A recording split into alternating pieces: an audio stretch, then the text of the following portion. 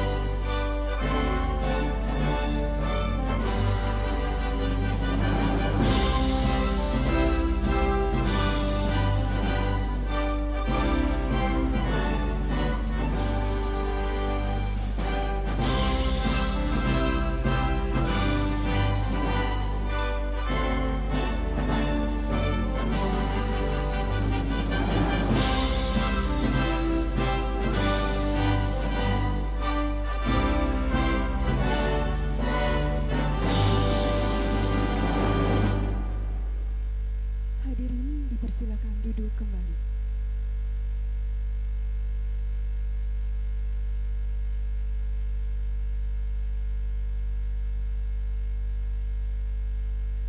Acara selanjutnya yakni doa pembuka yang akan dipimpin oleh Bapak Karnadi Ilyas. Kepada Bapak Karnadi kami persilahkan.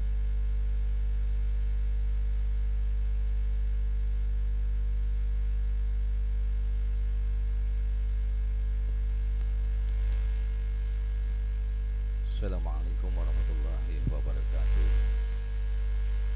Bapak Ibu yang kami hormati, sebelum kita mengawal doa ini, marilah kita sama-sama membacakan suratul Fatihah. Mudah-mudahan acara ini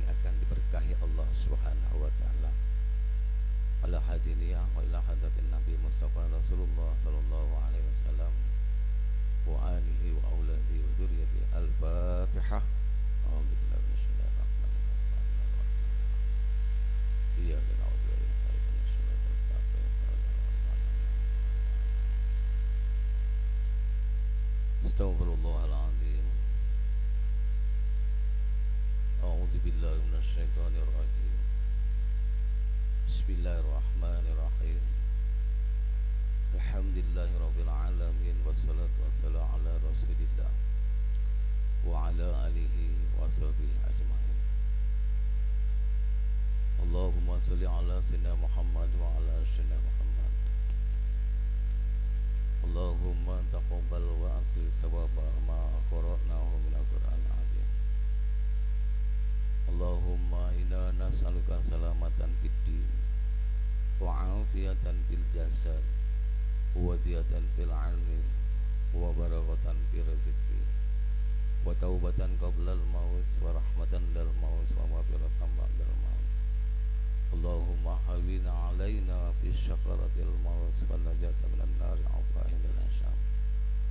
Rabbana ighfir lana wa li ikhwanina alladzina sabaquna bil iman wa la taj'al fi qulubina alladzina amanu rabbana innaka rahmanur rahim.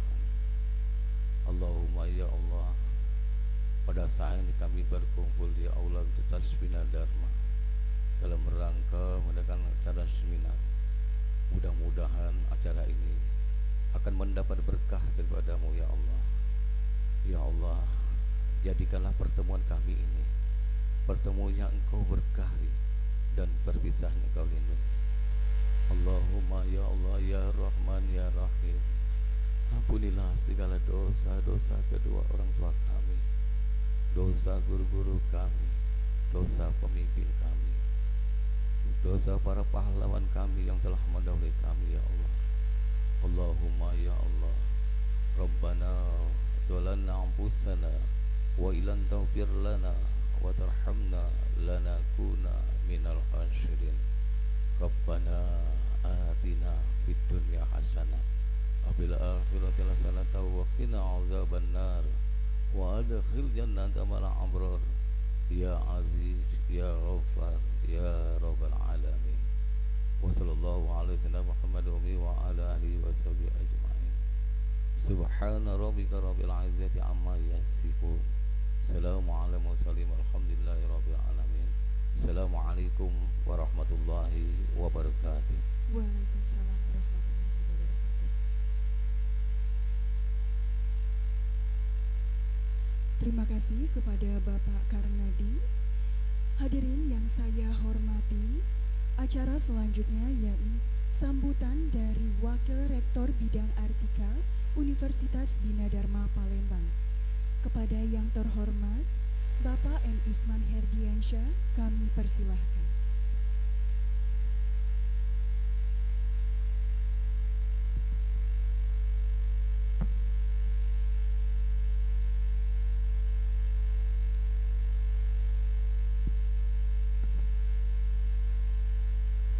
Assalamualaikum warahmatullahi wabarakatuh. Selamat pagi, selamat sejahtera untuk kita semua. Alhamdulillah rabbil alamin, wassalatu wassalamu ala asyrafil anbiya'i wal mursalin wa ala alihi wa sahbihi ajma'in. Pertama-tama kami sampaikan permohonan maaf sedianya Ibu Rektor yang akan secara langsung menghadiri acara kita pada pagi hari ini. Namun karena ada jadwal yang tidak mungkin dia wakilkan dan berada di luar kantor, beliau meminta saya untuk mewakili memberikan sambutan. Alhamdulillah, bersyukur kita panjatkan dari Allah Subhanahu wa taala bahwa kita semua masih diberi nikmat oleh Allah Subhanahu wa taala, nikmat sehat sehingga kita dapat berkumpul pada pagi hari ini dalam suasana bulan baik, sedang berpuasa bagi umat Islam, dalam kegiatan sosialisasi user dan workshop penelusuran lulusan melalui tesis tadi pada tahun 2021 yang dilaksanakan oleh Direktur Direktorat Jenderal Pembelajaran dan Kemahasiswaan Dirjen Dikti. Dan tentunya disupport penuh oleh Lembaga Layanan Pendidikan Tinggi wilayah 2 serta wilayah 10 yang secara daring juga ikut dalam kegiatan. Dalam kesempatan ini izinkan kami menyapa dan selamat datang kepada Ibu Dr. Anda Rahayu Retno Sunarni, MPD, selaku Koordinator Penjaminan Mutu Direktorat Pembelajaran dan Kemahasiswaan yang hadir secara daring pada pagi hari ini. Selamat pagi, Bu.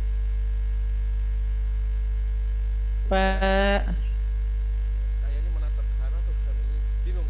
Ada audiens, ada juga yang audiens. Oh, ternyata di kamera ya. Selamat pagi semuanya. Pagi, Bu. Bapak David. Selamat pagi Pak, Bapak dan Ibu semuanya. Pagi, Bu.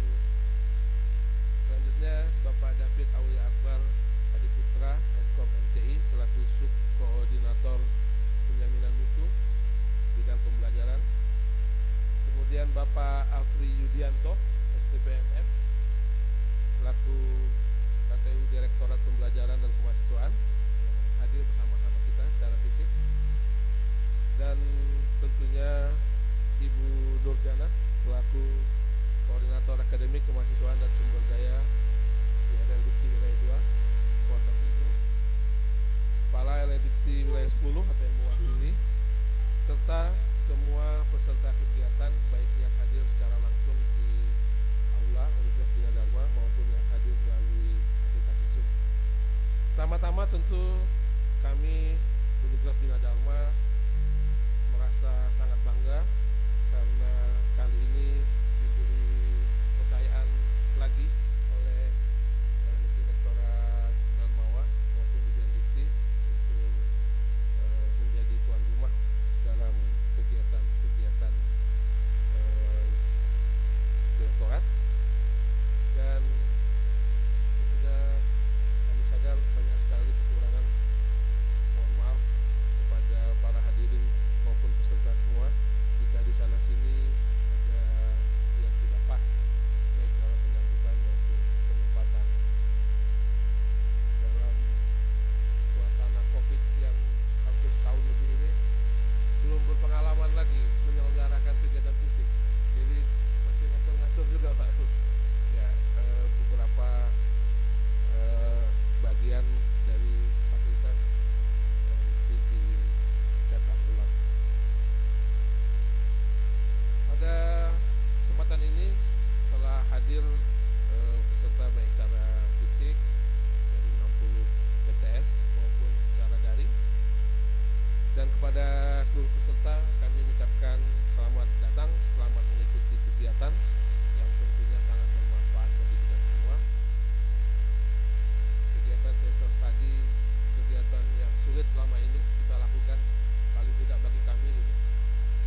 Tidak mudah menjangkau alumni, meminta mereka bersedia untuk mengupdate datanya. Namun dengan effort yang besar dari kementerian, saya kira dukungan itu akan membantu kita semua, utamanya tidak saja perguruan tinggi tapi juga alumni itu sendiri. Mereka lah yang kita harapkan menjadi bagian besar dari pengembangan kualitas pendidikan di kampus bersama. Dan mari kita berdoa agar kegiatan hari ini dapat bermanfaat bagi kita semua. Saya tidak akan berpanjang lebar karena ini puasa, makin cepat makin baik. Dan saya akhiri sambutan saya dengan Allahumma wa'alaikumsalam warahmatullahi wabarakatuh.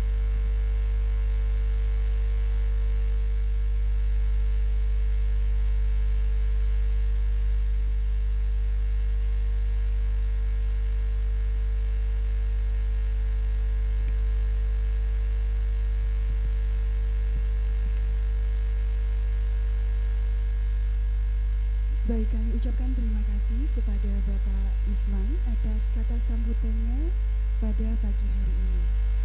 Acara selanjutnya yakni kata sambutan dari Kepala L2 Dikti Wilayah 2 kepada yang terhormat Ibu Nurjana, kami persilahkan.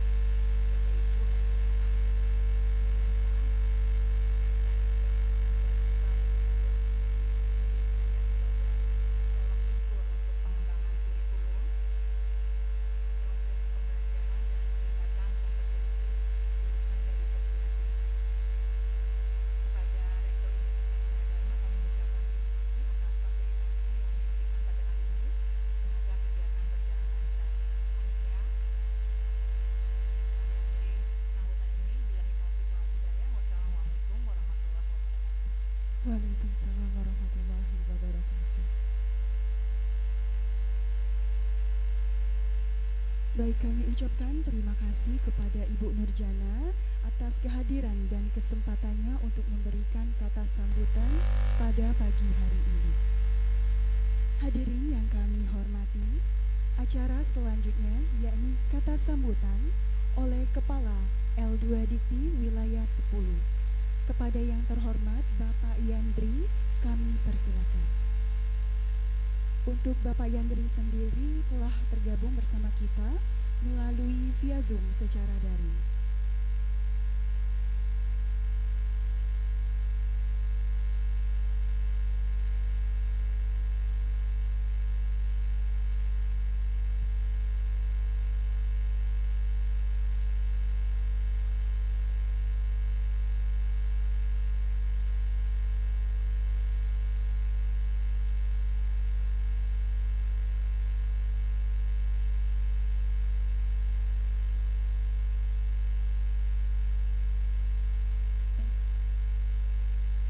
Kepada Bapak Yandri, kami persilakan untuk hadir di ruang meeting via Zoom kita kali ini untuk memberikan kata sambutan.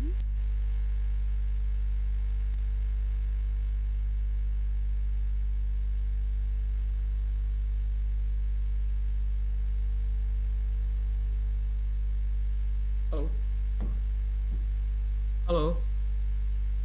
Ya, halo Bapak.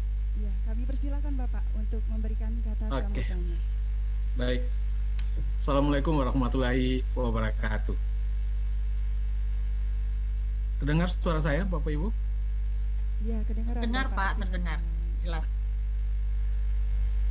Pertama, saya menyampaikan permohonan maaf dari Kepala Lembaga Layanan Pendidikan Tinggi Wilayah 10, Prof. Heri, atas ketidakhadiran beliau bersama kita pada hari ini. Karena ada kegiatan lain yang beliau harus lakukan, maka beliau meminta kepada kami untuk mewakili beliau dalam rangka acara yang dilaksanakan oleh Direktorat Pembelajaran dan Kemahasiswaan di Cendikti, yaitu tentang sosialisasi instrumen Tracer Study. Salawat dan salam kepada Nabi Sallallahu Alaihi Wasallam. Sekali lagi, mari kita panjatkan puji dan syukur kepada Tuhan Yang Maha Kuasa, karena berkat rahmat-Nya kita dapat berkumpul dalam ruangan ini baik daring maupun luring dalam rangka kegiatan sosialisasi instrumen Tracer Study. Salawat dan salam kepada Nabi besar Muhammad SAW, pemimpin yang tiada duanya, yang sogenya patut kita jadikan teladan. Yang kami hormati Koordinator Penjaminan Mutu Belmawa, Ibu Rahayu, yang tadi hadir pada kesempatan kali ini. Selamat pagi, Bu. Pagi, Pak. Yang kami hormati Superinator dan Mutu di Belmawa juga. Yang kami hormati Kepala Lembaga Layanan Pendidikan Tinggi Wilayah 2 yang diwakili oleh Ibu Nurjanah ya. Bu Nur, terdengar suara saya, Bu? Yang kami hormati seluruh pimpinan kemahasiswaan bidang 3, baik itu di PTS lingkungan wilayah 2 maupun di wilayah 10. Yang kami hormati pimpinan Tracer Study, baik di wilayah 2 maupun di wilayah 10. Bapak Ibu yang kami hormati, kami sangat berterima kasih kepada Belmawa atas adanya acara seperti ini. Dan kami sangat bergembira bahwa sudah digandeng 2 lembaga layanan, baik itu 2 maupun 10, terkait dengan bagaimana kita berbicara tentang Tracer Study. Tadi saya mendengarkan bagaimana pentingnya bidang kemahasiswaan, khususnya terkait dengan pusat karir yang nanti yang akan melaksanakan salah satunya adalah Tracer Study. Tracer Study memang bertujuan untuk bagaimana kita melihat data, informasi terkait dengan lulusan-lulusan kita yang berada di tengah-tengah masyarakat. Mau tidak mau itu memang harus kita laksanakan. Dan tadi juga saya juga melihat tadi, mendengarkan tadi bahwa acara ini sangat membantu kita di dalam nanti terjadi beberapa hal terhadap perubahan kurikulum, misalkan pembukaan program studi dan lain sebagainya. Dan saya rasa inilah tujuan kita untuk bagaimana mengembangkan instrumen Tracer Study secara nasional. Mungkin itu maksud dari Belmawa, sehingga nanti semua perguruan tinggi mempunyai standar yang sama terkait dengan cluster study ini. Mudah-mudahan tentu apakah itu di wilayah 2, di wilayah 10, semuanya akan bisa mengembangkan cluster study secara terstandar, terstruktur. Tidak ada perbedaan satu LDIKTI dengan LDIKTI yang lain. Menurut saya seperti itu, sehingga kita bisa Belmawa di Cendikti bisa memantau secara nasional bagaimana pelaksanaan dari cluster study. Dapat saya sampaikan di wilayah 10 tahun 2021 ini kami sudah mencatat mendapatkan data memang dari 238 perguruan tinggi yang ada, baru sekitar 42 perguruan tinggi yang tahun 2001 ini yang melaksanakan cluster study ini. Tentu ini waktu masih panjang, itu akan secara berkala mereka akan melakukan ini.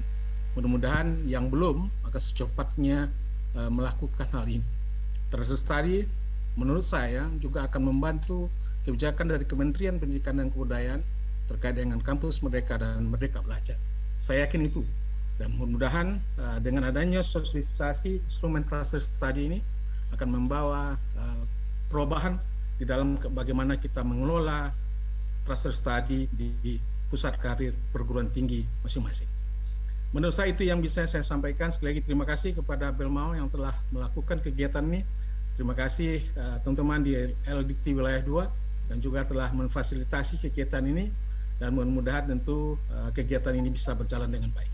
Sekian, terima kasih. Assalamualaikum warahmatullahi wabarakatuh. Waalaikumsalam warahmatullahi wabarakatuh. Terima kasih kepada Bapak Yandri. Walaupun beliau tidak hadir, tapi semangatnya luar biasa untuk memberikan kata sambutan pada acara kita pagi hari ini.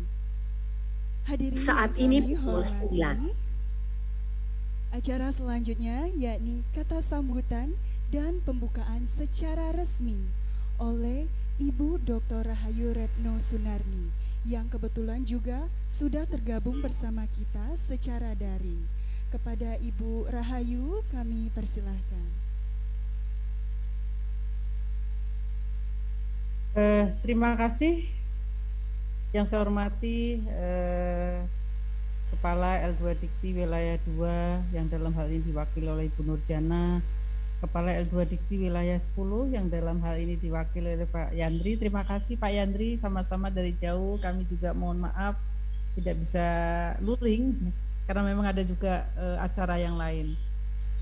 Yang saya hormati Bapak Wakil Rektor 1 Universitas Bina Dharma Palembang, terima kasih telah bisa memfasilitasi pelaksanaan kegiatan sosialisasi dan workshop pelaksanaan penelusuran lulusan melalui tracer study ini. Dan saya kira juga terima kasih kepada Bapak dan Ibu pimpinan, Wakil Rektor bidang kemahasiswaan dan juga Kepala Pusat Karir di masing-masing perguruan tinggi, baik itu wilayah 10 maupun wilayah 2 Palembang. Assalamualaikum warahmatullahi wabarakatuh. Selamat pagi dan salam sejahtera untuk kita semua. Salam sehat selalu. Pertama-tama kita mengucapkan syukur alhamdulillah karena dengan rahmat dan ridhonya tentunya kita bisa bertemu bertatap muka walaupun dengan ada yang luring dan ada yang juga daring, dan saya sendiri tidak bisa dengan luring karena memang ada keperluan lain, ada acara pertemuan lain di Jakarta yang tidak bisa ditinggalkan. Dan juga saya juga mohon maaf kepada Bapak Ibu semuanya karena Bapak Direktur Belmawa Prof. Aris Junaidi juga tidak bisa hadir bergabung di pertemuan hari ini karena memang ada acara lain yang juga tidak bisa ditinggalkan. Ibu dan Bapak yang saya hormati, perlu saya sampaikan bahwa memang kenapa kita harus melakukan sosialisasi dan workshop terkait dengan penelusuran lulusan yang tentunya adalah ujungnya adalah melalui tracer study, dan kita juga sudah mengembangkan instrumen standar yang memang itu bisa diacu oleh seluruh perguruan tinggi di Indonesia yang sangat bermanfaat. Memang instrumen tracer study, hasil tracer study ini selain juga untuk bisa melihat perkembangan bagaimana kurikulumnya, apakah sudah sesuai dengan kebutuhan stakeholder, kebutuhan masyarakat yang memang nanti lulusan bisa kita harapkan informasinya dari para lulusan, dan tentunya juga instrumen-instrumen ini akan mengukur salah satu indikator kinerja perguruan tinggi. Jadi saya kira dan selanjutnya juga bukan hanya untuk mengukur instrumen kinerja perguruan tinggi, tetapi juga akan bermanfaat sekali bagi Bapak Ibu perguruan tinggi pada saat akan melakukan akreditasi, karena hasil tracer study adalah merupakan salah satu ukuran juga instrumen dalam proses reakreditasi. Mungkin itu yang sebagai gambaran awal terkait dengan instrumen tracer study. Nanti tentunya saya berterima kasih juga, ini ada Bu Yet, ada Bu Iis, ada Pak Bambang, nanti juga Pak Rudi yang nanti akan bersama-sama dengan Bapak Ibu semuanya. Mudah-mudahan Bapak dan Ibu tidak keluar dari live dari Zoom atau mungkin luring ini, karena memang nanti Bapak dan Ibu bisa melaporkan seluruh proses tracer study melalui laman yang sudah kita bangun, sistemnya sudah terbangun. Bahkan nanti Bapak dan Ibu kalau memang belum memiliki sistem sendiri bisa melakukan download terhadap instrumen yang sudah disiapkan. Jadi saya kira ini akan mempermudah Bapak dan Ibu kalau memang belum memiliki instrumen yang standar, yang memang instrumen ini sebetulnya instrumen standar yang lebih banyak lagi, tetapi kita lebih ringkas, disesuaikan dengan kebutuhan baik itu kebutuhan nasional, karena memang salah satu indikator kementerian adalah bisa menyampaikan laporan bagaimana persentase lulusan perguruan tinggi setelah 1 tahun lulus dari perguruan tinggi. Jadi ini juga salah satu yang memang harus kita capai dalam pengukuran indikator kinerja. Saya kira itu sebagai gambaran awal. Nanti kami akan secara detail dijelaskan oleh narasumber, dan dengan mengucap bismillah bersama-sama, kita bismillahirrahmanirrahim, kita buka acara sosialisasi dan workshop penelusuran lulusan melalui tracer study di untuk perguruan tinggi di wilayah L2 Dikti 10 dan wilayah L2 Dikti 2 secara resmi dibuka. Bismillahirrahmanirrahim. Terima kasih. Assalamualaikum warahmatullahi wabarakatuh. Waalaikumsalam warahmatullahi wabarakatuh. Baik, terima kasih kami ucapkan kepada Ibu Rahayu yang secara langsung telah resmi membuka acara sosialisasi dan workshop penelusuran lulusan melalui tracer study. Hadirin yang kami hormati, tibalah kita pada acara inti, yakni pembukaan dan paparan terkait kebijakan tracer study. Untuk kegiatan dan hal ini kami alihkan kepada panitia. Terima kasih.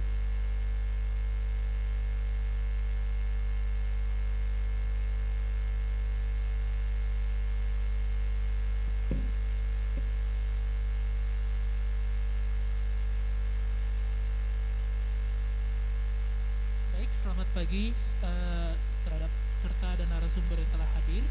Perkenalkan, nama saya Hari Jeffy dari Direktorat Belmawa Ditjen Dikti yang saat ini akan bertugas sebagai moderator untuk acara kegiatan pada pagi hari ini sampai siang nanti. Seperti yang disampaikan,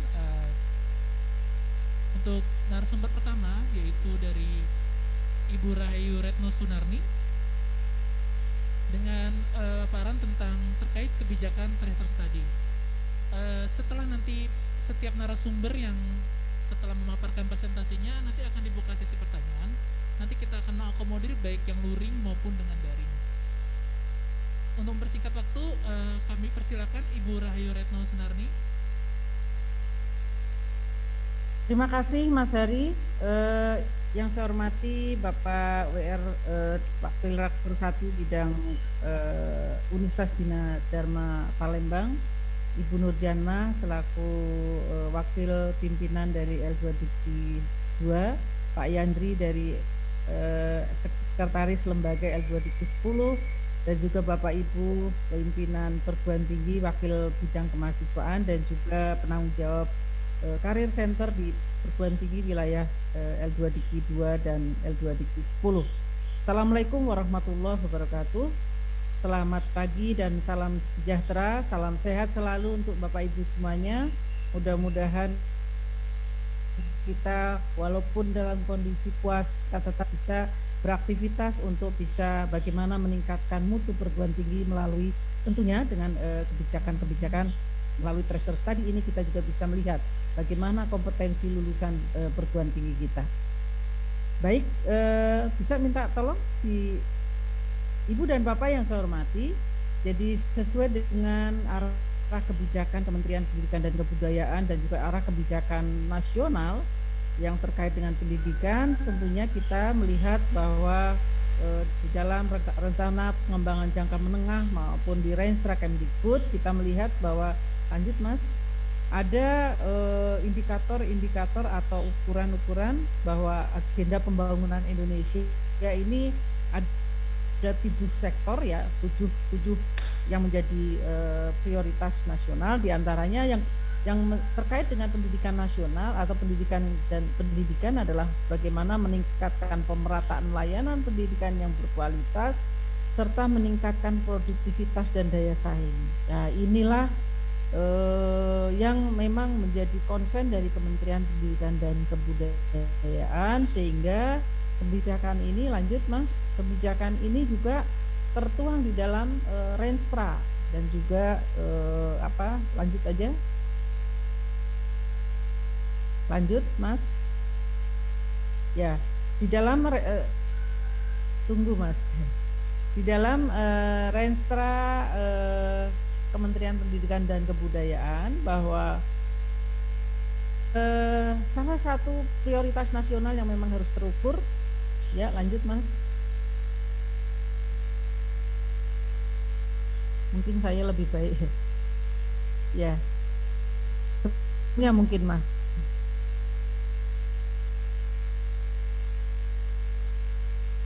Suara saya terdengar baik? Terdengar Bu. Terdengar baik, Ibu, ya. Terdengar cukup jelas di ruangan ini. Mungkin Bu. saya nggak tahu di lokasi Bu ya. Ya kelihatannya ada lag Bu. Ya. Kelihatannya ada.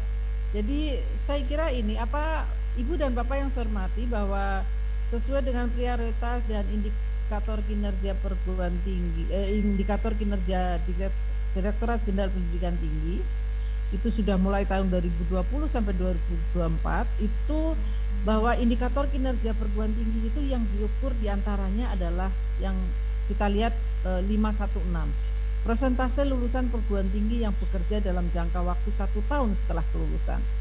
Nah, tentunya data ini hanya bisa diperoleh dengan melakukan tracer study. Jadi dan data ini juga kita dapatkan tentunya dari laporan dari seluruh perguruan tinggi yang menyelenggarakan pendidikan tinggi. Jadi data ini tentunya kami membutuhkan data ini semua dari laporan dari pelaksanaan tracer study di perguruan tinggi. Untuk bisa mengukur, menyampaikan indikator kinerja ini tentunya kita memiliki instrumen yang memang terstandar sehingga nanti dalam proses pengukurannya pun itu standarisasinya sama. Yang kedua adalah persentase lulusan perguruan tinggi dengan gaji minimum sebesar 1,5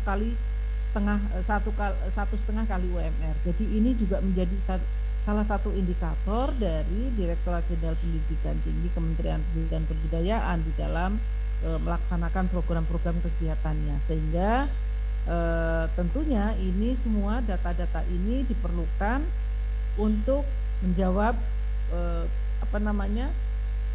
pertanyaan dari masyarakat sebetulnya seberapa besar lulusan perguruan tinggi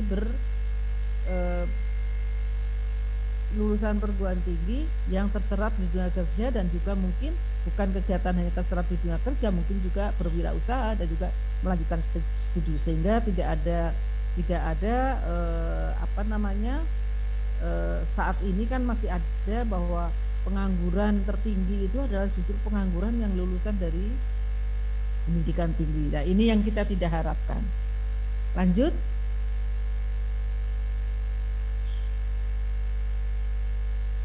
Lanjut Mas, tidak jelas ya. Terus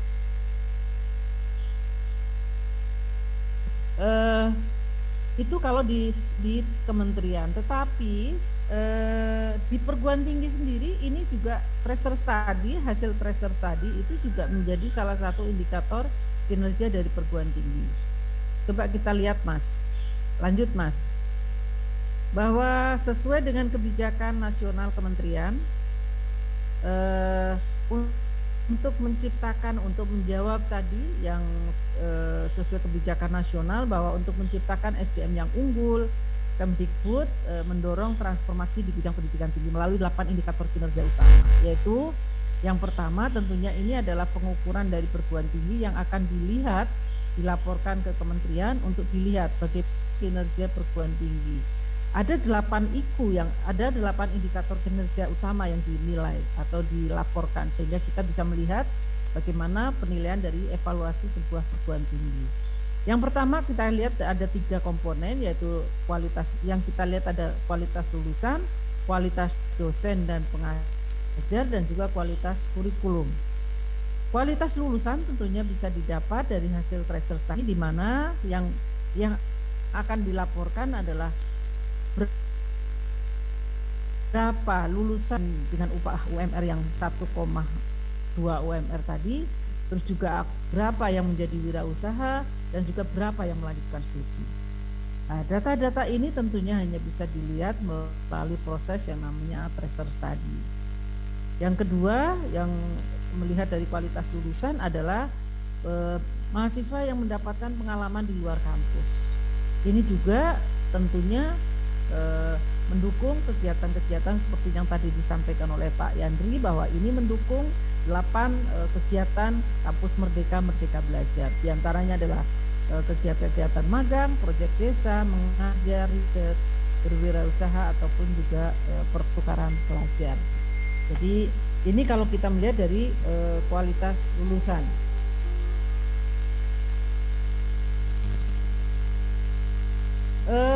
Yang ketiga, 4, 5, 6, 7, dan 8 ini tentunya terkait dengan bagaimana kualitas dosen dan pengajar, kualitas kurikulum, yang tentunya data-data ini bisa diperoleh melalui sistem lain, seperti kalau untuk dosen melalui sister, dan untuk yang kualitas kurikulum itu bisa dilihat dari data-data yang dilaporkan melalui pangkalan data pendidikan tinggi.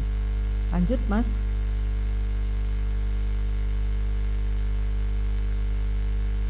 Lanjut saja. Jadi ini yang tadi saya sampaikan bahwa ada 3 indikator gitu ya. Bahkan untuk PTN, jadi untuk khusus PTN itu untuk akan mendapatkan pendanaan dari APBN itu juga melalui mekanisme 3 yang mekanisme tadi, mekanisme pelaporan dari indikator kinerja utama. Jadi yang ada yang melalui kontrak ini yang nantinya akan berdasarkan basis pencapaian IKU dari 8 IKU yang tadi saya sampaikan di depan. Jadi terus juga tentunya matching fund dan lain sebagainya, inilah dalam rangka bagaimana PTN mendapatkan pendanaan tambahan selain yang sudah ada di BOPTN. Jadi tambahan-tambahan pendanaan itu akan dicapai atau dilihat juga dari pencapaian indikator kinerja 8 indikator tadi yang saya sampaikan. Lanjut.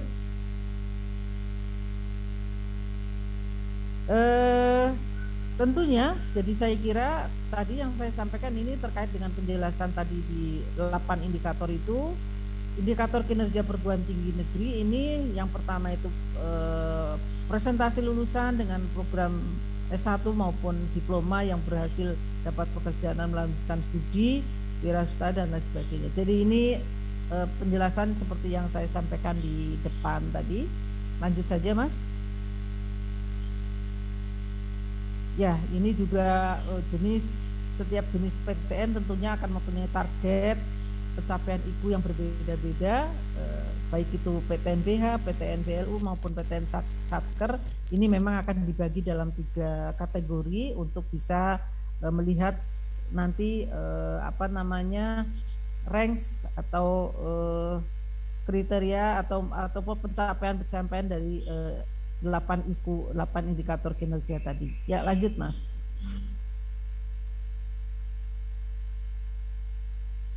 Nah, tentunya memang kalau di dalam IKU, di dalam Permendikbud nomor 75 tadi sudah sangat jelas bahwa bagaimana mengukur indikator kinerja yang pertama terkait dengan persentase lulusan dan program baik setahun terakhir yang berhasil mendapat pekerjaan itu bisa dilihat formulanya adalah jumlah lulusan yang ada jumlah lulusan yang mendapatkan pekerjaan ataupun melanjutkan studi ataupun yang berhasil menjadi wira swasta dibagi dengan jumlah lulusan yang ada dikalikan 100%. Inilah cara-cara pengukuran untuk mengukur ikut tersebut.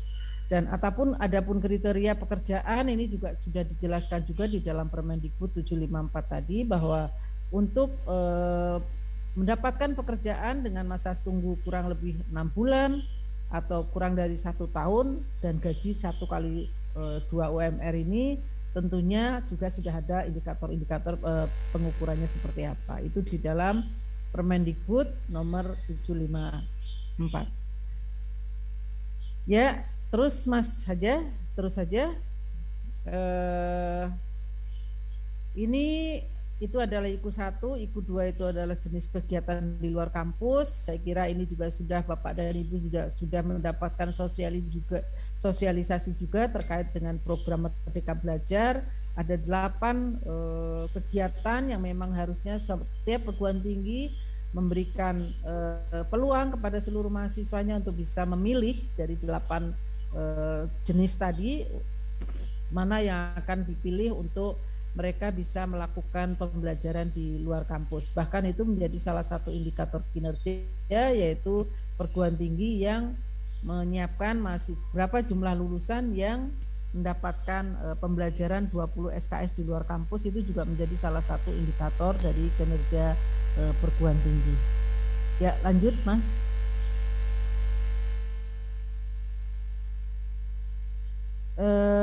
Ini kriteria akreditasi, saya kira juga ini menjadi salah satu indikator. Jadi bukan hanya kita lulusannya yang kompeten, tetapi juga bagaimana lulusan kita juga mendapatkan pengakuan baik itu di dalam maupun di luar di internasional. Tentunya dengan melakukan akreditasi internasional, karena memang dengan terakreditasi internasional otomatis nanti lulusan kita juga akan mendapatkan pengakuan dari dunia internasional.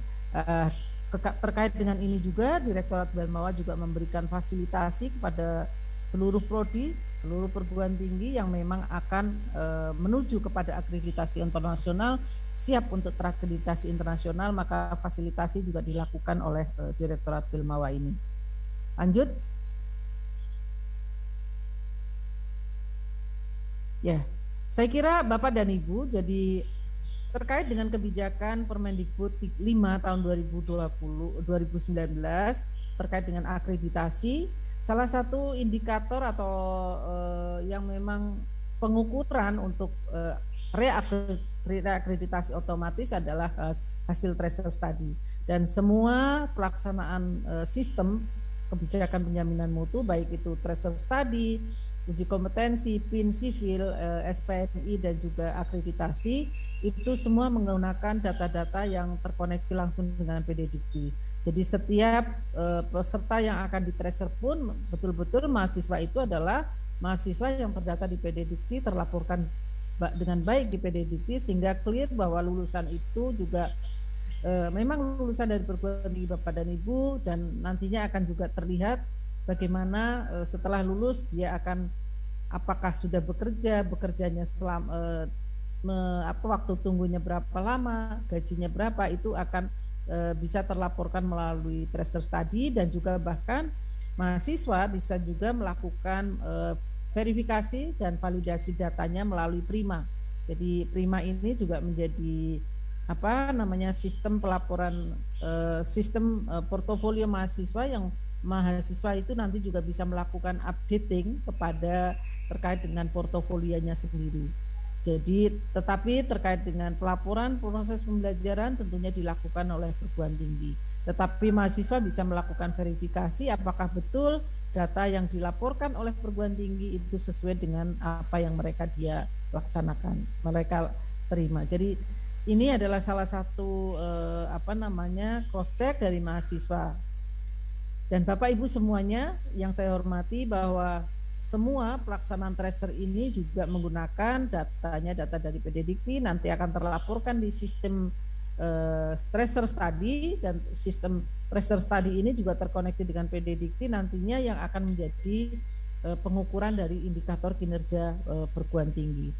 Dan tentunya data ini juga akan menjadikan dasar bagi BAN atau LAM untuk proses reakreditasi, karena memang proses reakreditasi tadi memerlukan juga data bagaimana keterserapan lulusan dari perguruan tinggi Bapak dan Ibu semuanya.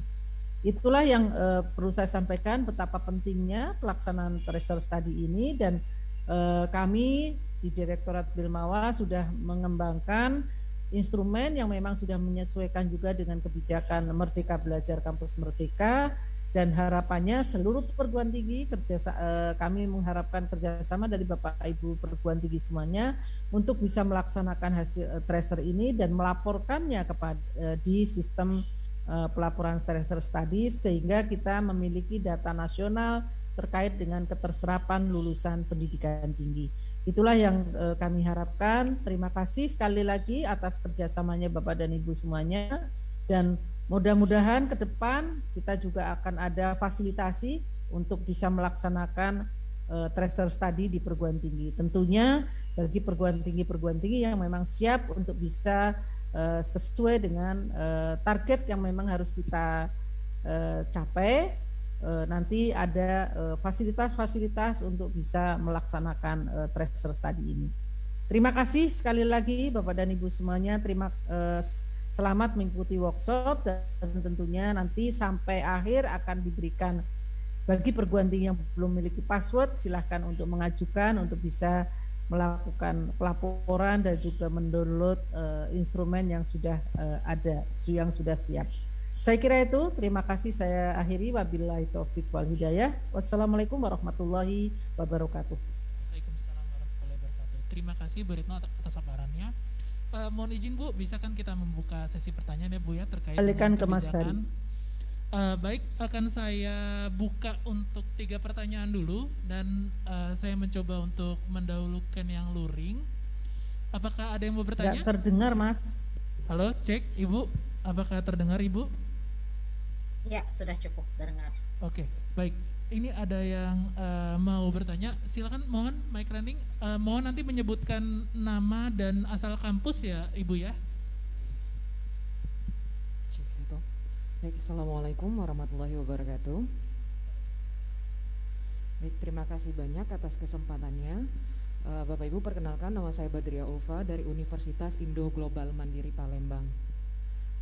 Ibu, terima kasih banyak atas penyampaian yang sudah diberikan.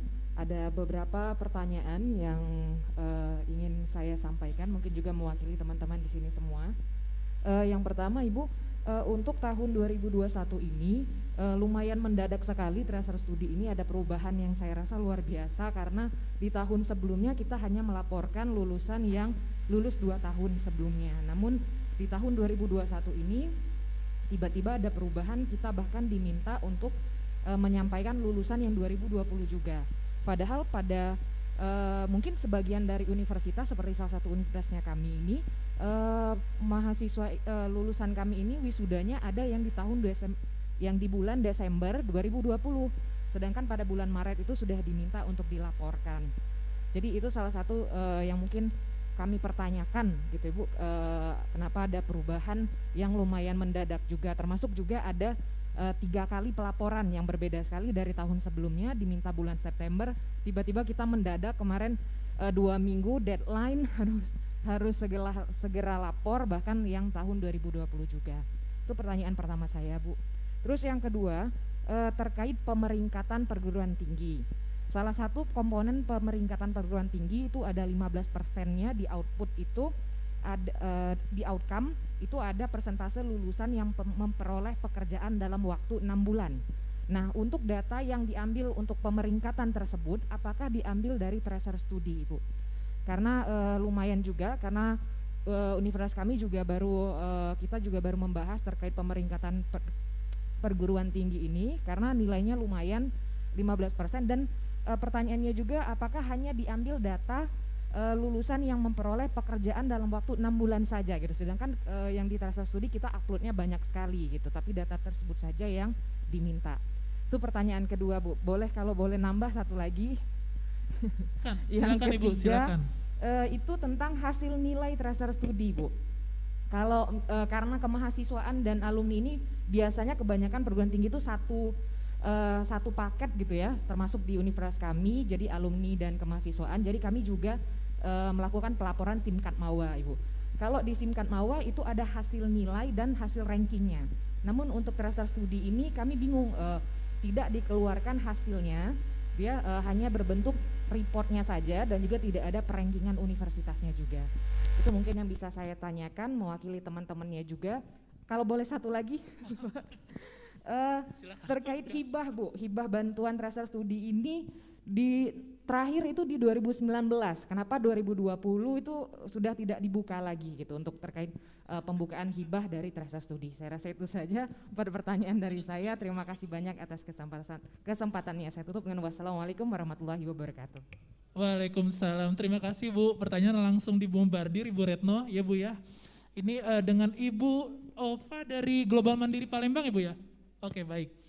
Tadi pertanyaannya tentang kenapa pelaporannya itu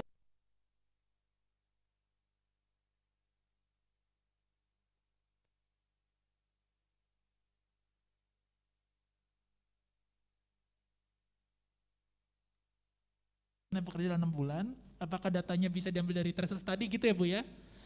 Oke. Apakah hanya cukup dari tracer study datanya seperti itu? Bukan. Tolong mic running mic-nya. Oke. Terus yang ketiga tadi pacing nilai untuk tracer study, apakah tidak ada pemeringkatan di tracer study begitu ya Bu yang ketiga ya? Yeah. Lalu yang terakhir tentang hibah tracer study. Boleh mohon izin Bu Retno sebelum menjawab Bu, tadi ada pertanyaan yang kedua mungkin Bu yang akan diperjelaskan lagi. Silakan Bu Ova. Enggak, yang kedua itu langsung dulu aja kali Mas. Gimana? Langsung dijawab dulu saja. Oke, baik Bu. Kalau misalnya Ibu nanti kalau ada diskusi ya Bu ya, silakan Ibu. Ya, baiklah. Terima kasih Bu pertanyaannya. Jadi kenapa sekarang tiba-tiba 1 tahun? Kalau dulu kan 2 tahun setelah lulus. Ya inilah kebijakan pemerintah, mungkin melihatnya begini. Jadi 1 tahun setelah lulus itu adalah betul-betul output yang dihasilkan dari perguruan tinggi. Artinya bagaimana korelasinya antara yang diperoleh di perguruan tinggi dengan kebutuhan di dunia kerja. Apakah itu betul-betul match atau tidak? Kalau sudah 2 tahun itu artinya kan mereka sudah punya pengalaman dari selama dia bekerja, mungkin dia sudah pengalaman di pekerjaannya sehingga dia mungkin akan mendapatkan pekerjaan yang lebih dan dia mungkin akan lebih menetap. Tetapi kalau 1 tahun bekerja itu artinya memang itu adalah output lulusan yang memang dihasilkan dari perguruan tinggi. Sehingga seberapa korelasinya antara yang dia didapat dalam proses pendidikan dengan kebutuhan di lapangan di dunia kerja. Ini yang pertama. Yang kedua terkait dengan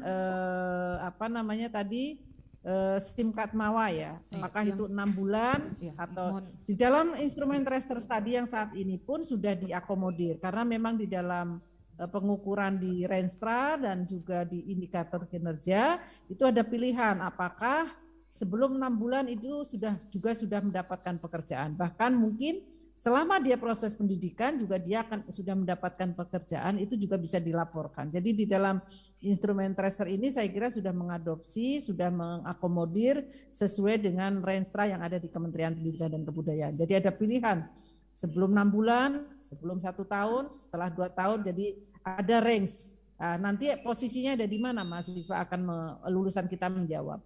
Itu yang kedua. Terkait dengan hibah, mudah-mudahan tahun ini kita bisa luncurkan hibah, tetapi tentunya ada kriteria-kriteria siapa yang bisa mendapatkan hibah karena nanti juga tetap melalui proses evaluasi dan target yang sanggup dia capai. Jadi memang juga kita harus clear juga, terukur juga berapa target yang akan siap dicapai oleh perguruan tinggi di dalam melaksanakan tracer ini. Jadi tentunya hibah ini nanti khusus untuk implementasi tracer study karena SIMKAD MAWA itu kan macam-macam dan sekarang ini Direktorat BEM MAWA itu kan ada dengan dengan perubahan struktur organisasi, kegiatan-kegiatan nasional kemahasiswaan itu kan dikelola oleh Pusat Prestasi Nasional, dan itulah yang membedakan kenapa kita tidak menggandeng juga Simkatmawa, karena kemahasiswaan yang ada di Belmawa itu betul-betul memang proses pembelajaran di perguruan tinggi, bukan lagi kita melakukan pengukuran terkait dengan prestasi-prestasi nasional, karena memang sudah ada pusat salah satu pusat prestasi nasional yang ada di Kementerian Pendidikan dan Kebudayaan. Mungkin itu Mas Hari yang bisa mudah-mudahan bisa menjawab apa yang tadi dipertanyakan oleh Ibu tadi. Ova, iya. Terima kasih. Baik Bu Retno. Bu Ova, apakah sudah jelas untuk dari 4 pertanyaan tadi? Iya Pak, mungkin ada satu pertanyaan Bu terkait pemeringkatan perguruan tinggi. Nah itu. Ada 15% itu berasal dari outcome-nya, itu berasal dari lulusan yang memperoleh pekerjaan dalam waktu 6 bulan. Apakah data dari pemeringkatan perguruan tinggi tersebut diambil dari data tracer studi Ibu? Pemeringkatan ya Bu ya? Iya, pemeringkatan yang perguruan tinggi ya Ibu, yang penggabungan ya, semua itu. Pemeringkatan perguruan tinggi, betul memang, tetapi tentunya untuk pemeringkatan ke depan saya kira memang sudah ada, sekarang kan sudah jelas Bu, ada indikator kinerja perguruan tinggi, 8 indikator itu menjadi salah satu pengukuran, menjadi indikator pengukuran dari perguruan tinggi. Kalau dulu pemeringkatan yang lama, yang sebelum 2020 itu belum ada yang namanya indikator kinerja perguruan tinggi. Tetapi sekarang sudah ada indikator pengukuran indikator kinerja perguruan tinggi, dilihat dari 8 tadi, 8 ada 3 komponen, tetapi dari 3 itu dipecah lagi ada 8 indikator IQ yang memang harus dicapai. Itu yang mungkin menjadi pertimbangan. Jadi saya kira sumber datanya semua sekarang dari PDDikti. Semua bahkan tracer study pun ini nanti akan hasil tracer dari perguruan tinggi yang masuk di dalam sistem tracer study itu akan di-linkkan juga dengan hasil namanya dashboard IQ di kementerian. Dashboard kinerja utama perguruan tinggi. Saya kira gitu Mas. Ya, baik, terima kasih Bu Retno. Terima kasih Bu Ova atas pertanyaannya, cukup panas juga masih pertanyaan pertama padahal ini. Baik, untuk yang luring, apakah masih ada yang mau bertanya sebelum saya lempar ke yang daring? Bapak Ibu? Oke, baik, untuk yang daring, yang berada di Zoom, Bapak Ibu kalau ingin bertanya mohon melakukan fitur raise hand. Nah, kami akan melakukan unmute dari host. Oh, ini sudah ada dari Pak Ridya Hati Farid. Baik, silakan Pak Ibu ya, mohon izin Bu, mohon maaf. Dengan Ibu, mohon menyebutkan asal PT-nya juga ya Bu ya, karena di Zoom ini tidak ditulis asal PT-nya. Silakan Ibu. Selamat pagi, Assalamualaikum warahmatullahi wabarakatuh. Saya Ridayati Farid dari Universitas Internasional Batam. Izin bertanya Ibu Retno gitu ya. Kemarin saya sudah sempat membuka tracer study, jadi sudah sempat login. Nah, memang sekarang saya lihat ada kuesioner itu yang terbaru 2021 ya Bu ya. Ya.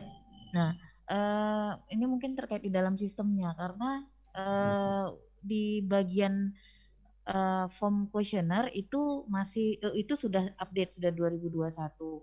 Namun di bagian yang kita kalau mau submit per orang ya, per individu ya kalau nggak salah itu masih yang lama gitu. Nah, itu sebenarnya kita kapan menggunakan questionnaire yang terbaru begitu Ibu. Nah, kemudian ketika kita mengupload data di dalamnya kan ada 2 versi gitu ya. Jadi kami yang sudah terlanjur menggunakan versi yang lama termasuk untuk yang pelacakan tahun 2020 apakah itu tidak masalah atau kami memang perlu melakukan pelacakan lagi gitu karena cukup berbeda. Lalu terkait dengan update tracer study-nya Ibu, kan di dalam kuesionernya sekarang itu ada pilihan kabupaten, kota, kemudian yang memang dipilih gitu. Nah ini terkait kami pun perlu mengupdate sistem kami, Ibu, karena kami juga membangun sistem yang kami adaptasi mirip dengan tracer study dikti sehingga memudahkan kami mengupload data begitu. Nah, untuk mengupdate ini, apakah kami ada dibantu misalnya ini pilihannya jadi pertanyaan dari IT sih ini, Bu, mau narik datanya di mana ya, takutnya nggak match dengan yang dibaca oleh dikti gitu, sehingga kami mau ngupdate sistem pun sulit gitu. Itu sih paling Ibu dari saya. Terima kasih. Assalamualaikum warahmatullahi wabarakatuh. Baik.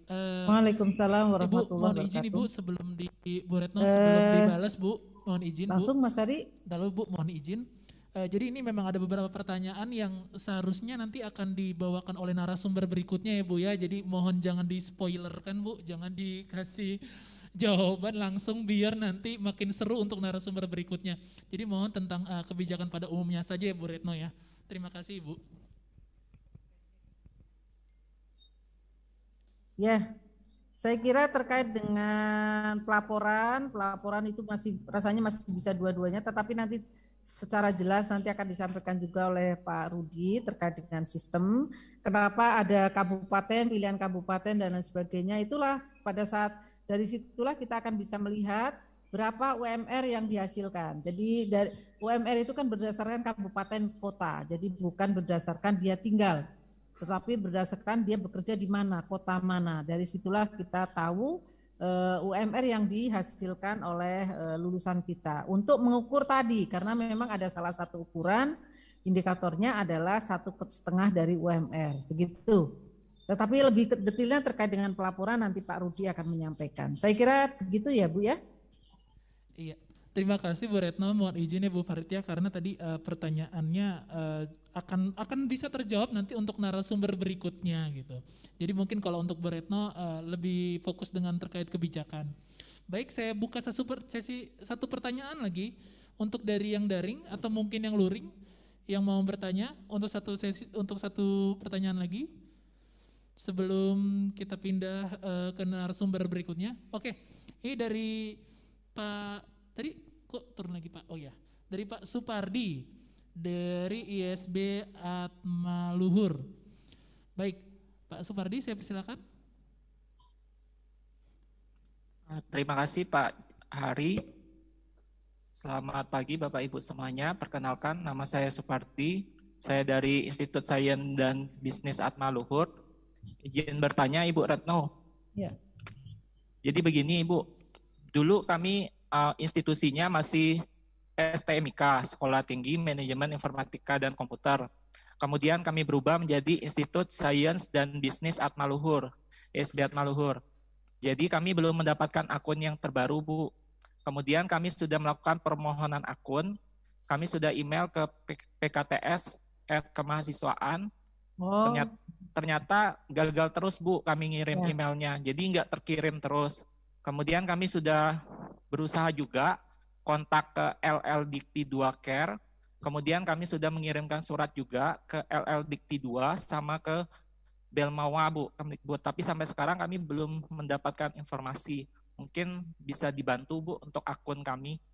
Kemudian yang kedua yang saya mau tanyakan, Bu, terkait kami migrasi data dari STIMEC ke ISB itu bagaimana, Bu? Karena kan waktu masih STIMEC datanya sudah di-entry semua sampai tahun kemarin. Nah, untuk yang tahun kemarin yang 2020, yang wisuda 2020 itu kami belum bisa menginputkan karena kami belum ada akun, Bu. Sementara akun yang lama masih STIMEC seperti itu, Bu.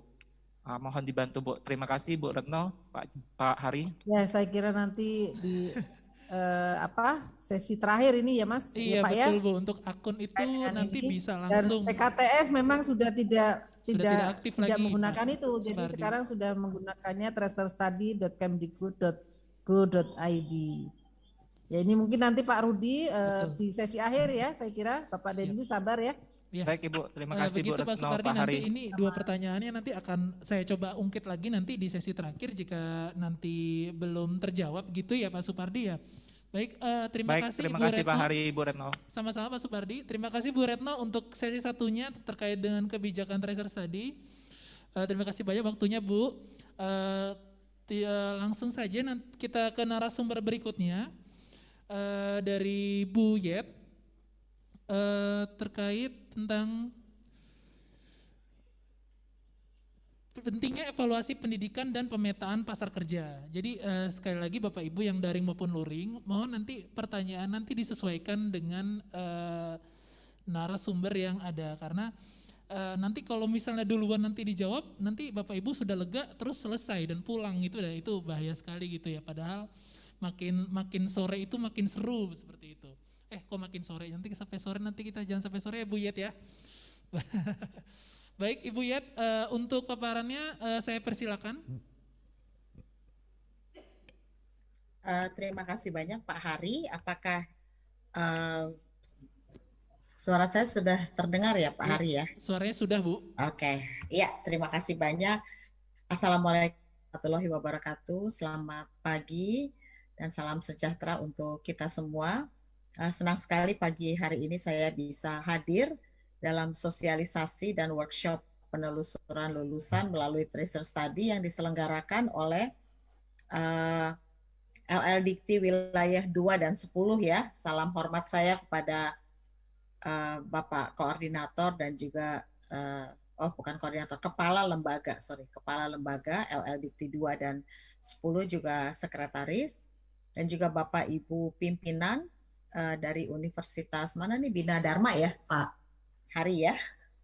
Ya, saya akan mulai presentasi saya dengan menyampaikan mengenai evaluasi pendidikan dan pemetaan pasar kerja. Dalam presentasi saya mencoba membawa Bapak Ibu ke dalam satu pemahaman betapa pentingnya tracer study ini. Seringkali kita melaksanakan satu kegiatan itu karena disuruh oleh pemerintah, atau karena pemerintah mengharuskan, maka kita melaksanakan kegiatan tersebut tanpa mengetahui filosofi di balik pekerjaan tersebut. Oleh sebab itu, sebelum kita masuk ke dalam hal-hal yang sifatnya teknis seperti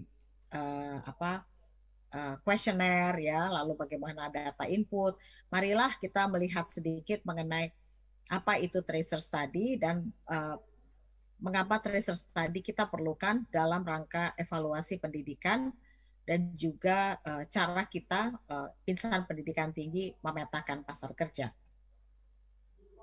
Saya akan mulai dengan membaca sedikit dari apa yang tertulis dalam panduan Merdeka Belajar Kampus Merdeka yang diterbitkan oleh Direktorat Jenderal Pendidikan Tinggi tahun 2020, yaitu perkembangan ilmu pengetahuan dan teknologi yang sangat pesat saat ini telah membawa perubahan yang sangat pesat pula dalam berbagai aspek kehidupan. Pekerjaan dan cara kita bekerja berubah. Banyak lapangan pekerjaan hilang, sementara berbagai jenis pekerjaan baru bermunculan. Perubahan ekonomi, sosial, dan budaya juga terjadi dengan laju yang tinggi. Dalam masa yang sangat dinamis ini, perguruan tinggi harus merespons secara cepat dan tepat.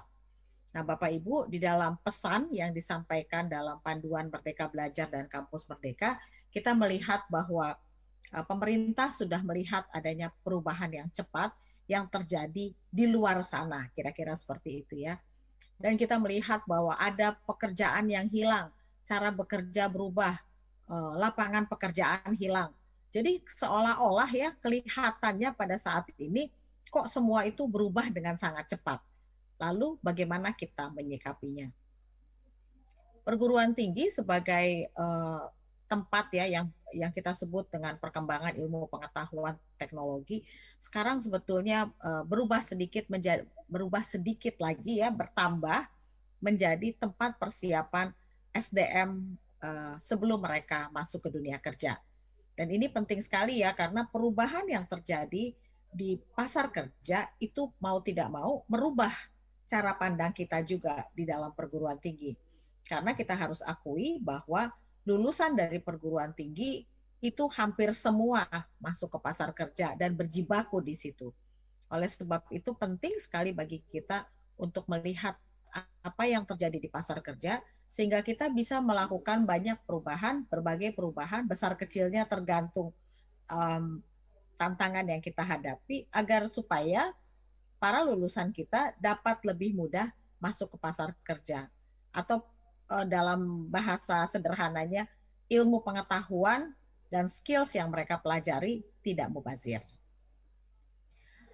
Dalam presentasi saya akan membahas satu pentingnya evaluasi pendidikan ya sebagai orang yang berkecimpung di dalam pendidikan. Kita juga harus tahu bahwa kita perlu sekali mengevaluasi pendidikan ya, sejauh mana pendidikan itu, sejauh mana segala hal yang kita berikan kepada mahasiswa itu memang bermanfaat bagi mereka, kira-kira seperti itu. Atau apakah materi yang kita berikan kepada mereka itu dapat mereka terima dengan baik. Kemudian kita juga akan melihat betapa pentingnya memperkecil kesenjangan pendidikan tinggi dengan dunia kerja. Ini kita selalu lihat ya, isu ini ya, bahwa pendidikan tinggi dengan dunia kerja itu adalah dua dunia yang berbeda, sehingga begitu mereka lulus dari pendidikan tinggi, masuk ke dunia kerja, mereka itu nggak tahu apa-apa. Nah, kita harus memperkecil kesenjangan atau gap ini, sehingga apa yang mereka dapatkan di perguruan tinggi dapat mereka gunakan di dunia kerja. Kemudian saya juga ingin membahas sedikit mengenai pentingnya memetakan pasar kerja. Dan kemudian yang terakhir adalah pentingnya tracer study. Mudah-mudahan keempat hal yang akan saya bahas dalam presentasi saya pagi hari ini dapat membuka wawasan kita mengenai tracer study ini ya, latar belakang tracer study. Mengapa itu penting sekali dalam rangka kita mengevaluasi pendidikan dan pengembangan institusi kita. Bapak Ibu, evaluasi pendidikan kita kenal ada dua. Satu internal dan satu lagi eksternal. Internal jelas ya bahwa kita mengevaluasi kualitas pembelajaran, proses dan hasilnya. Jadi kita biasa mengenal yang namanya ujian tengah semester ya, atau tes yang sederhana, quizzes yang kita berikan kepada mahasiswa. Tujuannya adalah untuk melihat sejauh mana mereka memahami materi-materi perkuliahan yang kita berikan. Kemudian dalam proses pembelajaran mereka, pada akhirnya mereka nanti akan membuat skripsi ya. Kalau S1 mereka membuat skripsi atau karya hasil tugas akhir mereka, dan itu kita lihat sebagai salah satu proses evaluasi pendidikan. Pantaskah mereka mendapatkan ijazah? Ya, tentu pantas setelah mereka melalui berbagai jenis evaluasi dan pada akhirnya mereka menulis skripsi. Evaluasi pendidikan itu ada satu lagi yang kita sebut dengan eksternal. Pertama kita melihat lulusannya ya, yang dinilai oleh pihak eksternal. Nah ini penting sekali Bapak Ibu. Seringkali kita melihat bahwa kualitas pembelajaran itu baiknya kita yang menilai.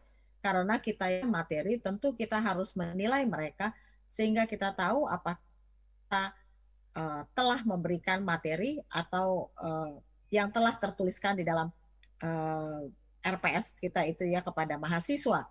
Tetapi sebenarnya evaluasi pendidikan yang satu lagi yang saya jelaskan sebagai sistem eksternal itu adalah membiarkan orang lain menilai hasil dari yang kita berikan.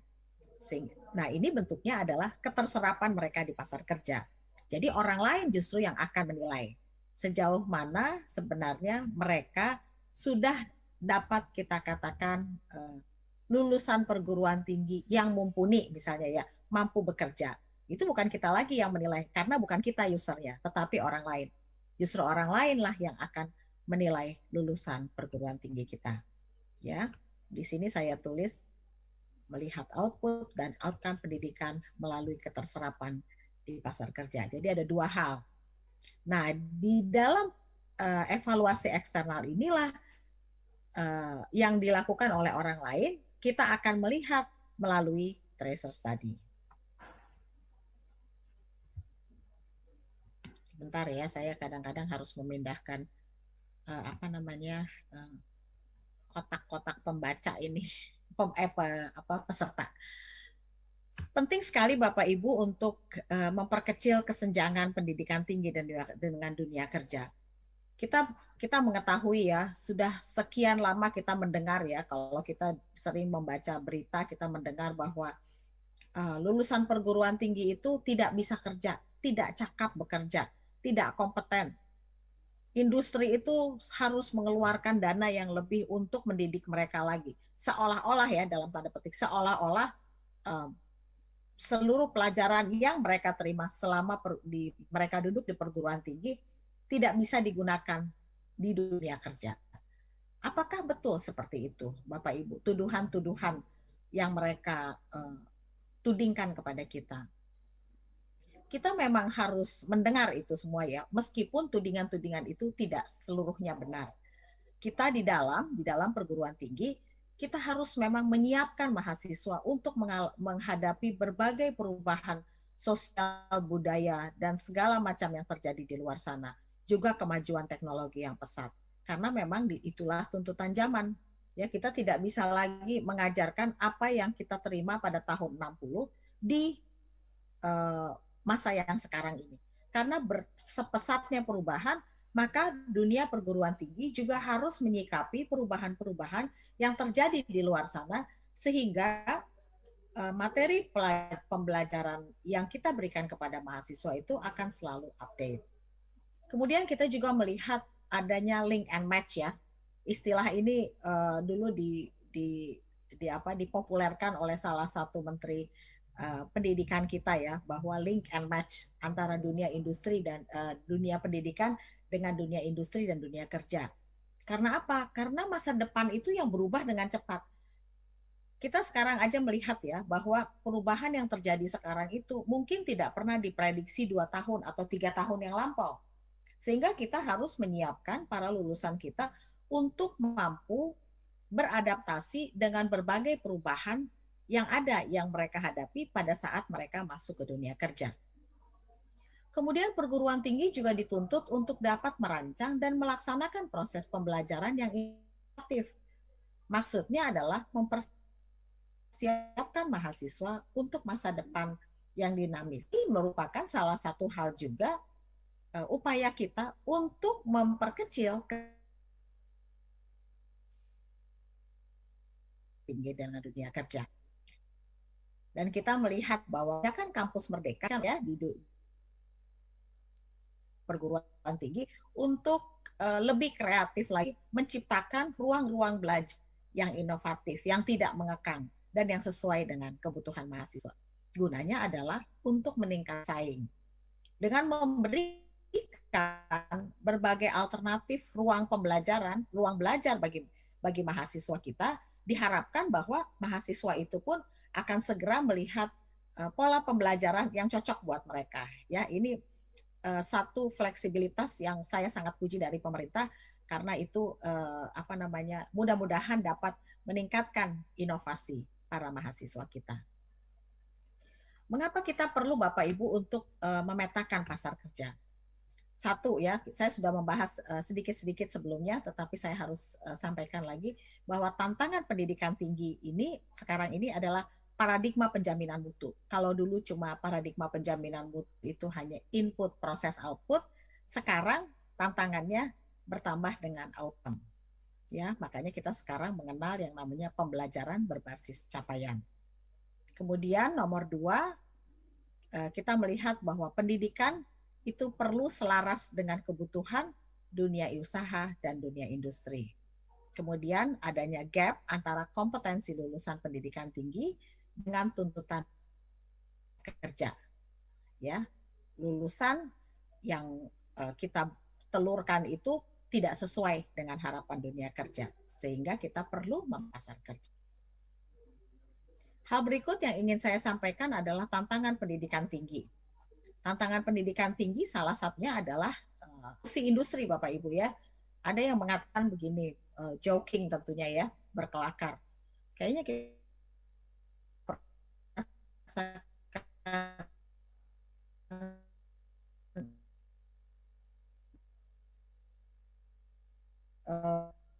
perubahan-perubahan kita dihadapkan pada otomatis, tapi itu dipercepat lagi di Fourth Industrial Revolution. Dan Bapak Ibu, kita melihat bahwa perubahan dari satu revolusi industri ke revolusi industri lain itu semakin lama semakin cepat waktunya. Dan ini terjadi karena perkembangan teknologi yang luar biasa cepat.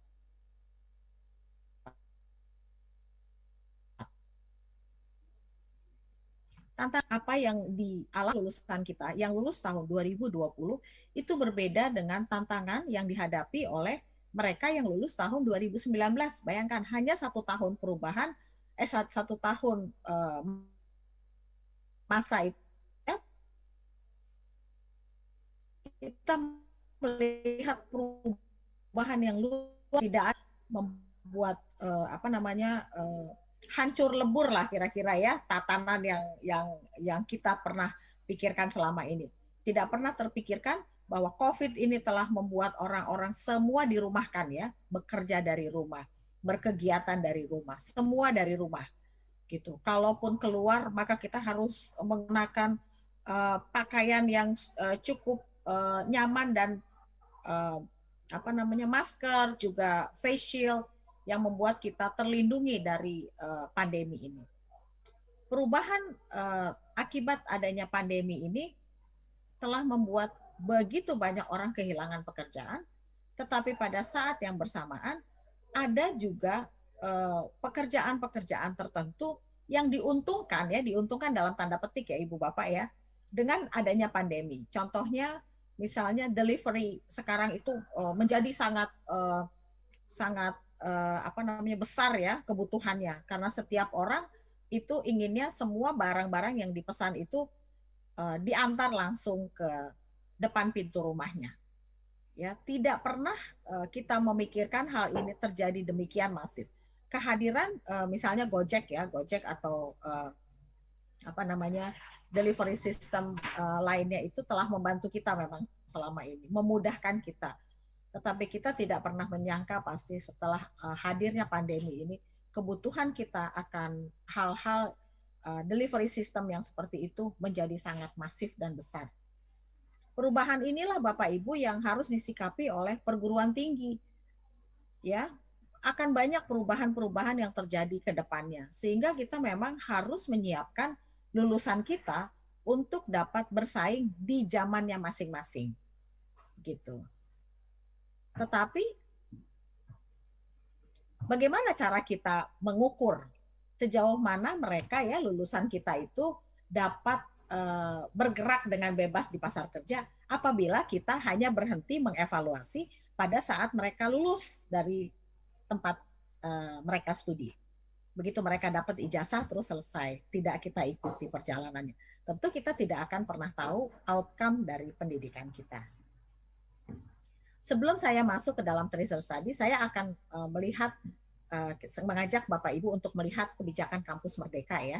Arah kebijakan baru pada saat ini di yang ada tanda panah itu pengajuan reakreditasi perguruan tinggi dan prodi dibatasi paling cepat 2 tahun setelah mendapatkan akreditasi terakhir kali.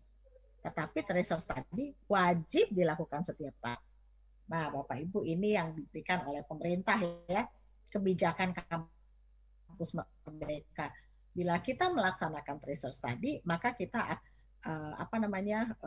dapat memanfaatkan kebijakan Kampus Merdeka. Ini ada lagi kebijakan Kampus Merdeka Tracer Study ya. Bagaimana cara mengukur indikator mutu perguruan tinggi dan program studi? Ada tidaknya penurunan mutu perguruan tinggi dan program studi diperoleh antara lain dari pengaduan masyarakat dan hasil tracer study. Bayangkan Bapak Ibu ya, dalam kebijakan Kampus Merdeka kita paling tidak saya menunjukkan kepada Ibu Bapak ini 2 hal. Betapa kalau kita melaksanakan tracer study, maka kita dapat memanfaatkan kebijakan Kampus Merdeka seperti ini. Dan jelas memang Bapak Ibu ya, kalau kita ingin mengukur outcome, alat ukur yang sekarang ini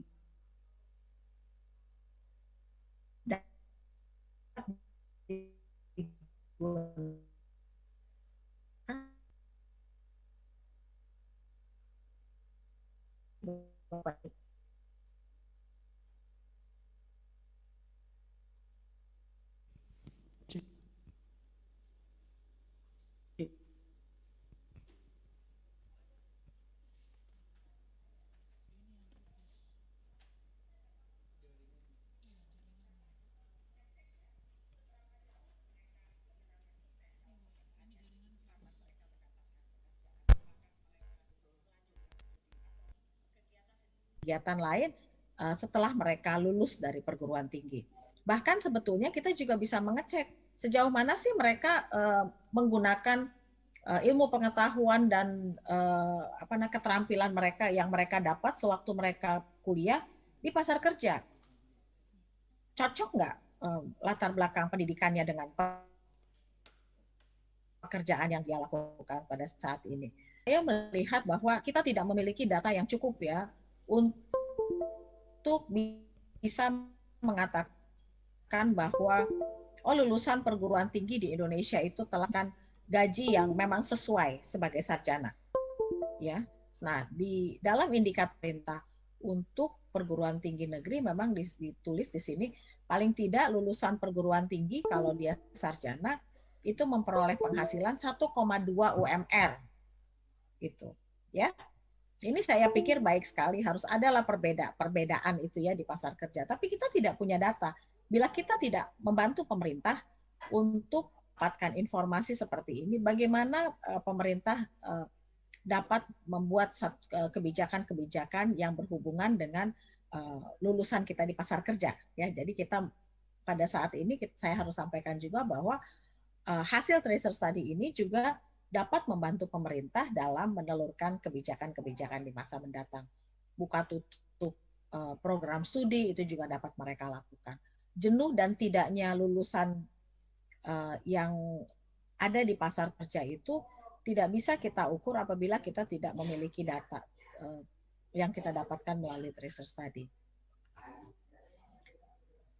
Di dalam sendiri ya tracer study itu sangat diperlukan ya hasilnya. Contohnya dalam perencanaan kurikulum.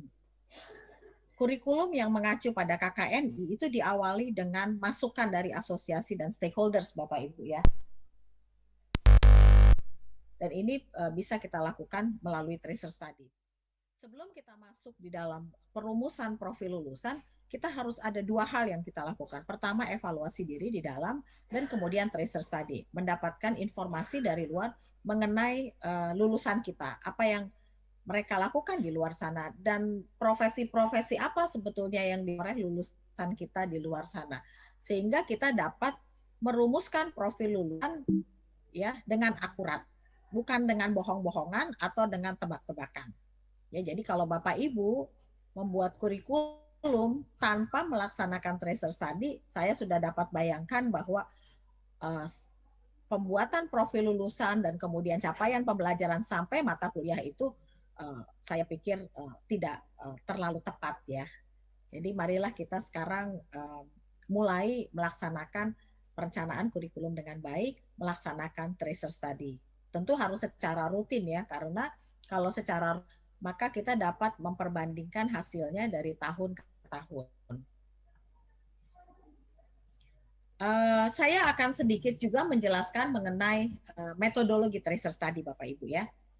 Tracer study itu dilaksanakan oleh perguruan tinggi untuk mengetahui sejauh mana mereka sukses ya dalam sukses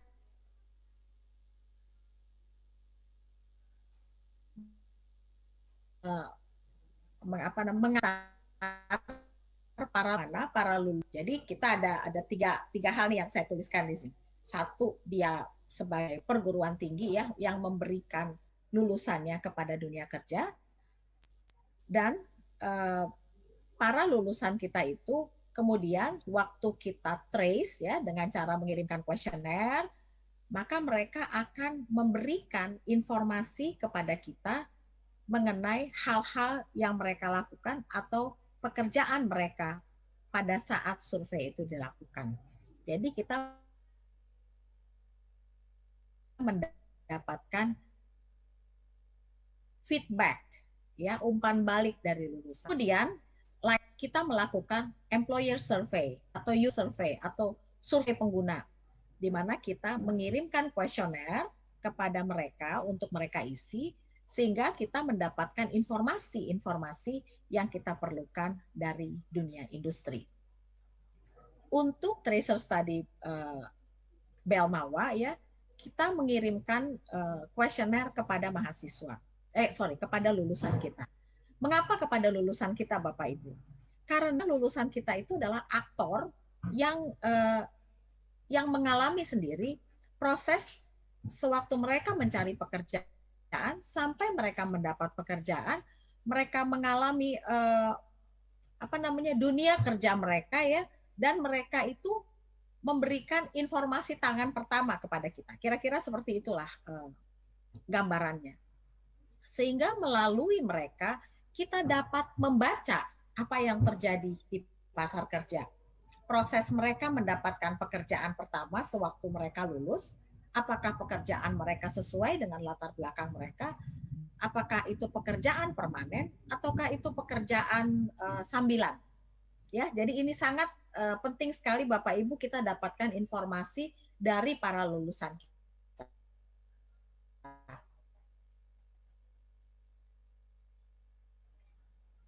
Ada perbedaannya Bapak Ibu.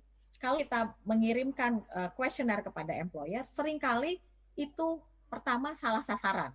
Karena kita mengirim mungkin kuesioner itu pada bukan pada atasan langsung dari lulusan kita, tapi 2 atau bahkan 3 tingkat di atas lulusan kita. Sehingga kita tidak akan mendapatkan informasi yang akurat mengenai sepak terjang alumni kita di pasar kerja. Itu dia perbedaannya. Atau mungkin secara sederhananya saya katakan bahwa kalau dari employer survey itu kita akan mendapatkan hal-hal yang normatif lah ya, hal-hal yang biasa yang mungkin kita pikirkan dapat kita tebak. Tapi kalau dari trace tadi kita akan mengumpulkan banyak sekali informasi dari mereka ya yang kita sebut sebagai sinyal pasar kerja ya, sinyal. Jadi kita memang harus menangkap begitu banyak sinyal untuk kemudian kita evaluasi, kita analisis dan kita jadikan rekomendasi. Gunanya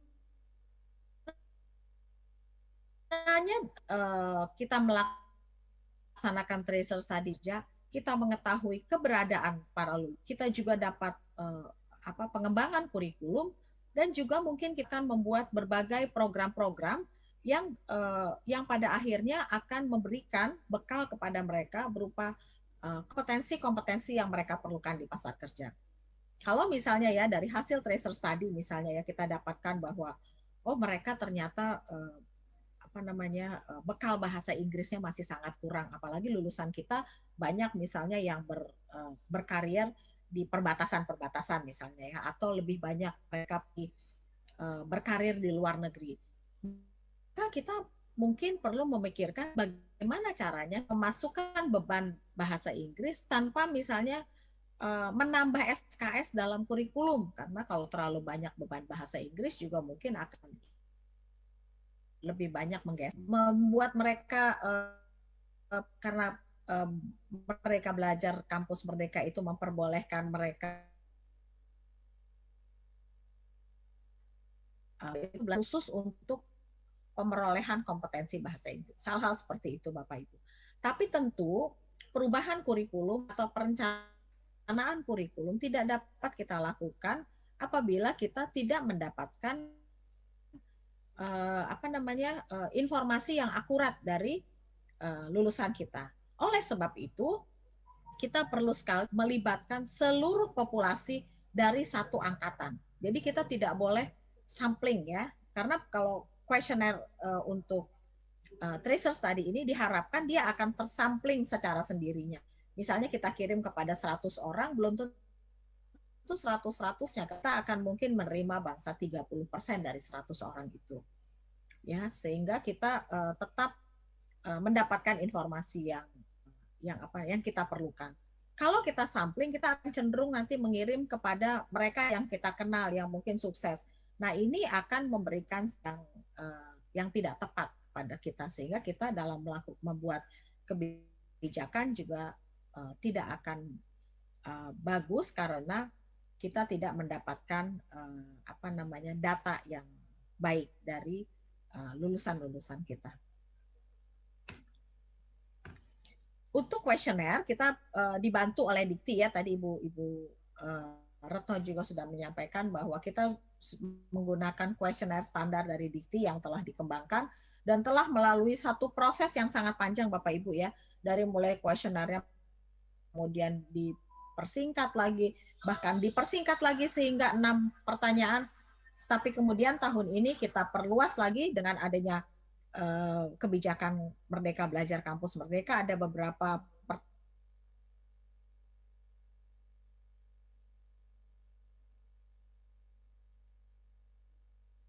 pertanyaan dalam kuesioner, silakan, tetapi jangan mengurangi pertanyaan-pertanyaan yang terdapat dalam kuesioner standar dikti.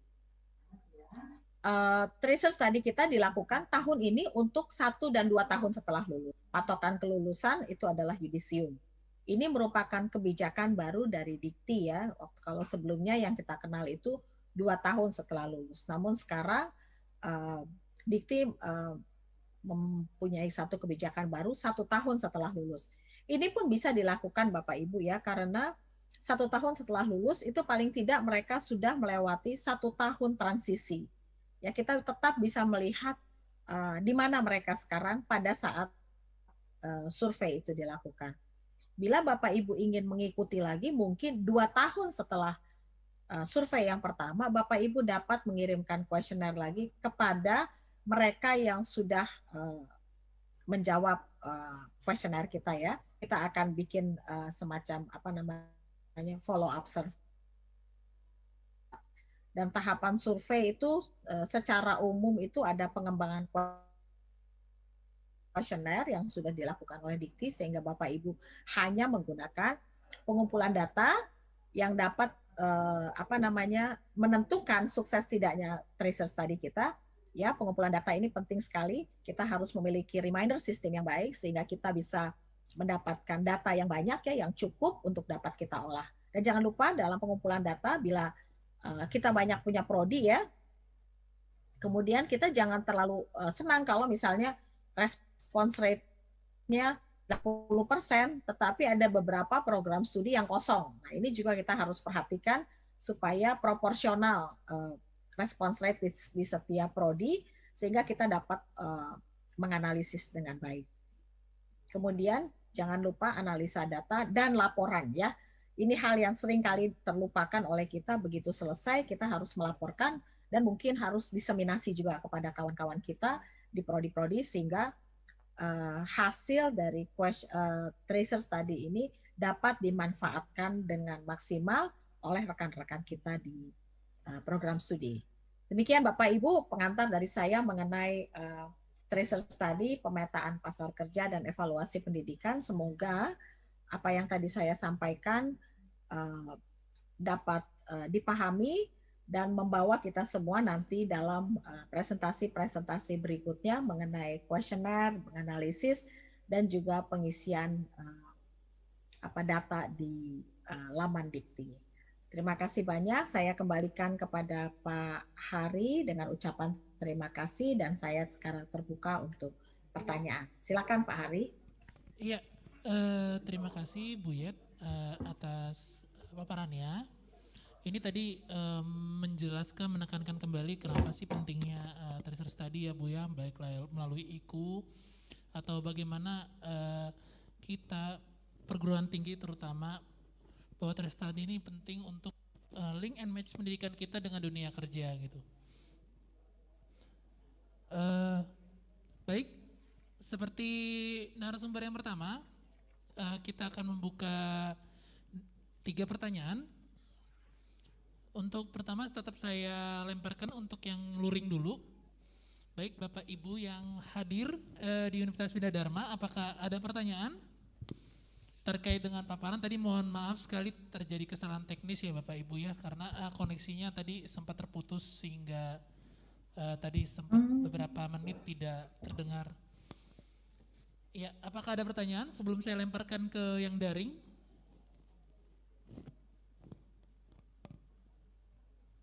Baik, untuk di yang daring, sudah ada pertanyaan dari Unras Bengkulu dengan Pak Salamun. Baik, Bapak atau Ibu nih? Oh, Bapak. Baik, Bapak, saya persilakan, Pak. Baik, terima kasih Mas Hari. Selamat pagi Bapak Ibu semuanya. Saya Salamun dari Universitas Ratu Samba Narga Makmur Bengkulu. Ingin bertanya Ibu Ait, ini berkaitan dengan indikator keberhasilan alumni kita diserap oleh dunia usaha. Kalau itu misalkan tidak sesuai dengan latar belakang prodinya atau keahliannya, ya, tapi dia sudah diterima di sebuah dunia usaha, apakah itu bisa dikategorikan berhasil? Misalnya begini, kalau sesuai dengan jalurnya, dia itu hanya mendapat honor mungkin 1 juta sebulan. Tapi kalau dia bekerja misalkan sebagai pekerja di toke sawit misalkan, ya, dia malah dapat penghasilan bisa 3 juta sebulan gitu. Nah, ini bagaimana cara kita menilainya gitu, Bu? Dan ini dialami alumni kita rata-rata di kabupaten atau di kota-kota kecil. Terima kasih, Bu. Ya. Baik. Terima kasih banyak Pak Salamun. Sebelum dijawab ya Bu ya. Bu apakah mau kita kumpulkan dulu Pak Hari? Bagaimana? Kalau menurut saya sih mendingan kita kumpulkan aja dulu Bu ya. Soalnya nanti ini ada pertanyaan satu lagi Bu. Silakan. Oke, baik. Silakan Pak. Terima kasih Pak Salamun. Untuk berikutnya ini dari STI SIP Pak Henki ya.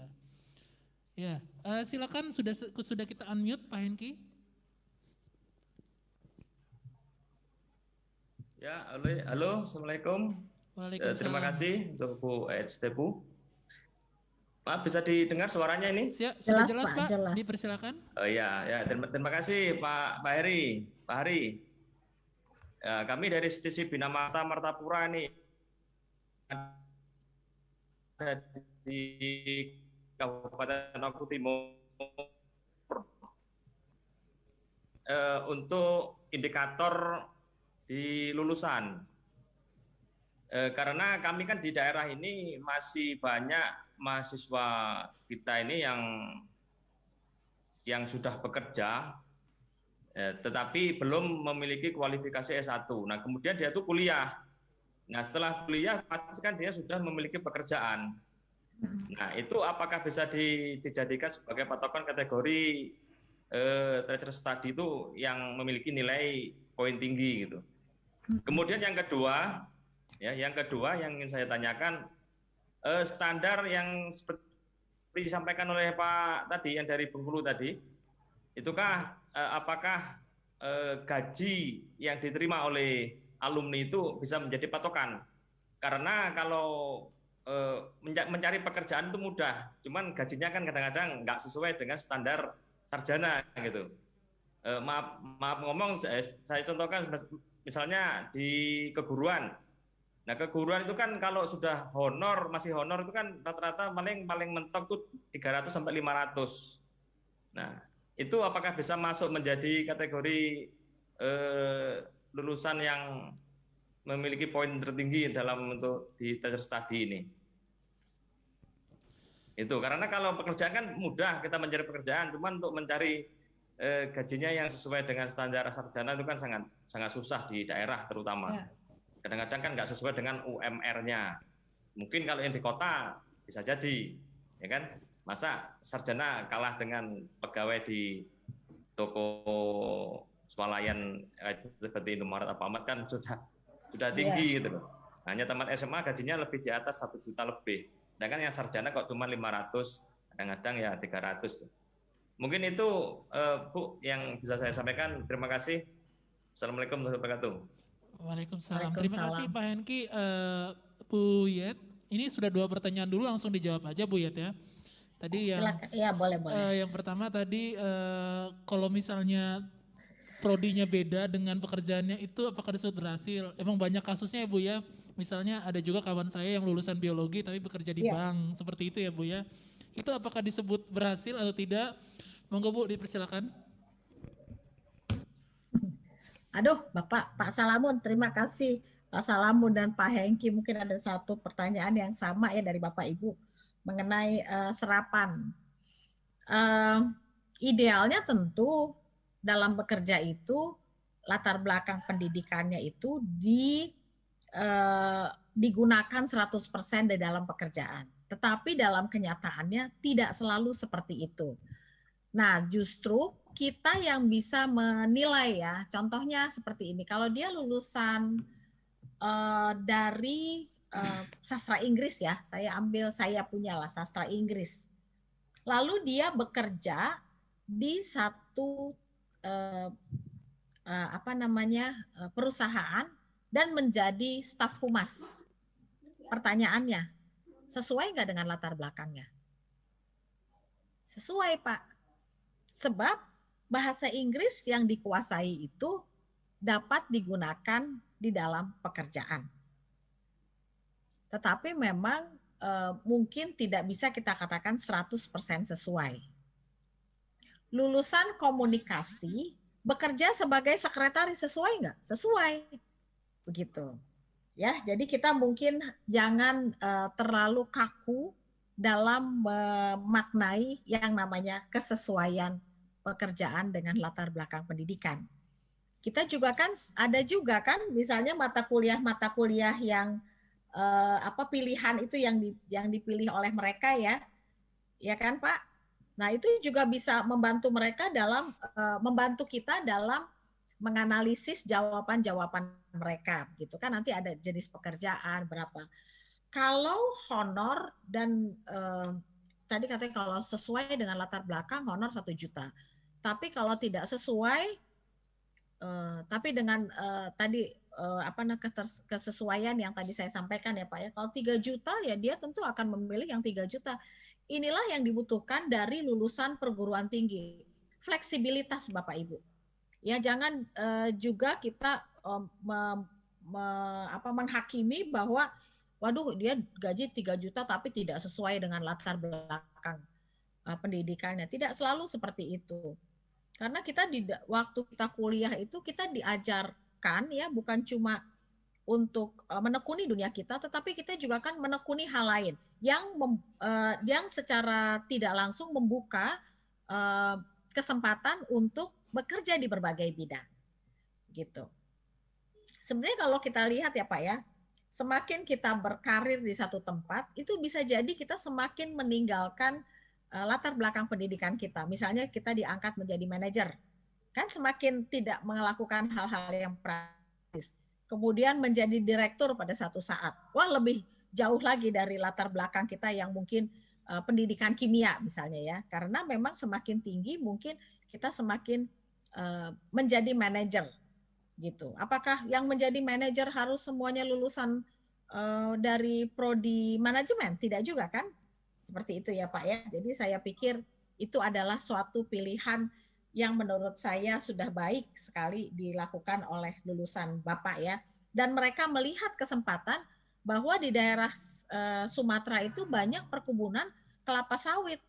Lalu kalau mereka yang kemudian memilih untuk berwirausaha membuka kebun sawit 1 hektar atau membeli kebun sawit 1 hektar dan mendapatkan penghasilan dari situ, wah dia berarti sukses tuh Pak mata kuliah kewirausahaan kita misalnya seperti itu. Jadi tidak juga jangan dimaknai kaku lah yang namanya keselarasan itu. Indikator kelulusan begini Pak, bila yang kita trace itu adalah lulusan S1 yang kebetulan mereka di kita itu merupakan mahasiswa alih program ya, tentu mereka sudah bekerja sehingga bisa kita kategorikan masa tunggu mereka itu adalah 0. Artinya mereka tidak memerlukan masa tunggu untuk masuk ke dunia kerja. Tetapi bila hal itu menjadi kriteria spesifik dari mahasiswa kita, mungkin Bapak bisa saya sarankan untuk menambah 2 atau 3 pertanyaan yang khusus bisa menggambarkan perjalanan mereka yang memang aslinya itu adalah orang-orang pekerja, gitu, yang alih program ini, sehingga kita mungkin bisa mendapatkan informasi lebih daripada sekedar informasi yang kita dapatkan bila kita mengisi kuesioner yang diberikan oleh Dikti. Itu saja Pak yang menjadi perhatian kita bila karakteristik dari mahasiswa kita berbeda. Demikian Bapak Ibu. Iya, baik. Bapak berdua atas untuk jawabannya, mudah-mudahan berkenan. Terima Bisa kasih Bu ya. tanya dikit lagi? Oh, oke, baik Pak Henki, masih ada yang kurang ya, dipersilakan. Silakan Pak Henki. Ini mungkin sedikitnya saya tanyakan. Lebih penting manakah mahasiswa alumni itu untuk bekerja atau mahasiswa yang menciptakan lapangan pekerjaan? Atau mahasiswa yang bekerja serabutan tapi berpenghasilan tinggi? Itu kira-kira nanti di data tracer study itu lebih penting yang mana? Nah, itu terima kasih. Monggo Bu, ini langsung dijawab nih 3 kategori ini Bu. Hasil tracer study itu tidak mengkategorikan pekerjaan mana yang lebih penting. Apakah pekerjaan satu yang berpenghasilan besar, pekerjaan dua yang berpenghasilan kecil tapi sesuai, itu tidak. Kita tidak menilai seperti itu. Kita mengambil data, kita olah, lalu kita gunakan data yang kita dapatkan itu untuk program evaluasi pendidikan kita. Lalu Bapak mungkin ya, kalau saya boleh sarankan, mungkin Bapak bisa melihat visi dan misi dari institusi pendidikan tinggi Bapak ya. Dari mana nih Bapak? Dari STISIP ya? Ya, gitu. Mungkin Bapak bisa melihat, kemudian mungkin lulusan yang berbeda karier itu, Bapak mungkin bisa panggil ke universitas, kemudian bisa sharing pengalaman. Sehingga nanti mungkin mahasiswa Bapak yang lain bisa meniru, atau juga meniru yang mana dengan berbagai karier yang mereka tekuni selama ini. Mungkin itu akan membantu para mahasiswa Bapak untuk berkarir di masa depannya. Mungkin ada satu yang mengatakan, mendingan yang kayak Bapak ini deh, gajinya gede. Jangan deh, mendingan lebih mulia bagi saya menciptakan lapangan kerja. Seperti itu. Tapi tentu itu kembali lagi pada tujuan masing-masing. Gitu ya Pak ya? Baik. Oke, terima kasih. Terima kasih Bu. Ya, tadi gitu ya Pak Henki ya. Penting atau tidak tujuannya di tracer study bukan seperti itu Pak. Tujuan dari kita untuk. Tapi kalau dari tujuan dari kampus Bapak sendiri mungkin bisa ditambahkan sendiri setelah kuesioner penting dari kita itu terisi tentunya. Betul. Begitu ya. Iya, terima kasih Pak Henki, Pak Salamun. Ini ada 2 pertanyaan lagi Bu, ini boleh nggak Bu kita gas aja Bu ya, sebelum kita pindah ya Bu ya? Silakan Pak. Oke baik. Yang pertama dari Pak Muhammad Nurman dari Universitas, ini terpotong nih Pak, Universitas apa nih Pak? Mohon izin. Universitas Pahlawan, oke baik. Silakan Pak Nurman pertanyaannya. Baik, terima kasih Pak Heri. Selamat pagi Bu. Selamat pagi Bapak. Ini yang ingin saya tanyakan, kita memang kan di institusi atau di universitas kita sudah membuat juga kuesioner untuk tracer study ini. Dan kita sudah berusaha untuk mengikuti pedoman dari Dikti tentang kuesioner tersebut. Terus yang kita kirim biasanya ke mahasiswa itu kan link dari kuesioner institusi kita, universitas kita. Jadi nanti kalau untuk kuesioner dari Dikti ini, apakah kami tetap mengirim link yang dari universitas kami atau link yang dari Dikti ini? Terus yang kedua, kami kalau kan sudah mengikuti bentuk kuesioner dari Dikti ini, dan sudah diisi oleh mahasiswa kita, alumni tersebut. Apakah ada semacam web service untuk sinkronisasi?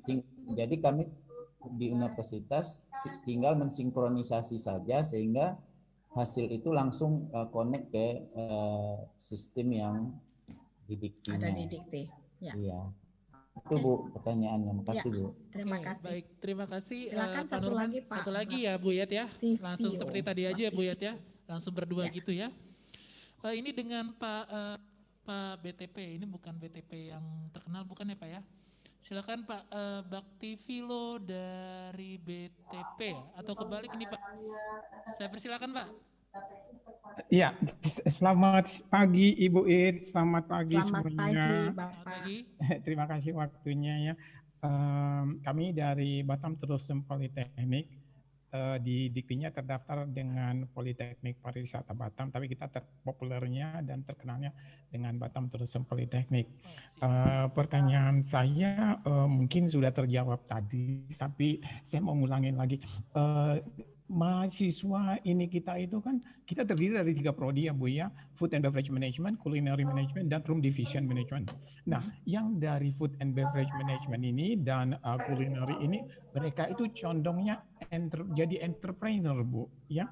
Jadi apalagi sekarang pandemik ini ya, kita nggak bisa keluar negeri. Memang sih kemarin-kemarinnya mereka keluar negeri untuk jadi internship atau kerja, tapi dengan adanya pandemik semua di ban ya, kecuali cuman ada 3 di Hong Kong itu hotel yang membuka ya untuk internship, tapi kerjanya belum kan gitu ya. Itu pun melalui karantina 21 hari yang dibayar oleh mahasiswa sendiri. Nah, pertanyaan saya adalah mereka kan kebanyakan entrepreneur. Nah, di indikatornya itu saya lupa apakah gaji yang ditanyakan atau pendapatan. Sementara kadang-kadang mereka tidak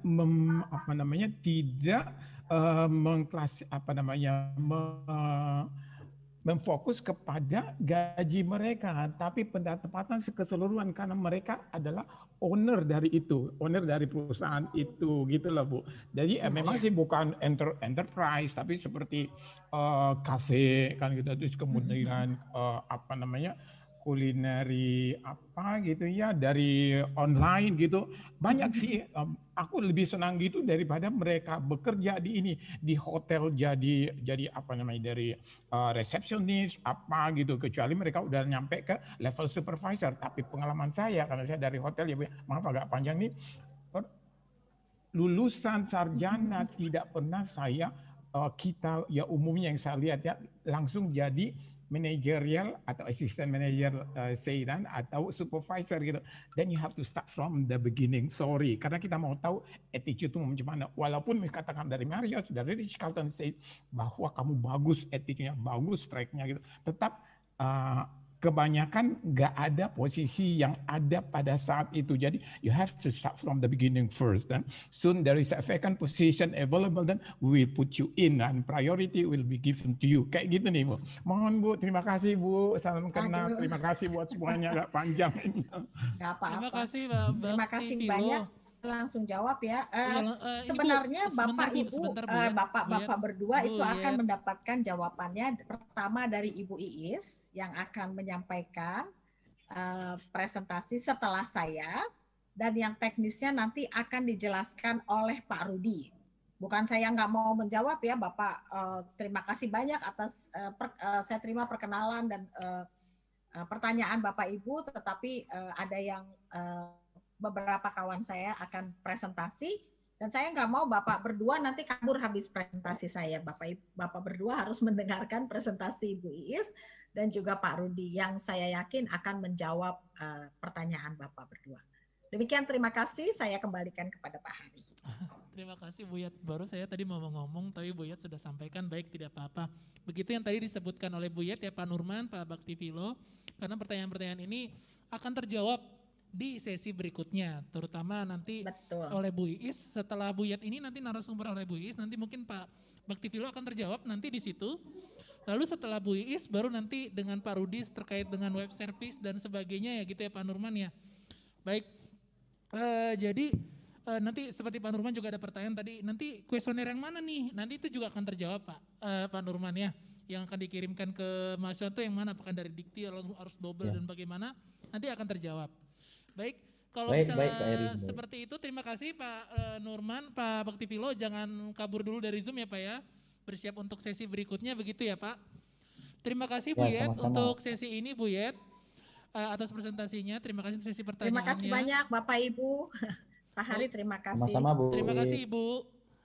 Baik, untuk berikutnya nih, meskipun puasa Bapak Ibu saya harap masih semangat ya Bapak Ibu ya, terutama yang luring di sini ya Bapak Ibu ya.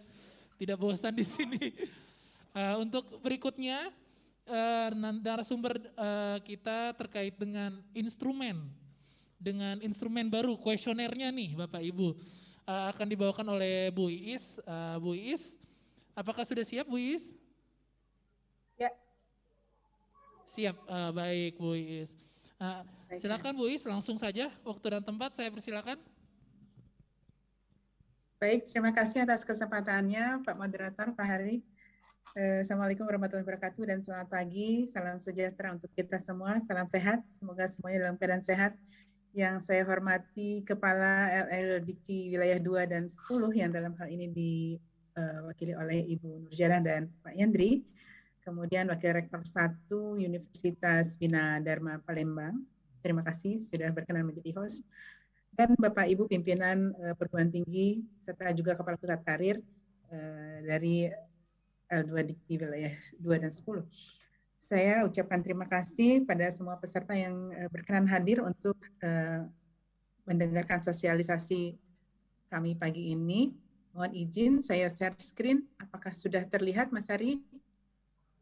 Sudah Bu, suara dan screen-nya terlihat jelas Bu, tinggal di full screen. Oh ya, siap. Sudah terlihat ya? Sudah. Oke. Pada sesi yang ketiga ini, saya akan menyampaikan sosialisasi dan workshop penelusuran lulusan melalui Tracer Study yang terkait dengan pengenalan instrumen baru. Jadi Bapak Ibu, untuk yang mulai tahun ini, kita mempunyai sekitar 7 instrumen baru yang berkaitan dengan indikator kinerja utama, kontrak kinerja atau IKU Kokin Kemendikbud. Jadi tadi sudah disampaikan di awal oleh Ibu Retno bahwa kita punya 3 kualitas lulusan, kualitas kurikulum, kualitas pengajar dari dosen dan seterusnya, dan yang sekarang kita terkait sekali dengan Tracer Study ini adalah kualitas lulusan. Jadi indikator yang menjadi indikator adalah persentase lulusan yang lulus tahun terakhir dengan pernah bekerja selama 1 sampai 6 bulan, jadi di bawah 6 bulan, dengan penghasilan lebih dari 1,2 UMR. Jadi ini adalah suatu hal yang baru, atau melanjutkan studi, atau menjadi wirausaha. Dan indikator lain adalah persentase lulusan program sarjana atau sarjana terapan setahun terakhir yang menghabiskan paling tidak 1 semester di luar kampus. Ini yang terkait MBKM, Bapak Ibu. Ya, oke. Jadi Bapak Ibu, sekali lagi saya tekankan bahwa yang dimaksud dengan lulusan kita yang akan menjadi target dari Tracer Study kita sekarang adalah mahasiswa yang lulus sepanjang 1 tahun anggaran sebelum tahun anggaran yang sedang berjalan.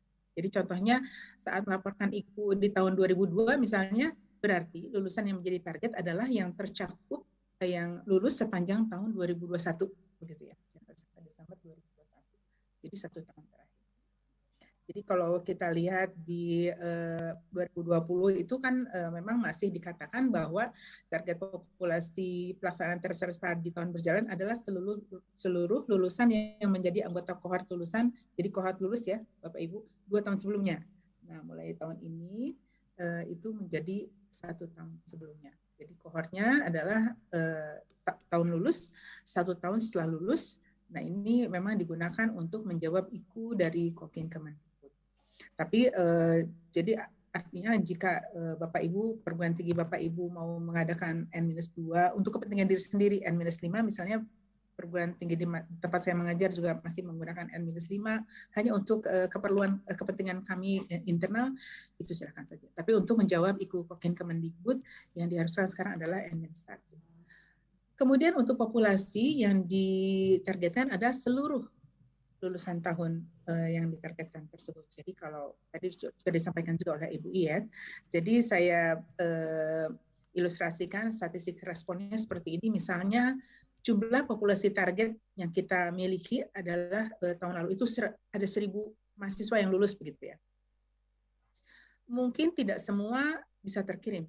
Ada yang alasannya misalnya emailnya boncing atau tidak, alasan apapun tidak undeliver begitu, tidak terkirim. Misalnya ada 400 ya, 400 tersebut jadi ada 40%.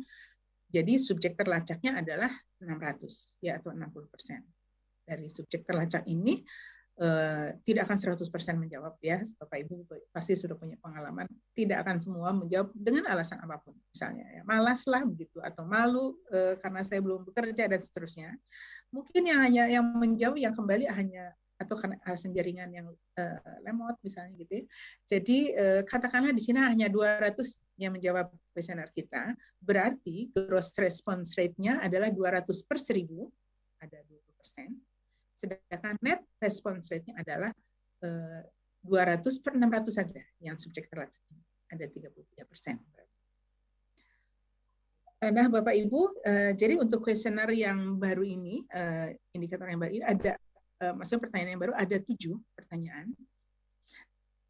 Di laman pertama itu akan ditanyakan nomor mahasiswa, pasti kalau baru 1 tahun lulus masih ingat ini jelas. Lalu kode perguruan tinggi masing-masing tentu sudah tahu. Tahun lulusnya kapan? Ini juga akan menjadi cross check bagi kami. Kemudian nama lengkap. Nah, ini nomor telepon atau HP dan nama alamat email ini suatu yang harus sekali karena memang saat ini kedua tools inilah yang bisa menyambungkan kita mengkontak mereka. Lalu ditanyakan juga NIK dan NPWP. Tapi kalau NPWP ini belum tentu mahasiswa punya, jadi ini tidak keharusan. Jika punya saja, silakan ditulis. Jadi kadang kan ada mahasiswa yang memang bekerja sudah dari sejak mahasiswa, punya perusahaan, misalnya wirausaha, sudah punya badan hukum CV, misalnya ada NPWP, itu silakan dituliskan. Kemudian pertanyaan wajib nomor 1, jelaskan status Anda saat ini. Apakah bekerja? Jika bekerja, apakah full-time atau part-time? Kemudian, apakah berwirausaha? Berwira swasta? Atau melanjutkan pendidikan? Nanti kalau melanjutkan pendidikan akan diarahkan ke pertanyaan ketiga. Atau tidak bekerja saat mengisi kuesioner ini, tapi sedang mencari kerja. Itu nanti akan diarahkan untuk melanjut ke pertanyaan keempat. Atau belum memungkinkan bekerja, misalnya baru menikah, suaminya belum mengizinkan bekerja, atau ikut wajib militer, atau mengurus anggota keluarga yang sakit, dan seterusnya, tidak ada, maksudnya macam-macam alasan, tapi membuat dia belum memungkinkan bekerja. Kemudian pertanyaan kedua adalah apabila lulusan itu adalah sudah bekerja atau berwirausaha, maka akan ditanyakan, apakah Anda telah mendapatkan pekerjaan kurang dari 6 bulan. Ini termasuk yang bekerja sebelum lulus ya, Bapak Ibu, itu termasuk yang kurang dari 6 bulan, di bawah 6 bulan. Apabila jawabannya jadi bisa ya dan tidak. Kalau ya, dalam berapa bulan Anda mendapatkan pekerjaan? Jadi untuk yang bekerja sebelum lulus berarti diisi 0. Kalau yang sudah lulus di bawah 6 bulan, jadi maksimum 6 lah isinya, ya. Tidak boleh lebih. Kemudian ditanyakan juga berapa rata-rata pendapatan Anda per bulan, take home pay ya. Lalu kalau dijawab tidak, maka berapa bulan untuk mendapat pekerjaan pertama? Misalnya di atas 6 bulan, 8 bulan, 9 bulan, begitu bisa dijawab. Lalu ditanyakan juga di mana lokasi tempat Anda bekerja. Itu nanti akan ada drop down list provinsi dan kabupatennya. Bisa dipilih. Ini kemudian pertanyaan lanjutan, masih nomor 2, kategori tempat bekerja. Ada pilihan apakah perusahaan swasta atau misalnya nirlaba, perusahaan yayasan misalnya yang nirlaba, atau institusi organisasi multilateral ya, LSM, lembaga pemerintahan, BUMN atau BUMD atau di wirausaha. Kemudian ditanyakan juga apa nama perusahaan atau kantor tempat Anda bekerja. Kemudian jika lulusan itu berwirausaha atau berwira swasta, apa posisi jabatan Anda saat ini? Apakah sebagai founder atau co-founder, misalnya berdua dengan sahabatnya begitu? Atau staff, kadang-kadang ada yang dia founder, dia staff juga, boleh memilih lebih dari satu ya. Atau freelance gitu. Anak-anak sekarang itu yang millennials kan banyak yang freelance saja, dia tidak punya perusahaan, tidak punya CV atau PT, tapi menawarkan berbagai jasa di online begitu, dan dia mendapatkan banyak income dari situ. Lalu ditanyakan pertanyaan berikutnya adalah di tempat Anda bekerja, apakah levelnya itu lokal saja, lokal atau wilayah, misalnya di kabupaten begitu, di kecamatan barangkali, atau kalau wira swasta belum berbadan hukum, atau levelnya nasional, ya misalnya dia bekerja di suatu bank pemerintah yang levelnya nasional begitu ya, atau kalau wira swasta sudah berbadan hukum, atau bekerja di perusahaan yang multinasional atau internasional, jadi punya apa semacam misalnya di multinational company begitu yang banyak cabangnya di luar negeri dan seterusnya, itu bisa mengisi di situ. Nah, untuk pertanyaan ketiga, ini untuk yang studi. Jadi kalau lulusan itu melanjutkan studi, ditanyakan dari mana sumber biayanya, apakah sendiri atau beasiswa. Pilihannya, kemudian nama perguruan tinggi apa yang dipilihnya, jenis program studinya, tanggal masuknya, mulai masuk studi lanjut itu kapan, dan kode perguruan tinggi atau prodi yang dia pilih itu nanti ada drop down list lagi, bisa dipilih di situ. Kemudian pertanyaan yang keempat adalah sumber dana dalam pembiayaan kuliah. Saat dia kuliah dulu, apakah biaya sendiri atau keluarga, atau dari biasa, ada berbagai macam ditanyakan nih beasiswanya, atau beasiswa perusahaan, atau ada sumber lain. Itu bisa diisi juga di sini jika tidak ada pilihan yang available di sini ya. Pertanyaan kelima, antara bidang dua dengan S1-nya itu apakah sangat erat, cukup erat, kurang erat, atau tidak sama sekali. Itu bisa menjadi pilihan di sini, sehingga kita bisa tahu seperti apa wajah lulusan kita ya kalau melanjutkan studi itu.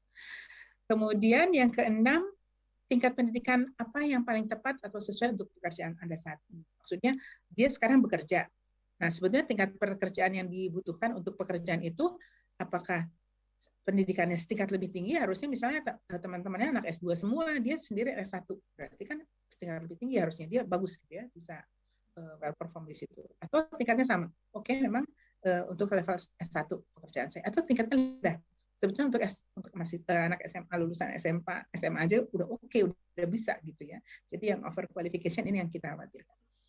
Atau bahkan tidak perlu pendidikan tinggi misalnya untuk pekerjaannya tidak perlu pendidikan tinggi, bisa saja dia bekerja di situ karena hal-hal lain ya. Nah, ini pertanyaan terakhir untuk yang wajib. Pertanyaan yang wajib yang 7 itu, ini pertanyaan yang ke-7.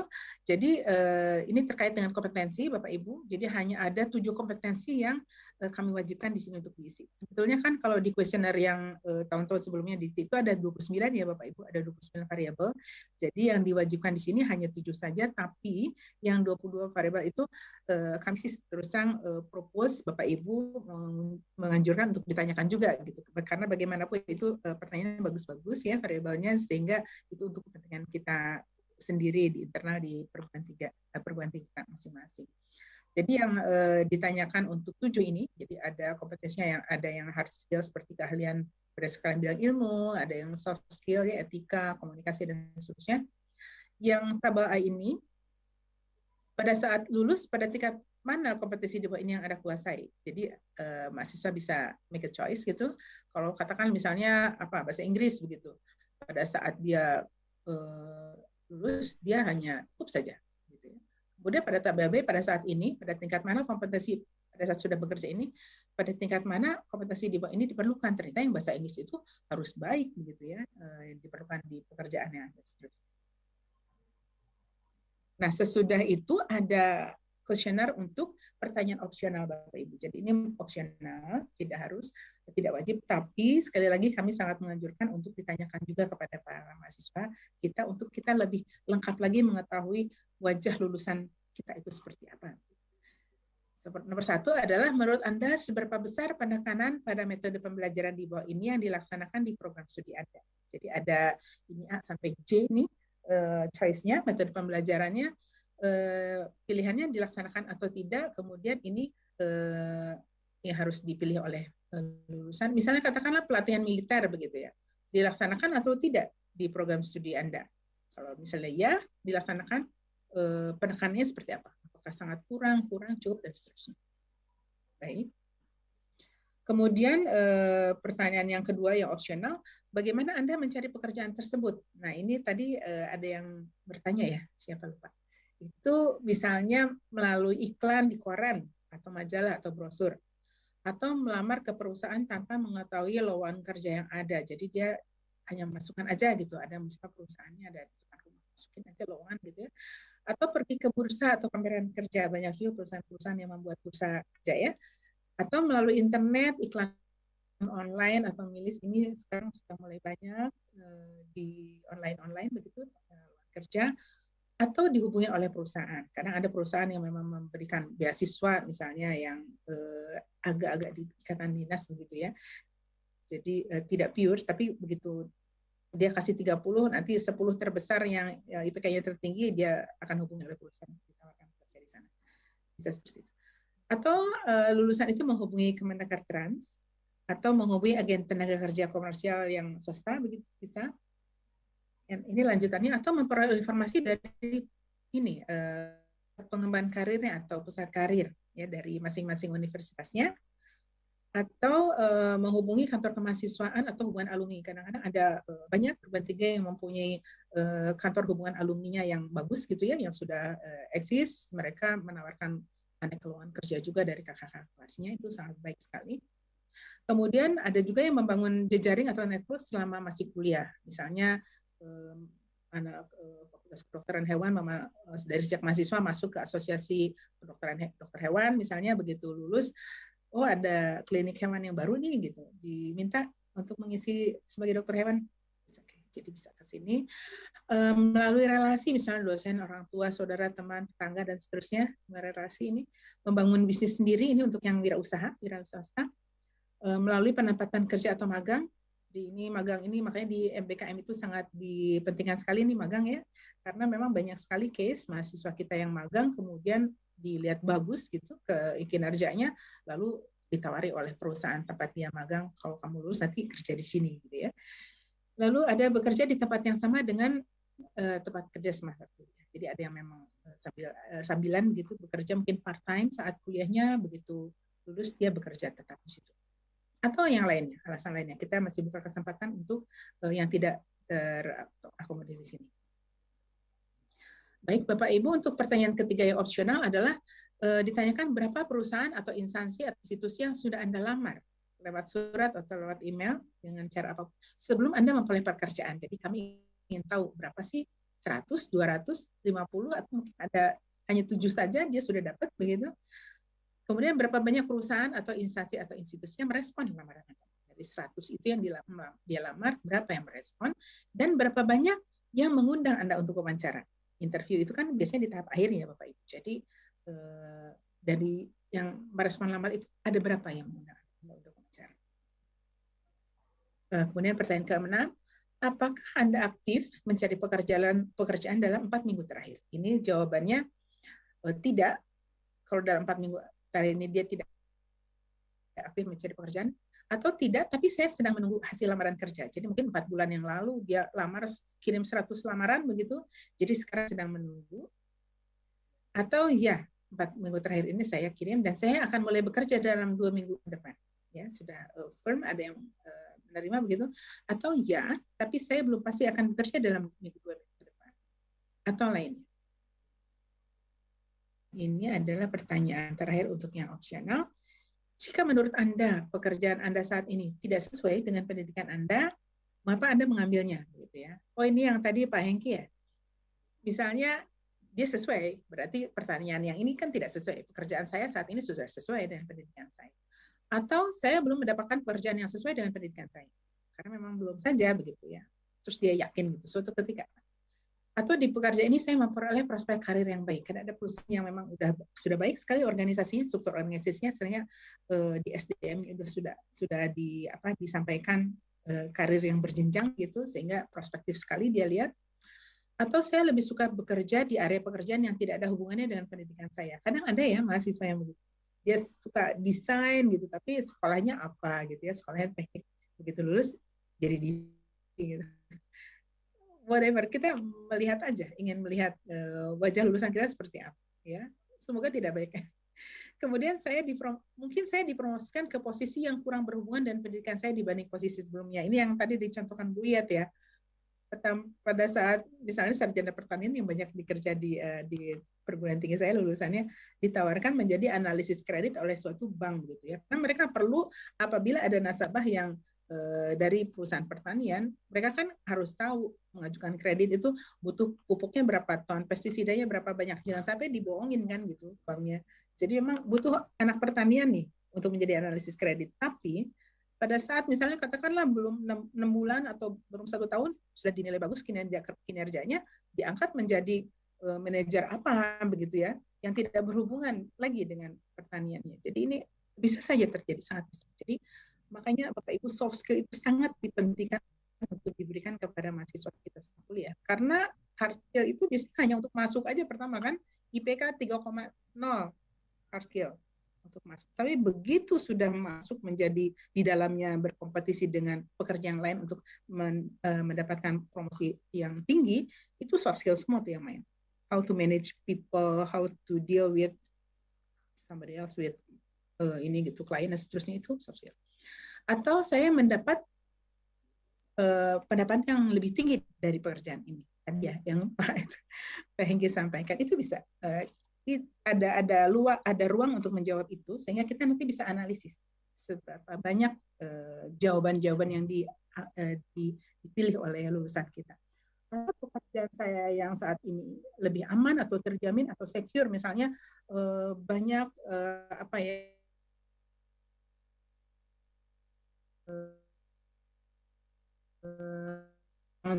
tunjangan misalnya ada bisa jadi, atau pekerjaan saat ini lebih menarik ya, untuk alasan apapun lebih menarik, misalnya kuliner begitu atau apa. Pekerjaan saat ini lebih memungkinkan saya mengambil pekerjaan tambahan atau jadwal yang fleksibel. Misalnya dia mengambil pekerjaan itu karena ternyata fleksibel sekali, sehingga dia punya waktu di sore hari misalnya untuk material dan seterusnya. Atau pekerjaan saat ini lokasinya lebih dekat dari rumah saya, ya kita siapkan juga jawaban seperti itu karena alasan lokasi saja. Atau pekerjaan saat ini lebih menjamin kebutuhan keluarga. Atau pada saat awal meniti karir ini saya harus menerima pekerjaan yang tidak berhubungan dengan pendidikan saya, misalnya seperti itu, karena ini sementara saja. Atau yang lain. Ini jawaban kenapa tidak sesuai dengan pendidikan. Baik, itu adalah slide saya terakhir. Jadi mudah-mudahan Bapak Ibu bisa mengikuti dan memberikan pertanyaan-pertanyaan ini pada lulusan kita tanpa halangan apapun, dan ini masih terbuka sekali lagi untuk membuat pertanyaan baru tanpa harus mendelete pertanyaan yang 7 tadi. Mungkin saya bisa stop share di sini dan saya kembalikan kepada Pak Hari sebagai moderator. Saya persilakan Pak Hari. Baik, terima kasih Bu Is. Tadi tuh ada beberapa yang pertanyaan sebelumnya Bu, sebelum kita buka sesi pertanyaan ini. Dari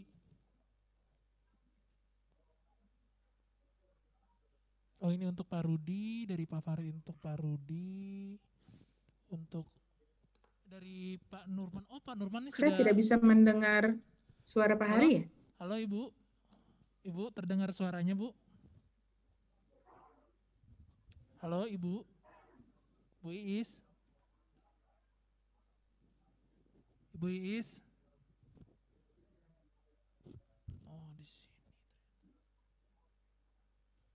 Baik, Bu Iis sudah dengar Bu? Oh sudah, baik. Ya, sekarang terdengar, walaupun ya, kecil. Tadi ada beberapa pertanyaan sebelumnya yang sudah ditanyakan untuk narasumber berikutnya, namun tadi disampaikan bahwa Bu Iis, dari sesi Bu Iis yang bisa menjawab. Nah ini salah satunya dari pertanyaan Pak Nurman, ini sudah raise hand Bu, tentang kuesioner yang dikirim ke mahasiswa gitu. Nah, baik, nih kalau sudah bertanya langsung aja nanti ya Pak Nurman, saya persilakan kembali untuk menanyakan. Saya sudah ask unmute Pak Nurman. Ya Pak. Baik, baik Pak. Pak. Baik, terima kasih Bu Pak. Pagi Bu Iis. Kuesioner memang kita ikutin kuesioner yang dari Dikti. Yang kedua ada kuesioner yang memang kita ada tambah-tambah yang memang sesuai kebutuhan, yang sesuai juga dari arahan Bu Iis tadi. Yang pertanyaan pertama, yang kuesioner yang kami ikuti sesuai dengan panduan Dikti ini kan nanti juga udah diisi oleh mahasiswa dan kami kirim linknya, dan nanti bisa ada web sinkronisasi nggak Bu? Jadi artinya kami langsung sinkronisasi, jadi nggak menginput ulang ke sistem yang didikti gitu, atau kuesioner yang didikti. Nah terus yang kedua, apakah nanti apa namanya yang tadi ini, yang kuesioner yang kami sendiri ini, ada tambahan-tambahan dari kami ini sesuai dengan mengarah ke visi misi kami, atau ada hal-hal yang tak boleh tinggal juga dari tambahan-tambahan kami tadi Bu gitu.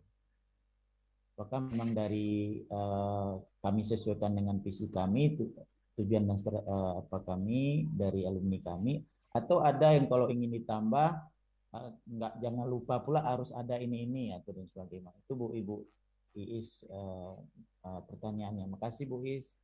Terima kasih Pak Nurman. Pak Nurman, untuk Bu, pertanyaan Pak Nurman ya? Iya. Baik, dari Universitas Pahlawan. Untuk pertanyaan pertama Pak Nurman itu nanti akan dijawab oleh Pak Rudi Suhatria sesudah saya ya, atau di akhir ya Pak Rudi. Itu terkait dengan web yang sinkronisasi. Beliau ahlinya di situ. Kemudian untuk pertanyaan kedua, kuesioner tambahan itu, ya Pak, kalau kuesioner tambahan itu betul-betul yang memang dibutuhkan untuk perguruan tinggi kita. Yaitu betul-betul sangat spesifik, boleh sesuai, tentu saja akan sesuai visi misi.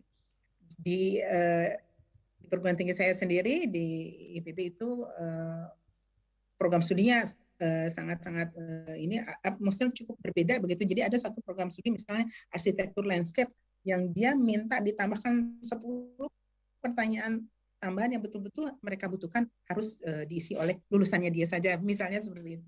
Jadi itu mangga silakan saja. Baik Bu, saya tunggu dari Pak Rudi nanti. Iya, makasih Bu. Mohon izin Bu Is, Pak Nurman, tadi pertanyaan untuk yang tadi kan nanya tentang web service juga ya Pak Nurman ya tadi ya. Itu nanti akan ada di sesi terakhir ya Bu, ya Pak Nurman ya. Nanti ada di sesi terakhir ya. Dengan Pak Rudi, nanti sesi terakhir. Semoga nanti tetap bersama dengan kami ya Pak Nurman ya. Baik, tapi sebelum saya lanjut untuk yang pertanyaan di daring, mohon izin saya untuk beralih dengan yang luring dulu. Bapak Ibu yang ada pertanyaan ini, ada dua orang. Teman-teman bisa bantu? Ada 2 orang dengan Ibu ya. Di sana dulu, Mas Yoga. Yang di ujung dulu, Mas.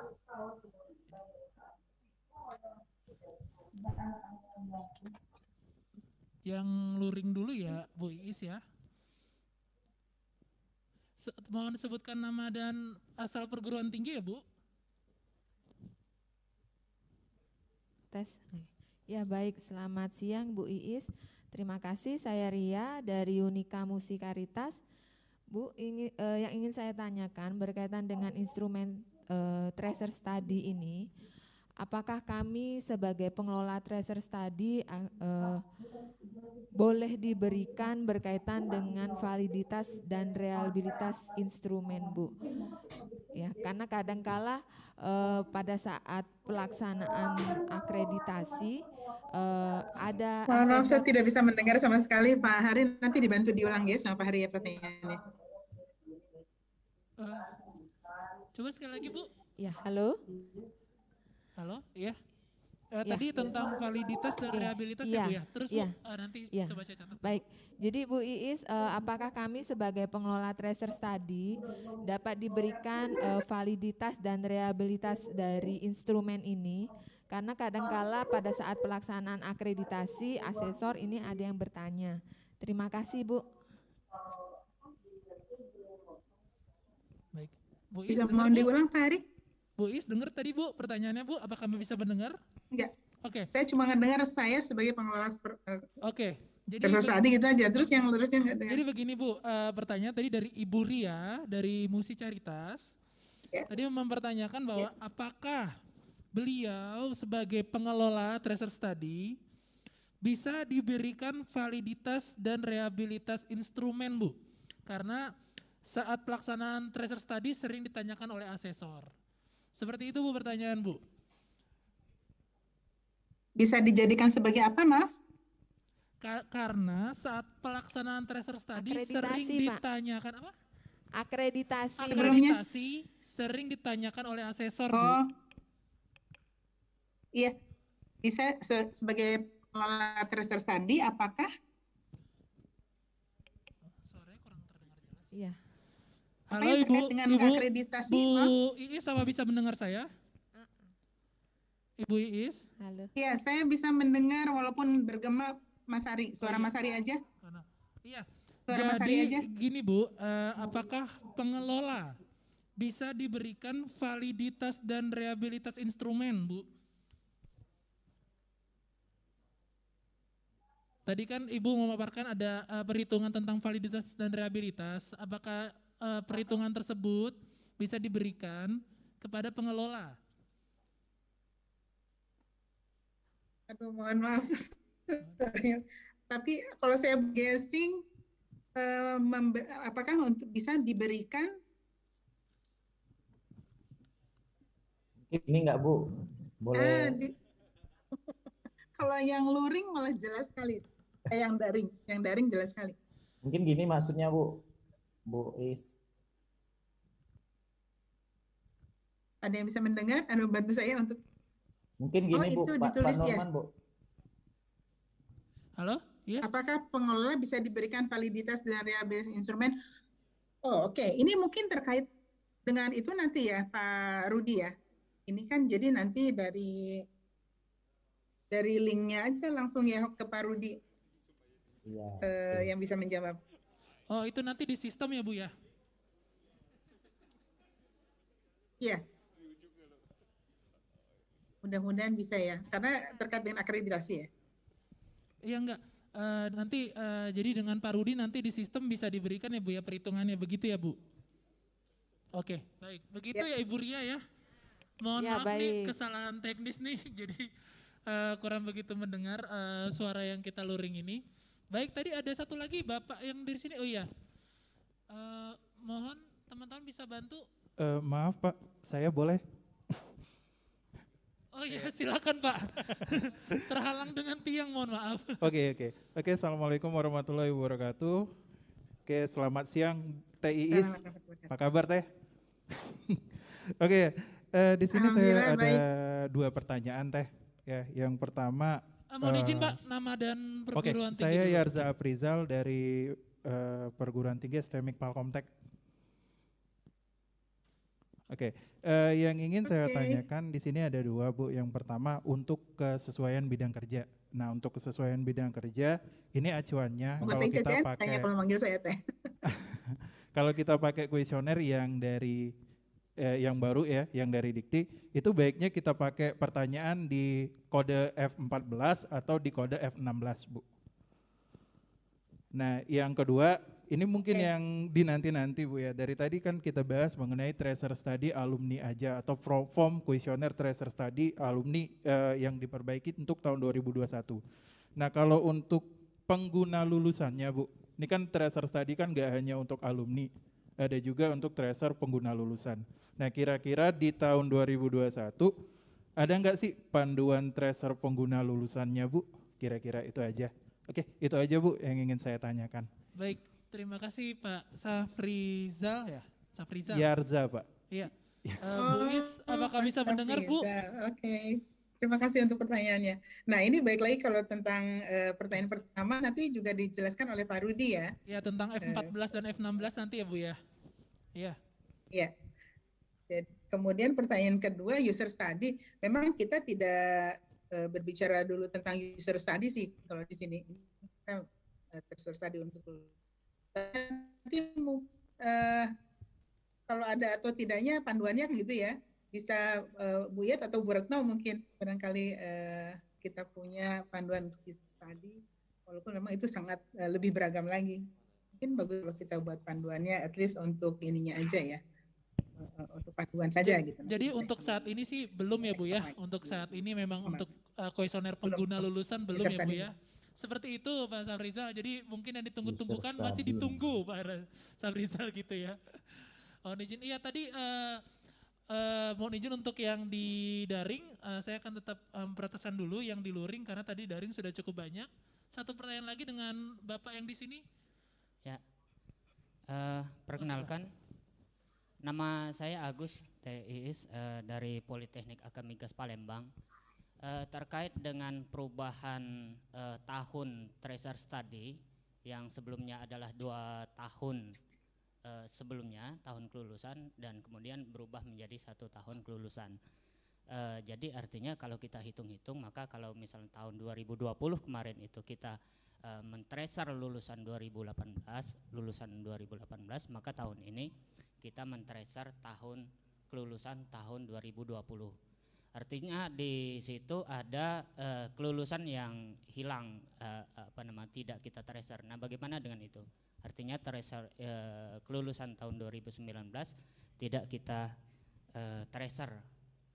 Nah, mohon bantuan. Yang kedua adalah tracer study itu kan digunakan, yang pertama adalah untuk keperluan akreditasi, yang kedua dan yang mungkin yang selainnya itu adalah keperluan untuk perbaikan kurikulum dan evaluasi dari perguruan tinggi itu sendiri. Untuk keperluan akreditasi itu kan ada 2 poin ya. Yang pertama, apakah dia diterima bekerja kurang dari 6 bulan dan dengan gaji minimum itu 1,5 UMR. Nah, menurut hemat saya sih sebenarnya cukup 2 pertanyaan ini saja yang menjadi instrumen dalam tracer study khusus untuk akreditasi. Jadi tidak perlu banyak-banyak sehingga kita juga tidak perlu upload data yang cukup banyak gitu ya. Sehingga kita menghemat energi untuk upload instrumen tracer study. Kalaupun misalnya perguruan tinggi lain membutuhkan banyak pertanyaan, bahkan ada beberapa perguruan tinggi lebih dari 30 pertanyaan, yaitu silakan saja dikembangkan sendiri. Itu saja Teh Iis. Terima kasih. Wassalamualaikum warahmatullahi wabarakatuh. Waalaikumsalam warahmatullahi wabarakatuh. Terima kasih Pak Agus tadi ya. Gimana Bu Iis bisa jawab? Saya jawab aja dulu ya. Iya, silakan Bu. Dari Pak Agus ya tadi ya? Iya, Pak Agus Bu, dari Politeknik Migas Jadi, Palembang. Terima kasih pertanyaannya. Yang sepanjang yang saya pahami begitu memang salah satu tujuannya adalah penggunaan tracer untuk akreditasi. Tapi pemerintah ini tentu mempunyai banyak sekali pertimbangan sehingga membuat sekarang N-1 begitu, walaupun ini pada masa transisi yang sekarang untuk perguruan tinggi yang sudah melakukan N-2 artinya yang 2019 itu masih diakomodir. Mungkin nanti Pak bisa cerita juga bagaimana mengakomodirnya, jadi masih diterima. Tapi yang N-1 ini kenapa tidak hanya 2 pertanyaan yang itu, sepemahaman saya, jadi memang pemerintah ingin sekali melihat wajah lulusan kita itu seperti apa. Makanya ada pertanyaan-pertanyaan yang sampai 7 yang wajib itu. Itu nanti akan menjadi bahan masukan untuk pemerintah melakukan suatu kebijakan-kebijakan gitu. Misalnya banyak yang di luar pekerjaannya mungkin 50% di luar ini gitu ya, di luar sainsnya begitu.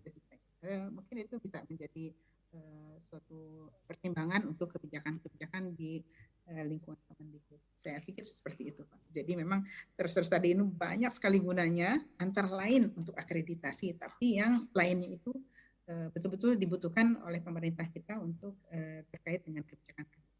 Iya. Mungkin seperti itu.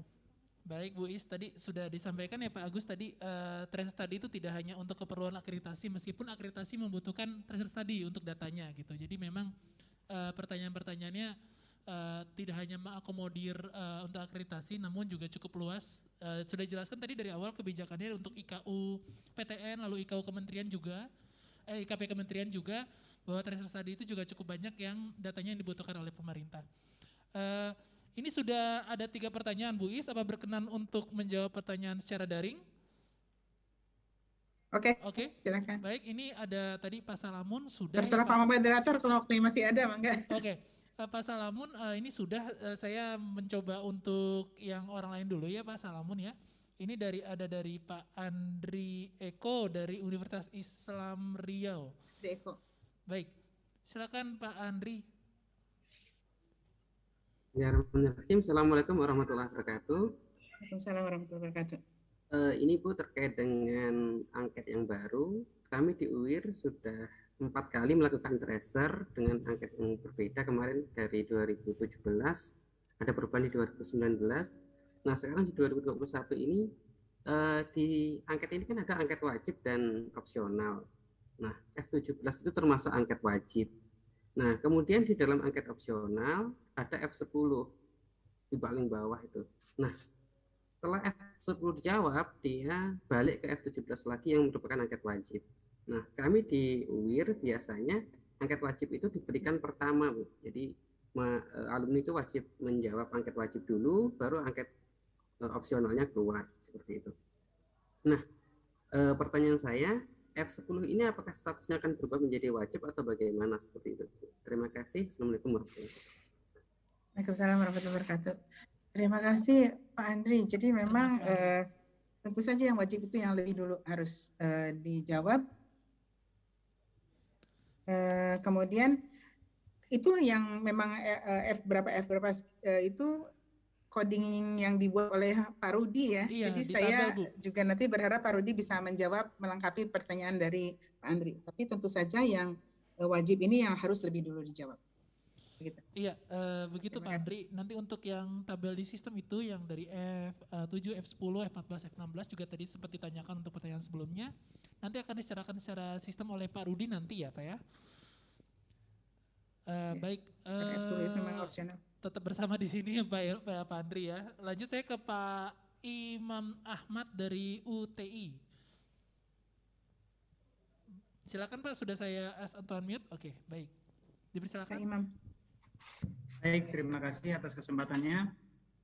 Assalamualaikum warahmatullahi wabarakatuh. Waalaikumsalam warahmatullahi wabarakatuh. Perkenalkan, saya Imam Ahmad dari Universitas Teknokratik Indonesia. Ingin menanyakan terkait kuesioner dengan format yang baru. Jadi yang pertama, pertanyaan saya adalah bagaimana kami bisa memvalidasi data NPWP ya Bu ya. Karena kalau saya cek situsnya DJP, Direktorat Jenderal Pajak, itu untuk melihat nomor NPWP kita harus memiliki NIK dan KK dari si alumni untuk ngintip atau mendapatkan data NPWP ini. Sementara di kuesioner itu form yang wajib demikian, harus diisi. Itu yang pertama. Yang kedua, kalau saya lihat di menu tracer study, itu saya klik report ada keselarasan horizontal dan keselarasan vertikal. Nah, kami dari divisi tracer study Universitas Teknokratik Indonesia belum begitu mengerti data apa yang ditarik sehingga mendapatkan dua grafik ini. Demikian Ibu. Terima kasih. Terima kasih Iya. Pak. Terima kasih Pak Imam. Ya tadi Bu Is tadi yang ditanyakan tentang kuesioner tentang validasi MPWP ya Pak. Ya Bu Is ya. Ini sepertinya ada di tempat Pak Rudi juga kalau untuk yang data NPWP ya Pak. Ya Bu Is ya. Tapi untuk yang kedua Bu Is bisa jawab Bu? Ya, jadi begini untuk yang validasi NPWP, untuk NPWP tadi memang sudah saya sampaikan di awal bahwa itu tidak wajib Pak. Tidak wajib dan itu memang tergantung si pengisinya, si lulusan itu. Jadi tidak usah kita yang ambil, yang tulis. Jadi jika dia memang berkenan, punya dan merasa yakin, silahkan dituliskan. Jika belum punya tidak apa. Kemudian yang report keselarasan ini mungkin nanti Pak Bambang ya, nanti sesudah saya ada evaluasi juga terkait dengan pertanyaan-pertanyaan itu seperti apa, nanti Pak Bambang yang akan bantu menjawab. Oh nanti di Pak Bambang ya Bu Is ya. Untuk yang satu lagi ya Bu Is ya. Ya. Oke. Nah, berarti masih tetap menunggu nih kayak nih Pak Imam nih ya Pak. Terima kasih Pak, tetap stay bersama kita ya Pak ya. Karena pembicaranya banyak, tapi senang sekali ini semua pada Pak Kurius ya. Iya. Baik. Terima kasih Bu Is. Ini ada satu nih yang terakhir nih Bu Is nih sebelum kita lanjut nih ya Bu Is ya dengan Pak Salamun ya. Pak Salamun saya persilakan Pak, sudah saya ask to unmute. Oke baik. Baik Pak Ari, terima kasih untuk yang kedua kali diberi kesempatan Bu Is yang kami hormati. Ini menanyakan tentang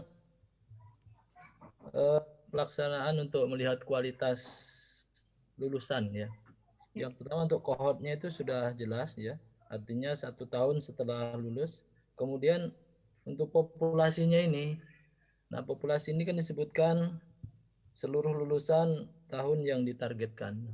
Nah yang menargetkan untuk melihat populasi lulusan ini apakah bisa PTS masing-masing atau harus dengan seizin dikti? Itu aja Bu, jadi mohon penjelasan. Terima kasih. Oh, terima kasih Pak Salamun. Jadi kan, yang kohort sudah 1 tahun lulus, lalu populasinya itu sensal, maksudnya jadi semua yang lulus pada tahun itu, bukan di wisuda ya Pak ya, tapi yang lulus. Artinya sudah masing-masing beda istilahnya, tapi yang sudah melalui ujian akhir begitu, sudah dinyatakan lulus SKM, itu yang kita hitung, yang kita jadi target. Jadi dari semua program studi yang kita miliki, 1 perguruan tinggi itu. Jadi 1 tahun itu ya Bu ya?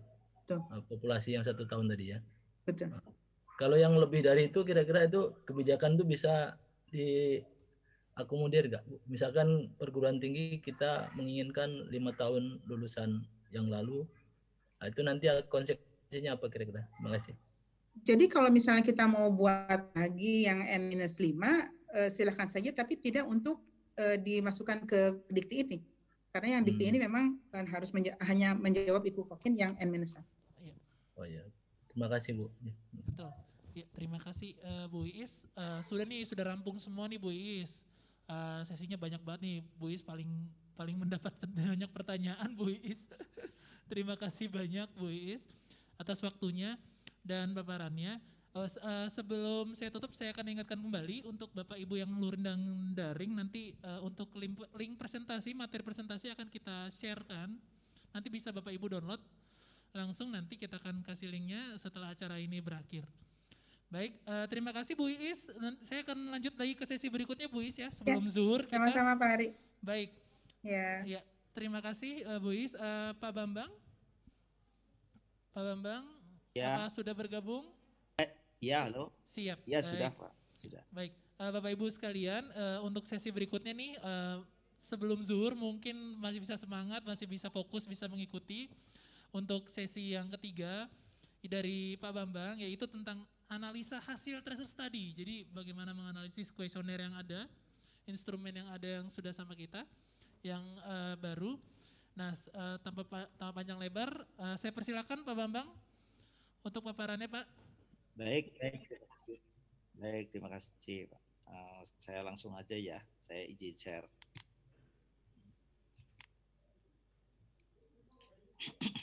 Ya, bismillahirrahmanirrahim. Assalamualaikum warahmatullahi wabarakatuh.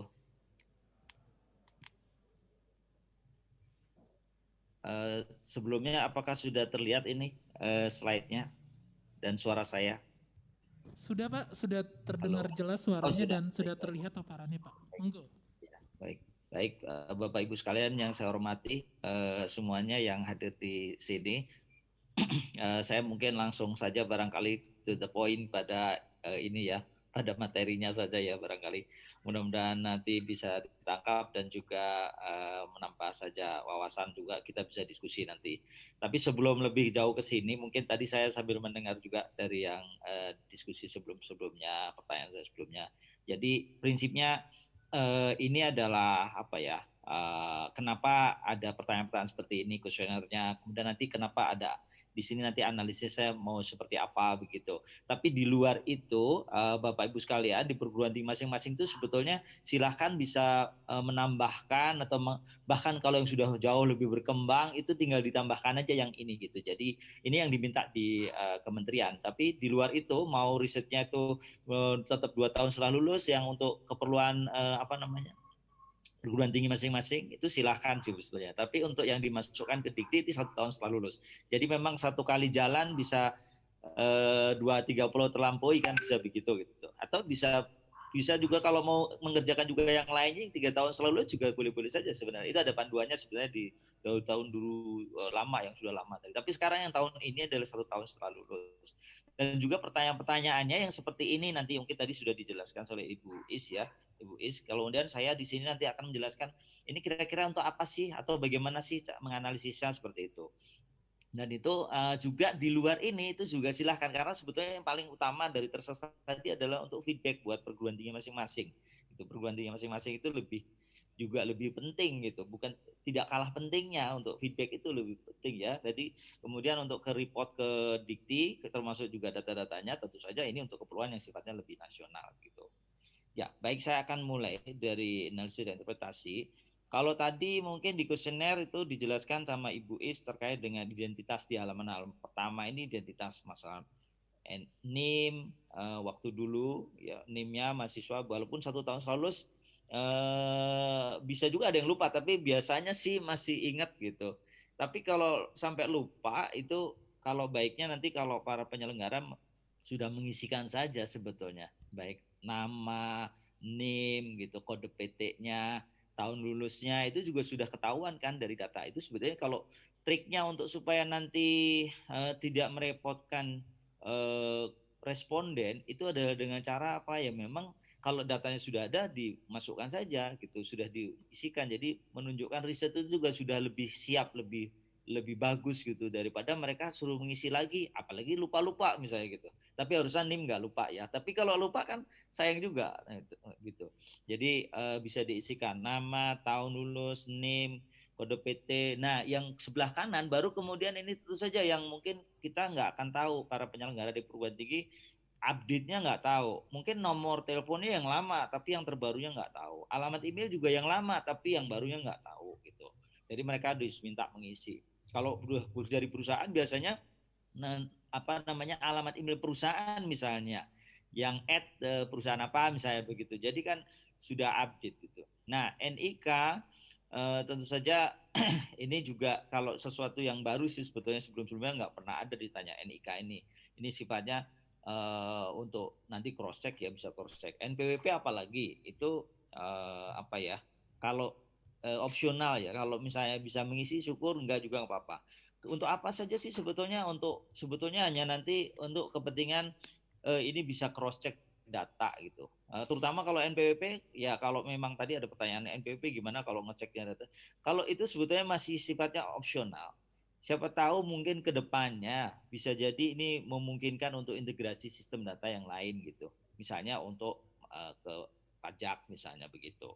Jadi ya ini sifatnya tidak harus mengisi kalau si NPWP. Tapi kalau yang lain-lain mungkin harus ya, barangkali ya, seperti email, nomor telepon, karena mungkin bisa juga untuk kontak-kontak dari perguruan tinggi dengan kepada alumninya. Semakin banyak yang mengisi, tentu saja semakin networknya kepada alumni makin baik, gitu, makin bagus. Menghubungi kepada siapa aja jadi lebih mudah. Tapi kalau untuk NPWP enggak gitu. Jadi itu sebetulnya untuk ini bisa nanti bisa kemungkinan ke depannya, karena berarti sebetulnya masih gagasan baru yang untuk bisa melanjutkan ke NPWP itu bisa nanti siapa tahu mungkin nanti mengintegrasi pada data yang lain. Baik, saya lanjutkan. Nah, setelah data identitas kan dijelaskan tadi, untuk kuesionernya apa? Ini kuesioner inti ini paling hanya sekitar 7.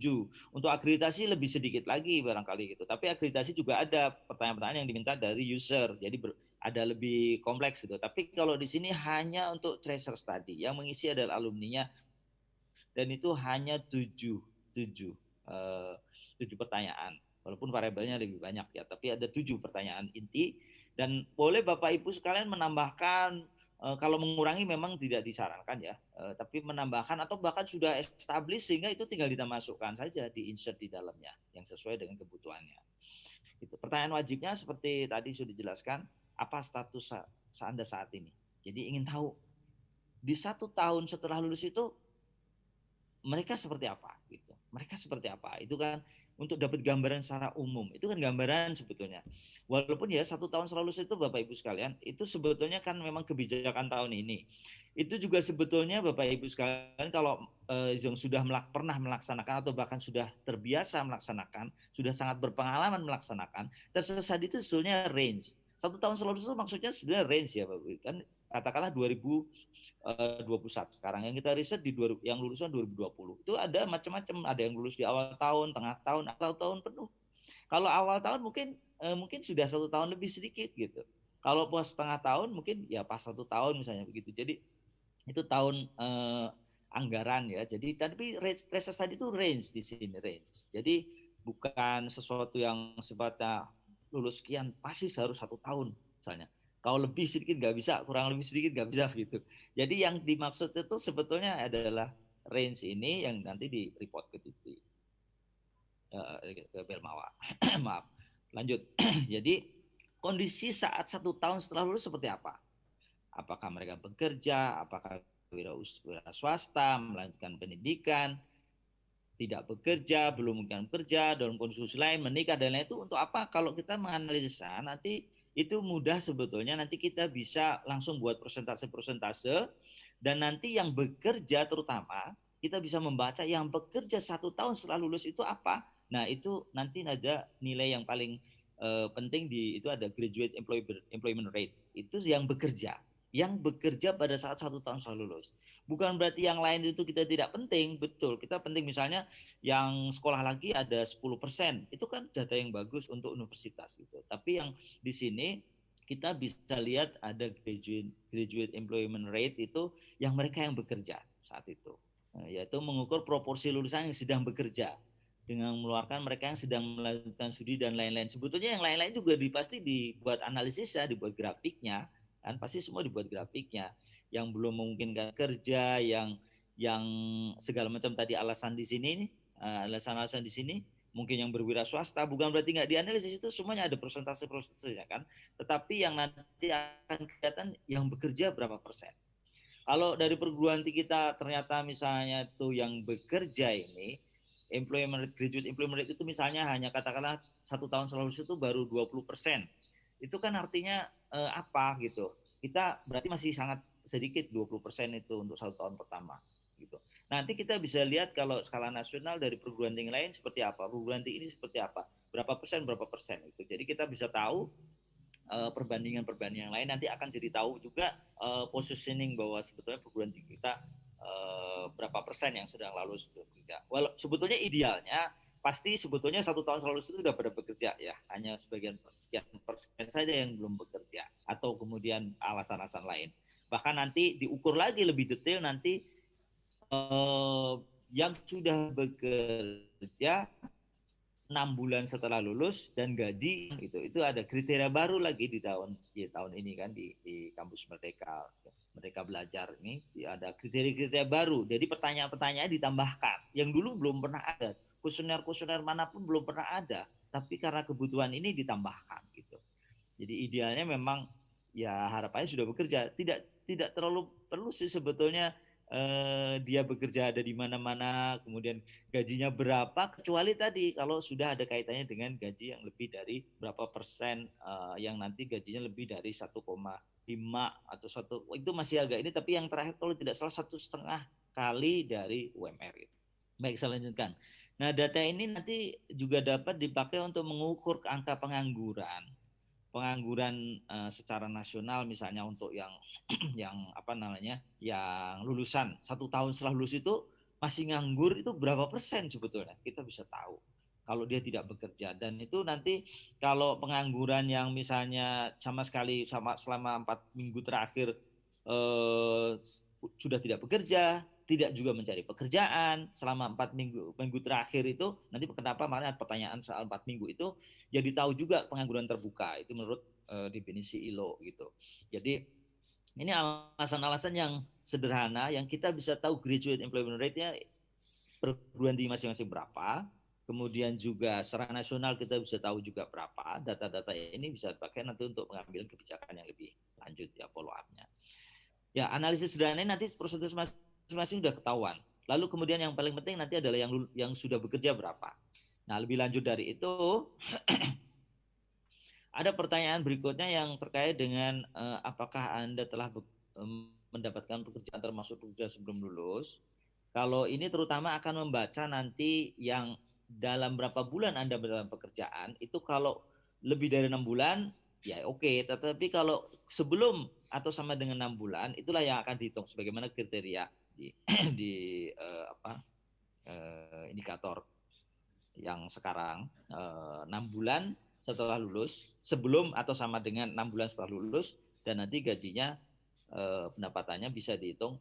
Makanya ada pertanyaan berapa rata-rata pendapatan Anda per bulan, itu termasuknya home pay, itu supaya kita bisa membaca lebih berapa persen yang lebih besar dari sama atau lebih besar dari 1,5 kali UMR gitu. UMR itu memang yang ngitung itu nanti adalah yang membuat analisisnya, bukan mereka. Pertanyaannya kan misalnya apakah pendapatan Anda lebih 1,5 kali lipat dari UMR, kan mereka nggak ditanya seperti itu. Jadi supaya apa nanti ya yang menghitung itu apakah sama atau lebih dari UMR itu apa ini penelitinya atau yang memprosesnya, yang menganalisisnya, Jadi kita mesti cek nanti apakah ini dari kota apa, kan ini sangat bergantung kota nih. Di mana lokasi tempat bekerja, drop down list provinsi, kabupaten, termasuk juga negara lain misalnya. Kita mesti cek ini ada pekerjaan tambahan buat para yang analisis nanti. Ini kalau kota ini, kabupaten ini sekian UMR-nya. Kemudian ini sudah masuk belum gitu. Sudah masuk belum. Nah, ini masuk dalam indikator gitu. Ya, ini. Baik. Nah, kalau jawabannya tidak, berapa bulan Anda waktu untuk mendapatkan pekerjaan pertama? Nah, ini kita bisa tahu juga waktu tunggu lulusan rata-rata misalnya. Waktu tunggu lulusan rata-rata. Jadi ada yang lulusan 6 bulan sebelum lulus, dan kita lebih spesifik lagi dihitung yang gajinya 1,5 UMR. Terus ada yang lebih dari itu, ya nggak, itu dihitung juga untuk kita bisa tahu waktu tunggu keseluruhannya bagaimana. Ya, ini penjelasannya ya. Ini masih ditulis 1,2 ya, 1,2. Ini soalnya yang terakhir 1,3 UMR gitu, 1,3 UMR. Nanti lebih detail. Tapi kan untuk pengisian tidak diperlukan bahwa ditulis 1,2, 1,3. Nanti kalau misalnya terakhirnya kan tinggal yang menganalisisnya, atau mungkin diputuskan jelas fix 1,5, tolong dihitung berarti semuanya yang 1,5 kali UMR gitu. Ya. Ya, ini untuk jawab indikator tuh. Kokin mengenai penghasilan, cek UMR dari pekerja tadi saya sudah jelaskan. Jadi kita harus nanti yang analisis itu akan cek dulu kerja di mana nih, sama nggak dengan itu yang untuk bekerja, Kalau yang nggak bekerja nggak usah. Misalnya mereka sekolah lagi, yang tidak lagi bekerja itu kan tidak dimasukkan, sudah di exclude langsung. Baik, saya lanjutkan ya. Ini untuk lanjut ke kuesionernya, kalau kategori di mana tempat bekerja, apa nama perusahaannya, bila berwira swasta posisinya saat ini, apakah founder, co-founder, nanti semua juga bisa kehitung. Yang wira swasta sekian persen nih secara nasional misalnya gitu, secara umum dari data yang masuk, itu saja. Dan validasi tentu saja sejumlah data yang masuk itu gitu. Apa tingkat tempat kerja Anda, apakah di lokal, apakah nasional, atau multinasional, itu kita bisa tahu di mana sih sebetulnya nanti mereka bekerja itu. Kebanyakan misalnya ternyata di lokal, atau wilayah Sumatera itu banyak yang bekerja di tingkat lokal. Lokal yang dimaksud mungkin skala provinsi atau skala kota, bahkan kabupaten seperti itu. Kalau nasional ya skala nasional. Kalau skala multinasional mungkin perusahaan-perusahaan multinasional misalnya gitu. Nah, ini pertanyaan-pertanyaan juga nanti untuk bisa menjawab orang di akreditasi Ban PT mengenai kategori dan tempat bekerja dan tingkat tempat bekerja. Untuk menjawabnya dapat langsung digunakan nanti setiap persentase dari setiap kolom gitu, di persentase itu. Kemudian informasi lain terkait nama perusahaan atau kantor perusahaan nanti juga bisa dipakai untuk melengkapi database employer survey atau user survey. Kalau ada satu perguruan tinggi juga yang setelah tertial study ada data kantornya, alamatnya, termasuk juga nomor telepon kantornya, bisa langsung dihubungi untuk mendapatkan respon atau pengisian kuesioner, permohonan pengisian kuesioner dari kantor itu untuk nama-nama berikut misalnya gitu. Atau bahkan kalau ada pertanyaan lagi yang lebih detail, ada perguruan tinggi yang memberikan perhatian nama dari atasannya siapa. Ya, selain kantornya mana, nama perusahaannya apa, nama perusahaan apa, kemudian nama atasannya siapa, itu bisa langsung dihubungi dan kemudian diminta pada tahun yang sama untuk melakukan user itu, untuk melakukan user survey maksudnya user survey, sehingga mereka langsung mengisi. Jadi ini untuk melengkapi database. Kemudian bisa juga ditindaklanjuti untuk membuat user survey, walaupun di yang sekarang ya termasuk selesai ini kita tidak bicara di user survey ya, tapi ini kan ada peluangnya untuk bisa mendapatkan data itu sehingga nanti bisa ditindaklanjuti untuk melakukan user survey gitu. Silakan mungkin lanjutkan gitu Bapak Ibu sekalian. Nah, pertanyaan berikutnya, kalau misalnya melanjutkan studi, kita bisa juga ada pertanyaan, breakdown-nya di bawahnya kan ada dari mana sih sumber dananya, apakah nama perguruan tinggi masih sama perguruan tinggi yang sama atau ke mana, bahkan juga di luar negeri mau ke negara mana gitu ya. Kemudian program studinya apakah sama atau kita bisa tahu itu lebih, dan itu nggak terlalu banyak sebetulnya. Biasanya yang sekolah lagi nih ya mungkin di bawah 5% ya kemungkinannya gitu. Tapi Itu boleh di breakdown sehingga dibuat analisisnya. Kemudian pertanyaan ini ya, ya ini sudah saya jelaskan situasi yang baik. Selanjutkan pertanyaan untuk studi lanjutan ini tadi ini beasiswa dari mana saya jelaskan. Halo, agak nggak apa-apa ya, saya lanjutkan ya, agak bocor tadi. Lanjut. Kemudian pertanyaan lebih lanjut mengenai mereka studi tadi ini, kemudian kita bisa juga untuk bisa membaca mungkin aktivitas program beasiswa ini, tapi untuk yang S2 ya, untuk mereka akan melanjutkan studi lagi. Gitu. Kita lanjut aja. Nah ini barangkali yang mungkin tadi ada kaitannya dengan pertanyaan-pertanyaan juga. Yang ini mungkin cukup penting ya. Ini sangat-sangat penting, termasuk juga nanti keselarasan horizontal vertikal. Ini kaitannya dengan seberapa erat sih hubungannya antara pendidikan kita, pendidikan dulu mereka dengan mereka bekerja karir. Apakah sangat erat itu ada 5 variabelnya. Sangat erat, cukup erat, kurang erat, sama sekali. Ya, jadi kalau ini nanti misalnya kalau sangat erat ya, nanti pasti akan kelihatan bahwa berapa persen yang masih sangat berhubungan dengan pekerjaan mereka dengan pendidikannya. Berapa persen yang cukup erat, berapa persen yang sama sekali nggak berhubungan itu. Dan hari ini banyak sekali yang tidak berhubungan, cukup banyak gitu, meningkat setiap tahun itu meningkat kalau dari beberapa data perguruan tinggi meningkat gitu. Pertanyaan ini digunakan untuk mengukur nanti keselarasan horizontal yang antara sesuai pekerjaannya dengan disiplin keilmuannya dulu. Keselarasan horizontal dalam tracer study diukur berdasarkan self assessment itu tentu saja individu, maksudnya pengisiannya adalah menurut mereka sendiri. Jadi mereka membayangkan dari mereka sendiri dari setelah mereka bekerja sesuai nggak dengan bidang kerjanya, gitu. Sesuai nggak bidang kerjanya, gitu. Nah pada konsep yang disebut selaras itu kalau saran skornya 3, 5 itu selaras, 1 dan 2 tidak selaras gitu. Perlu buat variabel baru berdasarkan pengelompokan tersebut. Nanti ini yang jelas kalau 3, 4, 5 itu masih dianggap selaras. Jadi cukup sesuai, cukup erat gitu. Atau sangat erat itu selaras. Tapi kalau tidak sesuai atau bahkan sangat tidak sesuai itu tidak selaras gitu. Itu mengukur keselarasan sifatnya horizontal kesesuaiannya. Nah, yang pertanyaan berikutnya ini yang akan melihat nanti keselarasan vertikalnya. Tingkat pendidikan apa yang paling tepat atau sesuai untuk pekerjaan saat ini? Kan jawabannya variabelnya setingkat lebih tinggi, tingkat yang sama, setingkat lebih rendah, atau tidak perlu pendidikan sama sekali. Jadi ada yang bekerja mungkin sebetulnya itu pekerjaan yang bisa diselesaikan oleh tingkat pendidikan di bawahnya, atau nggak usah ada pendidikan juga bisa ngerjain itu. Ya, mungkin karena siapa tahu di tahun pertama daripada nggak bekerja ya bekerja apa aja lah gitu, bekerja aja lah, serabutan juga bisa aja gitu, tapi mungkin belum bekerja misalnya. Tapi kita juga akan bisa membaca itu, kita nggak akan bahwa ini lebih bagus dari itu sebetulnya, tetapi memang yang paling bukan disarankan, tapi yang memang diharapkan ya, harapannya yang sebetulnya dia cukup dianggap positif itu kalau sebetulnya sama dari tingkat pendidikannya dengan pekerjaannya. Artinya tuh tidak disebutkan nanti tidak overqualification atau tidak underqualification. Kalau misalnya mengerjakan yang di bawah kan, ini seperti di sini, bekerja untuk pekerjaan yang membutuhkan level pendidikan yang lebih tinggi, itu overqualification. Jadi sebetulnya pekerjaannya itu harusnya pendidikan lebih tinggi, tapi dia mengerjakan itu. Nah, mungkin agak lebih langka ya.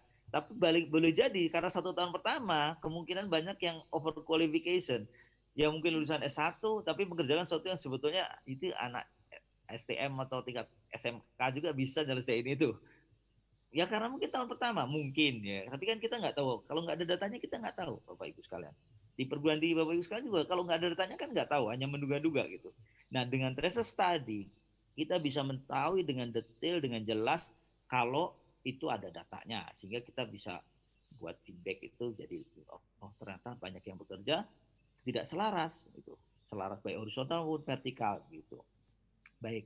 Nah biasanya yang dianggap negatif itu kalau overqualification atau underqualification juga memungkinkan sih, tapi jarang mungkin ya. mengerjakan tingkat lebih tinggi itu mungkin orang-orang tertentu ya bisa jadi. Tapi kalau over qualification bisa jadi banyak. Karena apa? Ya daripada nggak bekerja mungkin begitu. Tapi itu negatif sebenarnya jadinya kalau secara ini kan agak negatif gitu kalau mengerjakan sesuatu yang sebetulnya kalau gitu buat apa pendidikan, tapi kalau dia mengerjakan sesuatu yang sebetulnya nggak pendidikan itu nggak diperlukan gitu. Nah ini kan jadi negatif gitu Bapak Ibu sekalian ya. Kita lanjut yang terakhir ini terkait dengan kuesioner pada saat lulus. Nah ini untuk feedback juga ke internal tentu saja, untuk ke kampus masing-masing pasti sangat. Tapi kita hanya mengambil kompetensi, membaca kompetensi hanya 7 ini dari mana sih? Ini ngambil dari pertanyaan di di borang akreditasi hanya 7. Kalau Bapak Ibu lebih dari ini silakan aja. Komposisi hard skill banyak, bisa 10. Komposisi soft skill bisa banyak, bisa belasan. Faktor internal eksternal bisa banyak, bisa begitu. Yang biasanya itu umum ada kuesioner bisa sampai 27 atau 29 gitu. Itu lebih detail lagi. Yang untuk hard skill, soft skill apa aja gitu. Nah ini hanya 7, etika, keahlian, bahasa Inggris, ya, penggunaan teknologi informasi, kemudian masalah komunikasi, kerja tim itu kan sudah digabung, soft skill dan hard skill. Nah yang A ini pada saat lulus tingkat mana kompetensi di bawah yang Anda kuasai, yang dikuasai, yang mereka kuasai, yang mereka anggap mereka sendiri bahwa saya menguasai. Di sini misalnya bahasa Inggris saya baik gitu. Baik. Misalnya nomor 3. Atau kemudian komunikasi saya cukup nomor 2. Nah, dan yang B sebelah kanan pada saat ini pada tingkat mana kompetensi di bawah yang diperlukan untuk pekerjaan. Nah, pekerjaan mereka tuh sebetulnya membutuhkan yang mana? Misalnya tingkat kompetensinya tuh ternyata membutuhkan bahasa Inggrisnya sangat baik, sementara saya baik. Nah, jadi kan di sini ada apa ya? Kita bisa membaca nanti grafiknya itu perbedaan antara tingkat kompetensi yang dibutuhkan di dunia pekerjaan dengan tingkat kompetensi yang mereka dapatkan, yang mereka memiliki saat ini. Nah, kalau ada kuesioner yang lain lebih komplit lagi, seberapa kontribusi dari perguruan tinggi sejauh mana gitu, kompetensi mereka di sini. Ini pekerjaan untuk menyelesaikan pekerjaan mereka di mana? Kemudian peran dari perguruan tingginya di mana? Gitu. Tapi di sini tidak. Jadi cukup dari A dengan B. Kompetensi mereka di mana? Itu diasumsikan hasil dari perguruan tinggi.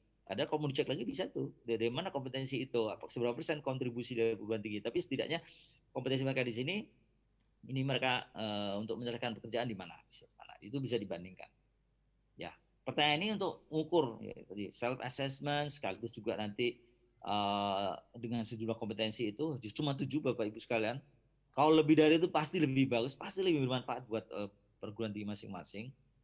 Kemudian pasti untuk bisa nanti otak-atik kurikulum itu menarik sekali Bapak Ibu sekalian kalau balik sini. Kalau di otak-atik di hard skill itu lebih detailin lagi, itu lebih bagus lagi, lebih keren lagi. Hanya yang ini kan di sini untuk akreditasi juga hanya untuk ini, untuk misalnya hanya 7 ini. Baik. Kemudian ini yang opsional, yang menurut Anda seberapa besar penekanan pada metode pembelajaran di bawah ini dilaksanakan oleh program studi Anda?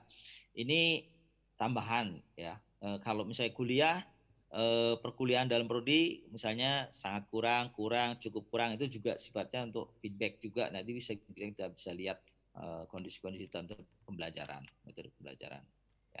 Aspek-aspek pembelajaran. Ini kaitannya dengan nanti untuk bisa membaca sistem pembelajaran mengenai komponen-komponen dalam kampus Merdeka atau Merdeka Belajar. Karena ada beberapa yang sifatnya yang ditanyakan misalnya praktek studio di sini, praktek bengkel, praktek lapangan atau magang yang mungkin itu menjadi bagian yang sekarang juga ada penekanan-penekanan ya. Baik. Lanjut sedikit lagi mungkin sini. Ini bagaimana Anda mencari pekerjaan, ini kita juga tinggal tahu aja dan persentase dari mana mereka dapat kerja. Gitu. Kalau punya pusat karir itu, kita bisa tahu pusat karir kita seberapa powerful ya untuk bisa anak-anak itu lulus alumni. Ambiangan jauh di mata. Itu. Mungkin moderator atau ini bisa nge-mute. Ya, iya, Pak, baik itu tadi untuk mencari cara kerja. Kita tahu aja dari mana. Kita jadi tahu, pusat karir kita mungkin belum powerful ya. Atau mungkin mungkin dibantu barangkali untuk di mute Mas, tolong Mas. Ya, hostnya di mute ya. Ya. Baik. Nah, ini juga lebih untuk bisa tahu berapa perusahaan yang dilamar gitu kan pada saat tahun pertama ini, berapa banyak perusahaan yang merespon gitu. Ya, jadi kita bisa tahu banyak perusahaan lamar itu sejauh mana kemulusan dalam transisi. Kalau perusahaan itu yang dilamar katakanlah satu, tapi juga banyak yang diterima juga di situ, artinya juga kita lebih bisa membaca transisinya tuh gampang, cepat barangkali gitu. Atau juga mungkin sudah sekian banyak ternyata yang lebih dari 10 yang dilamar tapi nggak diterima-terima juga nanti gitu. Banyak perusahaan yang merespon juga itu. Kita ada variabel-variabel di sana kan nanti mungkin bisa dibuat dalam grafik-grafiknya masing-masing itu masing-masing. Analisis dilakukan menyajikan presentasi dari masing-masing. Ya. Jadi analisa bisa dibuat dalam masing-masing pilihan jawaban, perbandingan antar berbagai program studi dilakukan membantu penilaian mengenai saturasi dunia kerja untuk program studi tertentu. Kalau dipisah-pisah di masing-masing prodi, ya kita bisa tahu juga antar prodi seberapa perbandingan antara masing-masing prodi gitu. Baik, saya lanjutkan aja. Sudah. Apakah Anda aktif mencari pekerjaan? Nah ini yang kenapa ada pertanyaan kok, mungkin ada pertanyaan juga barangkali kalau kenapa kok ditanya 4 minggu terakhir mungkin ya. Mungkin ya, ini mungkin ada karena ada masukan juga bagaimana kalau ada pertanyaan 4 minggu terakhir ini, karena sebetulnya kalau selama 4 minggu terakhir itu walaupun dia tidak bekerja misalnya, tapi dia aktif mencari pekerjaan, itu masih digolongkan dia bukan pengangguran terbuka. Pengangguran tapi bukan pengangguran terbuka. Kalau sudah tahun pertama ini sama sekali nggak bekerja, lalu kemudian juga tidak sedang mencari pekerjaan, tidak menunggu ini, tidak menunggu itu, sedang rusak, itu benar-benar menganggur terbuka gitu. Kemudian, nah kalau pekerjaan yang Anda lakukan saat ini tidak sesuai dengan pendidikan, mengapa diambilnya? Ini jauh juga dapat alasan-alasan kalau ada ketidakselarasan itu horizontal yang tidak sesuai dengan bidangnya, tapi kok diambil, tetap diambil juga gitu. Kira-kira begitulah. Ya ini untuk apa? Untuk kita bisa tahu juga alasan-alasannya apa. Oh mungkin gajinya gede, nggak sesuai bidang, nggak apa-apa kan gaji gede. Atau dapat nanti karir yang lebih cepat di sini, nggak apa-apa juga gitu. Tapi bisa tahu alasan-alasan, dan kemungkinan di era digital dan di era sekarang kan kemungkinan nggak sesuainya bisa jadi cukup tinggi karena ada pekerjaan yang hilang, ada pekerjaan yang baru gitu. Ada prodi-prodi yang dulu banyak dibutuhkan sekali, sekarang bisa jadi agak berkurang gitu. Jadi di era disruption ini kemungkinan perubahan kita bisa membaca perubahan-perubahan ini. Kampus Merdeka saya kira sangat juga mengantisipasi perubahan-perubahan ini karena apa? Kenapa dikasih 20 SKS yang di luar bidangnya? Karena kemungkinan untuk bekerja di luar bidang itu sangat tinggi. Jadi kemampuan adaptasi itu sesuai dengan minatnya, sesuai dengan bidangnya. Ya, tidak harus sesuai dengan bidangnya, tapi sesuai dengan minatnya mungkin bisa sangat memungkinkan di era hari ini, bahkan mungkin masa depan gitu. Baik, terakhir, ini tadi masih kenapa kok tetap diambil tadi ya? Kalau ngapa tetap diambil? Ya, ngapa diambil? Pertanyaannya untuk menggali penyebab ketidakselarasan horizontal, bahkan juga keselarasan vertikal. Kita bisa memahami dengan baik dengan situasi ketidakselarasan itu, gitu. Dan itu di era hari ini memungkinkan sekali untuk ketidakselarasan, tapi harapannya ketidakselarasannya hanya kalau soal bidang itu mungkin kalau keselarasan horizontal mungkin masih bisa kita mengerti lah di disruption ini. Tapi kalau ketidakselarasannya karena vertikal, karena sebetulnya pekerjaan itu sebetulnya tidak membutuhkan tingkat pendidikan dirinya, nah ini baru yang mungkin tetap negatif ya, tetap maksudnya dinilai yang kurang baik gitu. Karena sebetulnya pekerjaan itu bisa diselesaikan tanpa pendidikan setinggi S1 dia misalnya atau D3, tapi cukup SMA misalnya gitu. Tapi kalau karena per bidang itu mungkin kita bisa akan menjadikan satu justifikasi bahwa kita memang hari ini itu kebijakan-kebijakan yang lebih cair dalam arti untuk kemungkinan yang tidak sesuai dengan bidang memungkinkan gitu. Artinya tuh bukan sesuatu yang tabu, bukan sesuatu yang negatif sekali gitu, barangkali gitu. Tapi dari situ insya Allah kita dengan semua tracer tadi ini kita bisa dapatkan data-data itu, baik perguruan di Bapak Ibu sendiri masing-masing, juga secara nasional kita bisa tahu untuk potret dari alumni, potret dari semua graduate kita yang di seluruh Indonesia ini, dalam 1 tahun pertama seperti apa.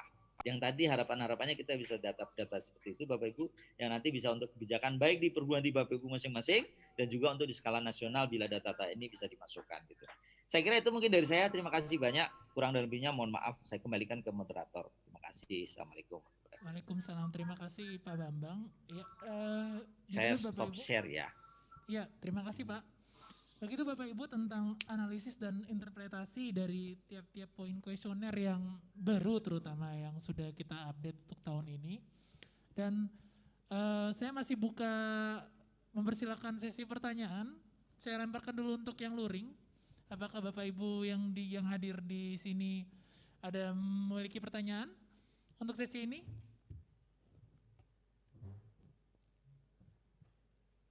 Tidak ada? Oh baik, dengan Pak Agus ya Pak ya? Oh, iya. Teman-teman mohon bantuan. Sudah jelas semua Mas, jadi nggak ada pertanyaan. Jangan gitu Pak. Mic-nya tadi sama Mas.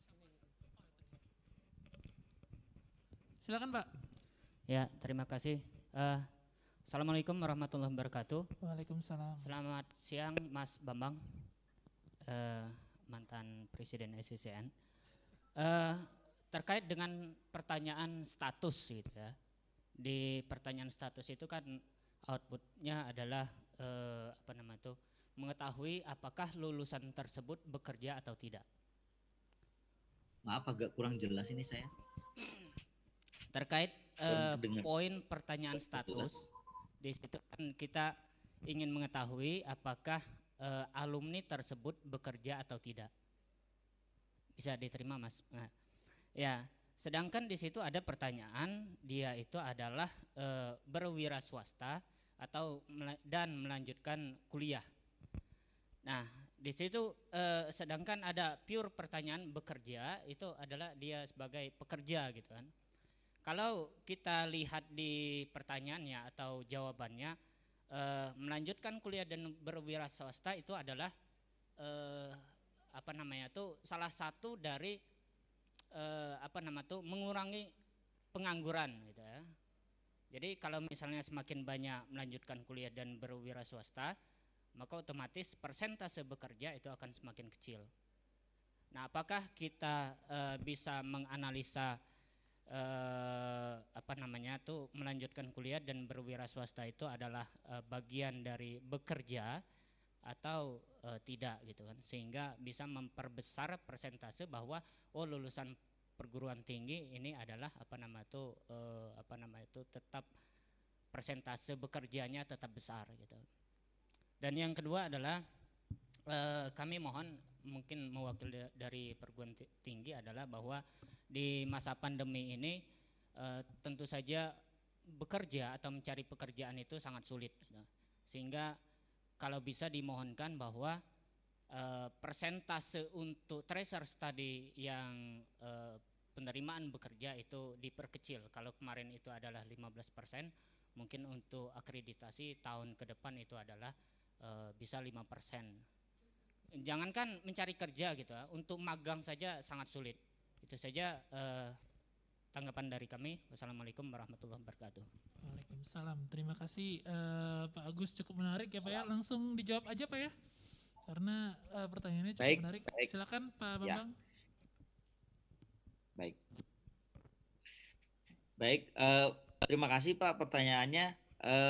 Pertama begini, ada beberapa yang mungkin ingin barangkali bisa saya jelaskan. Yang pertama, kita bisa tahu sih potretnya alumni saat ini itu pada saat 1 tahun kurang lebih ini ya, 1 tahun ini itu seperti apa Pak? Ya tentu saja yang bekerja, ada yang mungkin wira swasta, ada yang sekolah mau melanjutkan studi, ada yang tidak bekerja karena alasan ini atau sedang menunggu dan seterusnya. Itu kan kita bisa langsung bisa tahu Pak persentase-persentasenya. Nah, yang kita harapkan tentu saja kalau yang bekerja itu nanti akan ada kriteria lagi dan tambahan tadi yang kurang atau sama dengan 6 bulan setelah lulus dan gajinya sekian gitu. Itu akan coba dibaca sebagai indikator. Tapi tentu saja begini, tentu saja yang berwira swasta atau yang berwirausaha yang sekolah lagi itu tentu saja bukan berarti dia tidak bekerja. Yang tidak bekerja ya yang tidak bekerja karena alasan lain tadi, paling bawah. Yang dihitung yang tidak bekerja, yang tidak bekerja itu bahkan kalau dia nanti ada pertanyaan lain dan kalau dia tidak bekerja tapi sedang melakukan atau sedang mencari pekerjaan, itu pun nanti kalau dihitung bukan berarti dia bukan berarti pengangguran gitu. Jadi tentu saja yang berwira swasta termasuk juga yang sekolah lagi itu bukan berarti dia dianggap tidak bekerja. Bukan, karena bukan berarti maaf saya salah mungkin. Tapi dia memang satu kategori tersendiri bahwa dia berwira swasta. Dan itu artinya kita juga bisa masuk dalam indikator bahwa yang berwira swasta akan berapa persen gitu. Jadi itu sesuatu yang berbeda-beda. Bukan berarti juga negatif, itu malah justru bagus. Semakin bagus yang berwira swasta makin banyak juga kita indikatornya itu akan menjadi makin bagus. Misalnya perguruan tinggi A yang sedang berwira swasta itu 1 tahun pertama sudah sekitar 15%, 12% gitu. Ada satu perguruan tinggi saya lihat biasanya tahun pertama itu tinggi 12%. Tapi kalau dianalisis yang tahun kedua lagi ini itu biasanya turun 7%. Tahun ketiga turun lagi jadi 5%, turun terus. Biasanya itu tahun pertama itu masih coba-coba wirausahanya. Tapi bukan berarti dia sesuatu yang salah atau bahkan buruk atau negatif, bukan. Menurut saya itu bagus-bagus saja kalau berwira swasta. Jadi itu tadi pertama itu bukan berarti anggap tidak bekerja, bukan. Yang tidak bekerja itu memang yang kategori yang tidak bekerja dan tanpa alasan itu, atau pakai alasan yang lain apapun dia tidak bekerja, itu kita tahu. Tapi yang akan dicari atau dibaca indikator yang lebih paling penting yang untuk masukkan ke indikator kinerja itu yang bekerja dan nanti 1 bulan. Itu yang pertama. Yang kedua juga persentase tracer study bukan berarti tidak, artinya tuh sama dengan persentase yang bekerja. Akhirnya kemudian diturunkan atau gimana. Menurut saya tracer study tetap kalau untuk respon rate itu harapannya tetap tinggi. Kalau bisa sekian persen, 80% gitu, tetap kan kita bisa tahu akan berapa persen sih sebenarnya, karena itu masalah validitas data. Tapi kalau untuk yang bekerja berapa persen, itu juga sebetulnya realnya saja. Kalau memang misalnya yang baru bekerja itu 50%, itu bukan berarti kita tuh nggak baik gitu ya, atau bahkan cuma 20%, bukan berarti itu justru malah data tersesadi itulah dipakai untuk feedback buat kampus kita gitu. Juga nanti data secara nasional. Dan artinya bukan berarti itu kita bicara langsung positif dan negatifnya sebenarnya ya. Karena itu data itu dengan data lah kita sebetulnya bisa pakai untuk membuat follow up yang lebih baik gitu sebenarnya. Dari situ kita bisa melangkah. Karena kalau nggak ada data itu kita melangkah dari mana gitu. Nah, salah satu contohnya misalnya kalau nanti buat follow up ya Bapak Ibu sekalian, kalau misalnya data kita katakanlah 20% yang baru bekerja tahun pertama. Kalau feedback buat perguruan tinggi apa sih kira-kira yang akan kita lakukan oleh perguruan tinggi? Tanggung jawab apa gitu. Kalau misalnya sudah ada pusat karir bagaimana lebih power? Kalau belum ada apakah bisa membentuk pusat karir kayak seperti itu? Kalau nanti skala nasional juga mungkin nanti kita ternyata yang 1 tahun setelah lulus ini baru 10% misalnya ini. Ini langkah-langkah apa yang mungkin harus dilakukan? Kira-kira gitu. Betul bahwa sekarang di pandemi gini mungkin cari kerja juga susah. Ini juga susah. Tapi kita kan kalau susah ini kan baru kita membaca dari sisi opini ya Bapak Ibu sekalian ya. Kalau kita ada datanya itu baru kita akan lihat ternyata sekian persen. Dan kenapa mereka bekerja kan kita jadi tahu. Keselarasannya kita jadi tahu. Dari situlah kita bisa mungkin melangkah lebih jauh. Jadi fungsi tracer study itu untuk feedback untuk buat semua stakeholder. Baik skala yang lebih kecil, perguruan tinggi atau juga nasional. Inilah yang sebetulnya lebih penting banget nanti untuk kita bisa melakukan follow up itu sebetulnya yang penting. Justru malah ketika ada datanya itu keliru atau terkamuflase karena ingin supaya kelihatan bagus, itu malah nggak bagus Bapak Ibu sekalian. Malah nggak bagus. Itu sebetulnya realnya apa yang terjadi, itulah sebetulnya untuk feedback ini penting banget gitu. Bukan untuk kemudian kita malah, mohon maaf, kita ingin membohongi buat diri kita sendiri, bukan gitu. Apa adanya saja, tapi prosentase makin kita tetap tinggikan dari sisi respon rate sehingga kita bisa dapat data yang lebih valid, yang lebih jelas gitu. Mungkin kira-kira dari saya itu untuk lebih barangkali membuat lebih jelas ya. Terima kasih. Siap Pak Bambang, cukup jelas sekali. Begitu ya Pak Agus ya tentang feedback ya. Tapi Pak Agus benar kan saya ini ngomong. Iya, yang apa nama tuh tadi masalah kebijakan untuk akreditasi perguruan tinggi. Kalau misalnya akreditasi mohon izin Bapak Pak Agus karena kita dari Direktorat Pembelajaran dan Kemahasiswaan begitu ya. Jadi memang kalau untuk aturan akreditasi bukan dari secara langsung bukan dari Belmawa. Tapi nanti mungkin bisa ditambahkan oleh Bu Retno nanti ketika nanti beliau saat akhir acara, tapi kita akomodasikan dulu untuk pertanyaan lainnya sebelum kita juga istirahat untuk zuhur ya, Pak Agus ya. Oke, siap. Baik, terima kasih. Bapak Ibu, saya lanjutkan untuk yang daring dulu ya Bapak Ibu ya. Di sini sudah ada 3 peserta. Saya prioritaskan yang belum bertanya dulu ya. Dari Pak Nurman dan Pak Imam tadi sudah bertanya. Ini dengan Ibu Helmita dari Umitra. Silakan Ibu, sudah saya unmute. Oke, terima kasih Bapak atas kesempatan waktunya. Perkenalkan, saya Helmita dari Universitas Mitra Indonesia, Bandar Lampung. Terkait research study ini Pak, ini kan formatnya baru Pak ya. Nah, saya ini kan juga baru lagi setelah selesai hibah ini apa sih namanya yang pusat karir 2018, saya sempat vakum dari pusat karir. Nah, jadi saya belum tahu, saya sedang koordinasi dengan ketua pusat karirnya apakah sudah memiliki akun atau belum. Nah, sedangkan ini kan kita kan pelaporannya harus melalui akun tersendiri ya Pak ya. Melalui akun pelaporan itu sekarang, kalau dulu kan kita per 2 tahun setelah lulus baru kita melaporkan tracer mahasiswa itu. Nah, kalau sekarang ini kita per tahun. Sedangkan untuk 2 tahun setelah lulus aja kita kesulitan untuk menghubungi alumni Pak. Nah itu kayak beberapa waktu yang lalu kami baru habis asesmen lapangan program studi kewirausahaan, tapi kan yang untuk tracer study-nya kan kami menggunakan yang alumni fakultasnya Pak, karena kan yang kewirausahaan memang belum ada lulusan. Nah jadi saya menghubungi cukup banyak alumni dan itu yang merespon itu hanya beberapa persen. Nah itu gimana sih Pak trik kita dari pusat karir atau dari perguruan tinggi untuk agar mahasiswa itu dia lebih antusias untuk mengisi kuesioner yang telah kita share. Terima kasih Bapak. Pak Bambang, jadi Bu Helmita menanyakan tips and triknya nih Pak. Nah, monggo Pak Bambang, silakan. Baik. Pertama saya sebelum bicara di yang tips and triknya, yang pertama sebenarnya memang ada perubahan pasti Bu ya. Perubahan ini kan memang setiap sudah kepastian ya, perubahan itu selalu ada gitu. Nanti berikutnya walau alam juga perubahannya dari sisi mana. Yang jelas kan sekarang perubahan itu ada 2 yang paling signifikan. Berganti dari 1 tahun setelah lulus itu 1. Yang kedua, core kuesionernya juga ada tambahan-tambahan baru disesuaikan dengan kampus Merdeka Belajar ini. Itu aja sebenarnya, tambahan-tambahannya juga nggak banyak sebenarnya itu. Nah itu tinggal kemudian ya kita menyesuaikan saja kalau menurut saya itu. Nah yang kedua soal yang lain, soal yang metodologi khususnya approach ya, barangkali gimana caranya. Sebetulnya kalau boleh saya sebutkan ya Bu Ibu, mungkin untuk para semua penyelenggara tracer study, the main issue, the main problem di dalam tracer study adalah how to collect the data itu.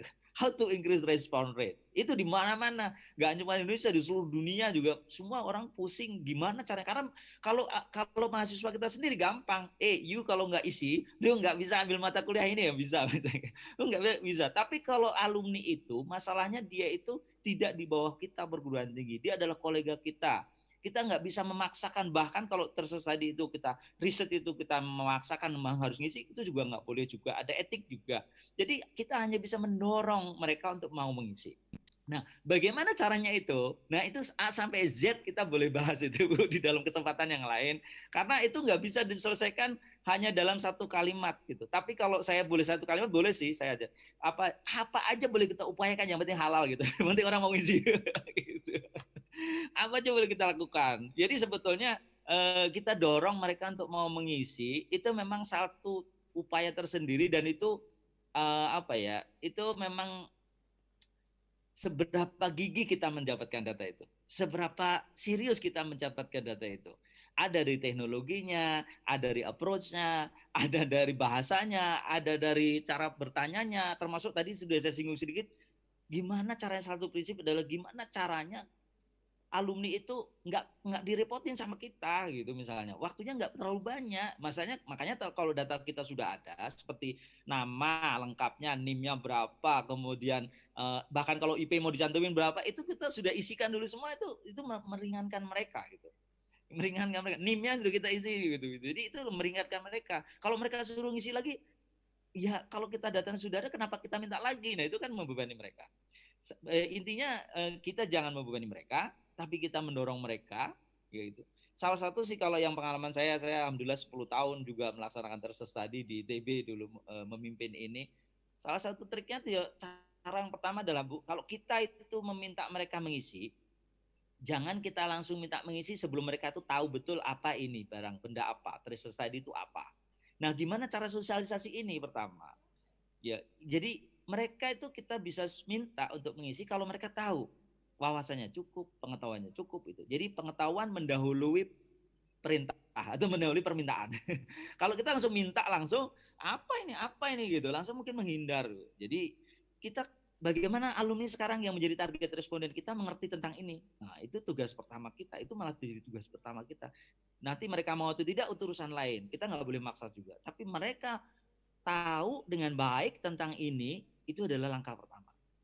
Visualisasi, pemahaman yang lebih baik kita berikan, kita punya katakanlah kalau bisa punya website, punya apa, belum lagi nanti suratnya, belum nanti semuanya kita perhatikan sehingga mereka mengerti apa seberapa penting ini tracer study untuk perguruan tinggi untuk saya. Nah, tadi kenapa ini menjadi isu mereka problem? Karena kalau buat kita penting sekali, ya kan? Tapi buat mereka apa gitu pertanyaan kan? Itu kan aja kata-kata kunci yang gimana cara kita harus mikir keras, gimana caranya mereka mengisi tapi dengan bahkan sukarela, bahkan happy gitu mengisi gitu. Nah, itu memang tidak bisa kita bahas tuntas dalam workshop di sini yang hanya dalam beberapa menit. Itu mungkin nanti di kesempatan lain dan di kemungkinan yang lain bisa mungkin bagaimana memecahkan masalah ini. Ada banyak perguruan tinggi yang sudah 80%, Bu, ada yang 70%, ada yang bahkan 90%, itu ada banyak hari ini. Kalau dulu langka banget, kalau sekarang mah di atas 50% udah banyak, Bu. Jadi kita bisa belajar dari perguruan tinggi mana aja yang sudah melaksanakan itu dan mereka sukses gitu untuk mendengarkan ini, untuk dari masalah tadi respon. Saya kira itu, ya, makasih. Siap, Pak Bambang, terima kasih tips and triknya. Itu sudah didengar oleh cukup semua peserta yang di sini, Pak. Terima kasih gitu. Ini ada satu lagi, Pak Nurman. Namun, Pak mohon izin, mungkin saya akan menyelesaikan sesi Pak Bambang dulu, dikarenakan kita akan mau istirahat dulu, Pak, mau break. Di sini sudah mulai zuhur dulu. Nanti jadi kita akan istirahat 15 menit sebelum lanjut lagi ke sesi berikutnya. Terima kasih banyak, Pak Bambang. Akan masukannya, presentasinya, dan tadi sudah tips and triknya yang sebenarnya ini yang penting, Pak. Tips and trik seperti ini biasanya yang dibutuhkan oleh perguruan tinggi di sini gitu. Baik, terima kasih banyak Bapak Ibu. Seperti yang saya sampaikan, kita akan istirahat dulu sekitar 15 menit. Dipersilakan Bapak Ibu kalau misalnya mau zuhur di sini dulu. Nanti kita akan kembali lagi untuk sesi terakhir, untuk sesi teknis pengisian dan perkenalan dengan sistem tracer study oleh Pak Rudi nanti jam 12:30. Itu saja, terima kasih. Terima kasih Pak Bambang. Nah, terima kasih. Ini sesi saya sudah terakhir ya, Mas Heri. Iya, terima kasih Pak. Masih tinggal Pak Rudi saja. Siap. Ya, baik. Makasih, mohon maaf tentunya. Makasih.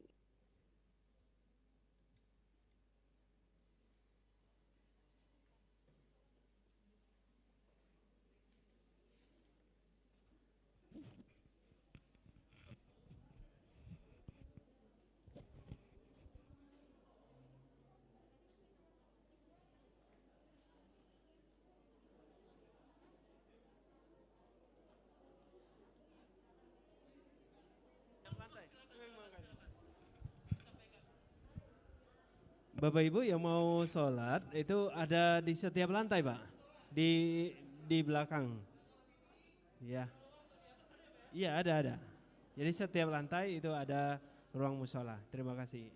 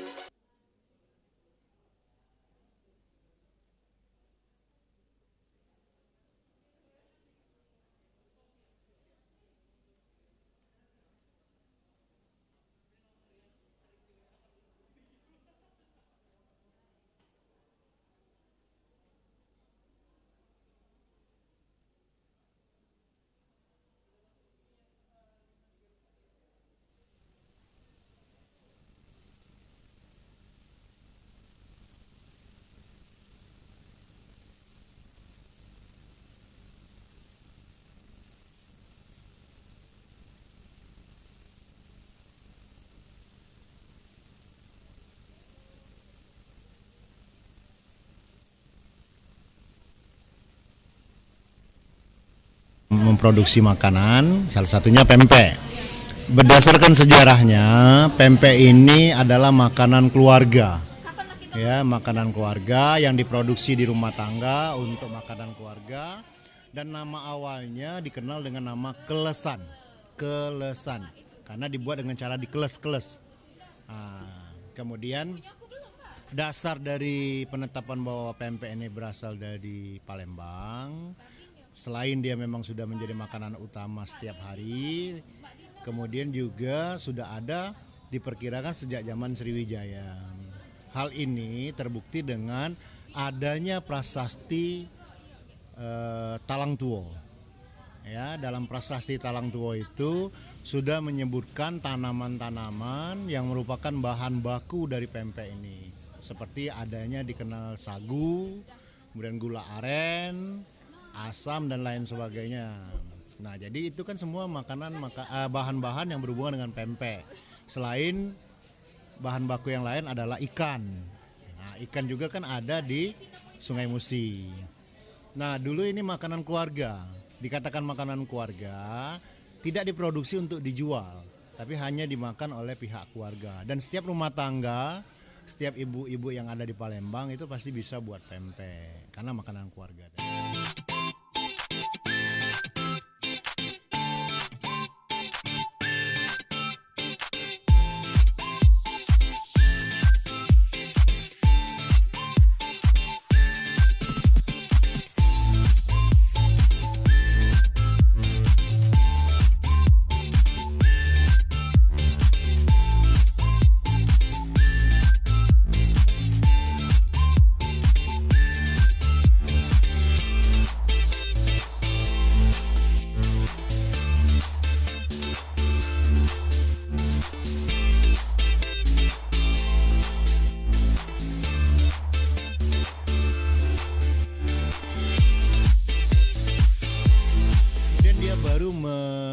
Memasuki dunia pasar ketika pempek sudah dikenal luas, dikenal oleh masyarakat bukan hanya orang Palembang, tapi juga dikenal oleh masyarakat di luar Palembang, sehingga dibutuhkan untuk produksi yang lebih besar.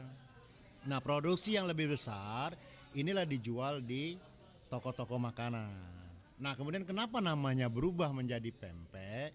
Ada catatan di tahun 73 menyatakan bahwa pempek ini diambil dari nama dengan cara pembuatannya, misalnya karena dia ditempek-tempek, dipek-pekkan gitu. Nah, karena cuma pek jadi pempek.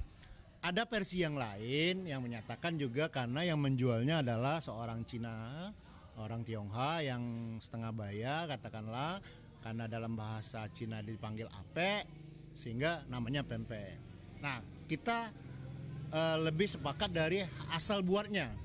Karena dia dibuat dengan yang namanya sagu dicampur ikan, dicampur yang lain-lain, itu air, garam sedikit, kemudian dipek-pek itu. Nah, kemudian nama awalnya adalah kelesan, jadi ada perubahan nama. Nah, tadi saya bilang bahwa sejak tahun 1900-an baru pempek ini dijual di toko-toko makanan atau di warung-warung. Jadi semakin hari semakin banyak yang jualan sehingga semakin banyak yang mengenal, sehingga katakanlah pempek ini go internasional atau mendunia seperti itu.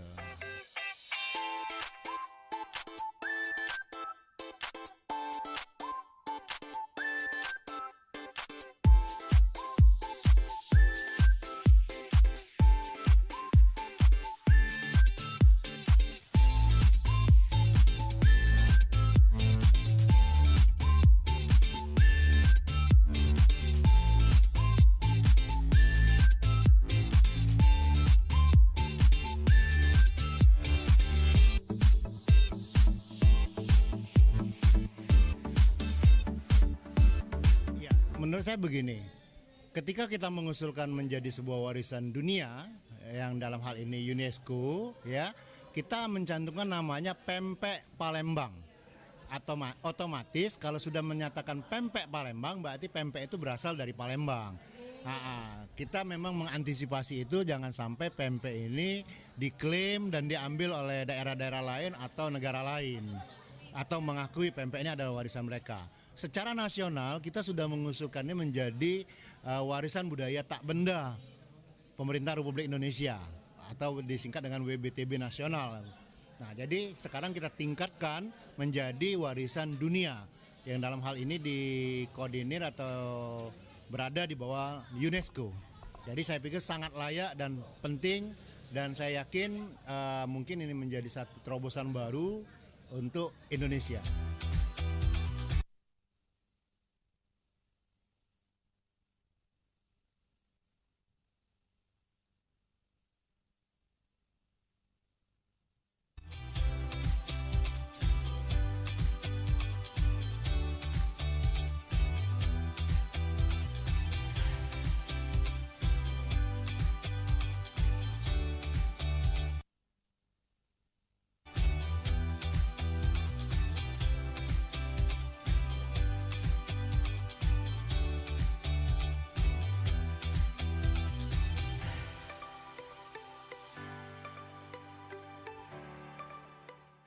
PMP adalah sebuah makanan khas dari Palembang yang sangat menolong dalam sosialisasi kehidupan saya. Pertama, untuk berkomunikasi secara kuliner kepada tamu-tamu yang datang ke rumah saya, kemudian juga secara akademis ketika akan memberikan sesuatu yang khas, maka PMP bisa dibawa kemana-mana. Misalkan ketika saya kuliah di Malaysia, kemudian ke Jepang dan juga ke negara Timur Tengah. Mereka semua menjadi satu, memiliki cita rasa khas tentang PMP, karena PMP tidak ada di mana-mana, yang ada hanya di Kota Palembang dengan segala bahan-bahan yang dibuat untuk pembuatannya, sehingga kekhasan tersebutlah yang menjadi ciri daripada Kota Palembang. PMP merupakan makanan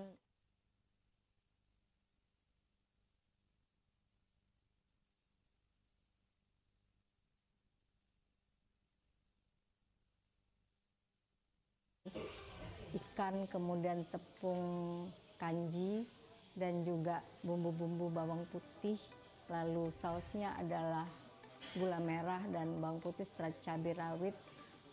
Ketika diramu memiliki nuansa yang unik. Nah, kemudian PMP juga menjadi ajang silaturahim. Lalu bagaimana di Kota Palembang?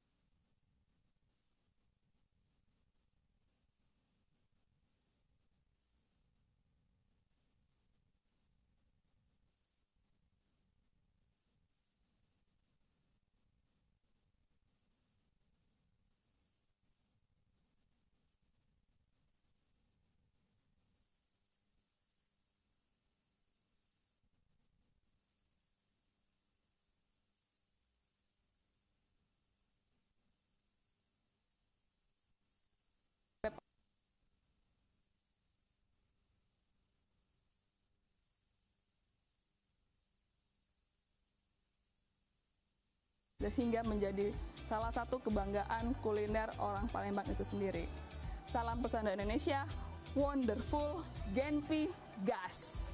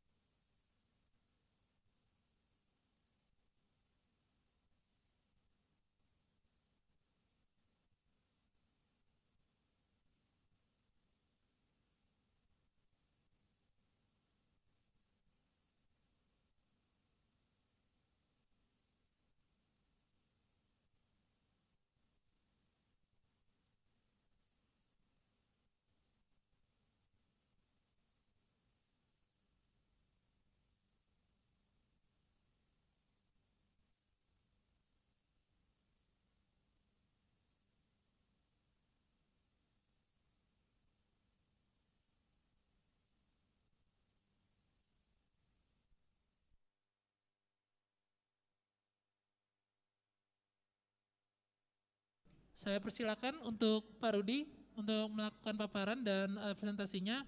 Nanti mungkin Pak Rudi mohon izin, nanti ada beberapa pertanyaan-pertanyaan yang belum terjawab di awal sesi. Nanti juga akan saya sampaikan kembali atau mungkin nanti dalam paparan sudah bisa dijawab. Nanti jika belum nanti akan saya sounding kembali saat sesi pertanyaan. Begitu ya Mas Rudi ya? Baik, Mas Rudi, waktu dan tempat saya persilakan. Terima kasih. Yang saya hormati Bu Retno beserta jajaran Direktorat Pembelajaran Kemahasiswaan, Bapak Ibu pimpinan perguruan tinggi, pimpinan LLDT, dan tentunya para peserta acara sosialisasi pada siang hari ini. Izinkan saya untuk share screen terkait dengan portal Tracer Study @kemdikbud.go.id ya. Nah, Bapak Ibu sekalian, tadi mungkin Pak Bambang dan pembicara-pembicara sebelumnya sudah menjelaskan tentang apa saja perubahan pada Tracer di tahun 2021 ini. Nah, izinkan saya pada sesi ini untuk menjelaskan secara spesifik tentang bagaimana cara pelaporan dari Tracer-nya. Nah, untuk mengakses halaman Tracer itu tetap ya URL-nya berubah ya. Kalau dulu itu pkts.belmawa.ristekdikti, sekarang menjadi http://tracerstudi@kemdikbud.go.id, di mana masih sama seperti yang dahulu, di mana setiap satu perguruan tinggi itu hanya mempunyai satu akun, ya, yang menjadi username adalah kode perguruan tinggi, di mana kode ini adalah kode yang sama dengan kode perguruan tinggi yang terdaftar dalam PDDikti. Nah, bagi Bapak Ibu yang perguruan tinggi yang belum mempunyai akun, bisa merequest ya ke email tracerstudi@kemdikbud.go.id. Nanti rekan-rekan di Belmawa akan membantu membuatkan user. Tentunya permohonan user tadi harus disertai dengan surat pengantar dari pimpinan perguruan tinggi yang intinya menyatakan bahwa yang bersangkutan yang akan diberi akun itu memang diberi wewenang untuk mempunyai akun di dalam portal Tracer Study ini. Nah, ini tampilannya Bapak Ibu sekalian, ya bisa dilihat. Saya yakin hampir semua perguruan tinggi yang ada di sini sudah pernah mengakses Tracer ini pelaporannya. Nah, tata cara pengisiannya pun masih sama Bapak Ibu sekalian. Ya, masih ada yang menggunakan form satu persatu kalau memang datanya nggak banyak, tapi juga bisa melalui upload Excel, ya, di mana upload Excel ini kita sediakan bagi perguruan tinggi yang sudah punya sistem atau yang sudah mengumpulkan data, sehingga Bapak Ibu di perguruan tinggi itu tinggal menyesuaikan Excel-nya, ya, Excel-nya akan di-download dari aplikasi, tinggal mengisi Excel tersebut dan diunggah ke dalam sistem. Dan tentunya kuesionernya adalah formulir standarnya Dikti. Nah, Bapak Ibu sekalian, nanti setelah Bapak Ibu login, itu semua data-data Tracer itu ada di menu data, kemudian data Tracer. Di situ akan muncul semua data yang sudah disimpan dalam Tracer Study, Bapak Ibu sekalian. Nah, untuk mengisi secara individual, Bapak Ibu tinggal klik tambah data sebenarnya, ya.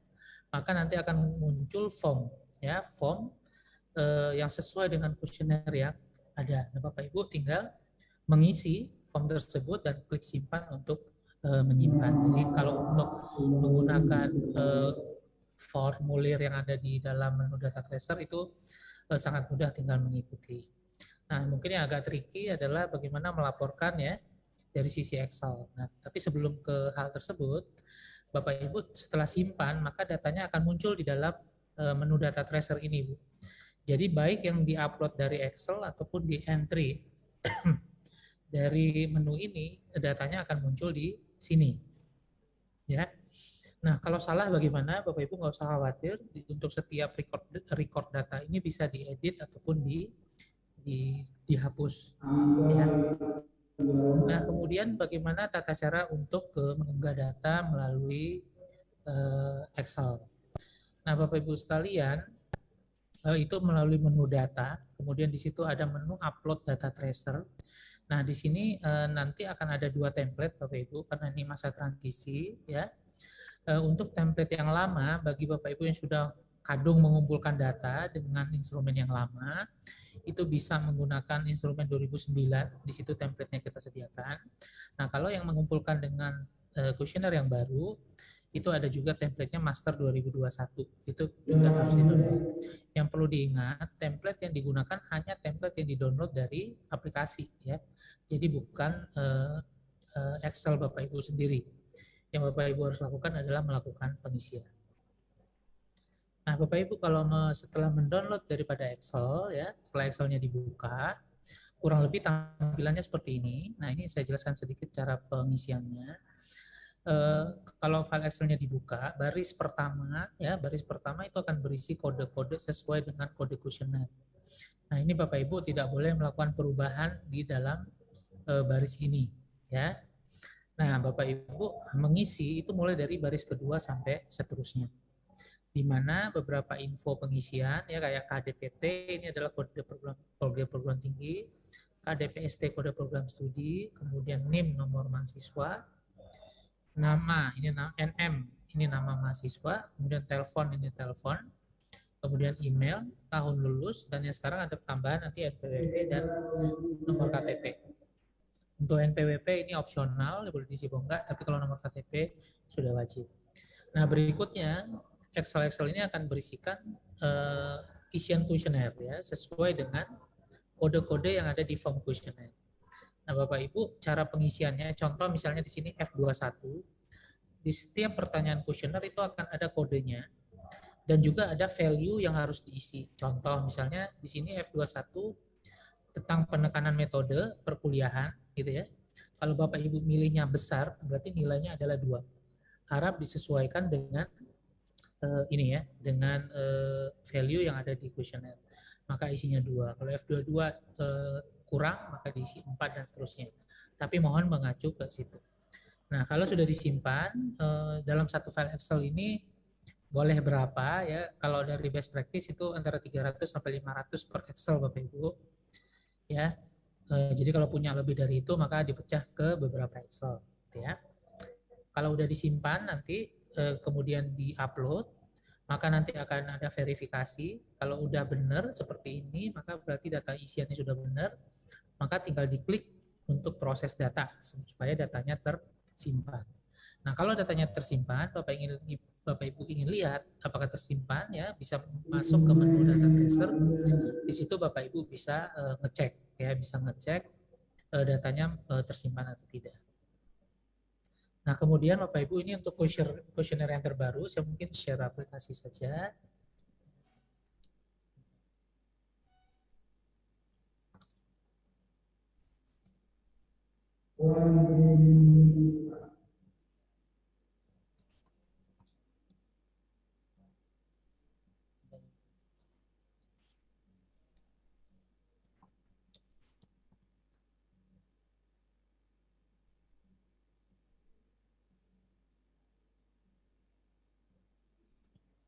Ya, Bapak Ibu bisa lihat contoh kuesionernya ada di menu kuesioner, form kuesioner, ya. Nah, ini ada pertama yang terkait dengan identitas, sebenarnya masih sama seperti yang dulu. Perubahannya adalah di NIK dan NPWP. Kemudian yang menjadi kuesioner wajib yang pertama ini adalah status, ya Bapak Ibu. Di sini kita langsung nanya. Dan ini harap diperhatikan yaitu value-nya, ya Bapak Ibu. Ini value-nya tidak urut, ya, karena kita masih mencoba mengintegrasikan data yang form kuesioner sebelumnya dengan yang sekarang, ya. Kemudian mendapatkan pekerjaan 6 bulan ini langsung kita tanyakan di F504. Nah, sedangkan F502-nya berarti ini nilainya adalah 0 sampai 6. Ya, kemudian untuk pertanyaan pendapatan ini F505, kalau tadinya kita tanya di yang lain, ya sekarang kita tanya di sini. Langsung yang kita tanya adalah rata-rata pendapatan per bulan atau take home pay-nya. Nah, kalau misalnya di atas 6 bulan, ya Bapak Ibu, berarti F504-nya nilainya 2, ya. Nah, ini diisi berapa bulan. Kemudian lokasi bekerja, ini nanti provinsi dan kabupaten kota diisi sesuai dengan kode yang ada di PD Dikti. Ya, nanti akan kita unggah secara terpisah kode-kodenya. Kemudian F11, instansi tempat bekerja sekarang, ini tinggal diisikan sesuai dengan value yang ada. Nama perusahaan kantor bekerja, kemudian posisi, ada founder, co-founder, staff, freelance, dan seterusnya. Tingkatan tempat bekerja, ini juga mengelaborasi dengan kuesionernya Ban PT, ya, atau kebutuhan Ban PT. Kemudian kalau studi lanjut, ini ada pertanyaannya, ini tinggal Bapak Ibu ikuti. Sumber dana perkuliahan, kemudian ini keselarasan vertikal dan horizontal. Nah, untuk F17 kalau yang lalu ini opsional, sekarang jadi wajib, tetapi yang ditanyakan hanya 7. Ini juga menyesuaikan dengan jadi Ban PT. Jadi hanya etika, keahlian bidang ilmu, ya, bahasa Inggris, teknologi informasi, komunikasi, kerjasama, dan pengembangan diri. Sedangkan untuk yang lain ini masih sama. Nah, kemudian saya kembali lagi.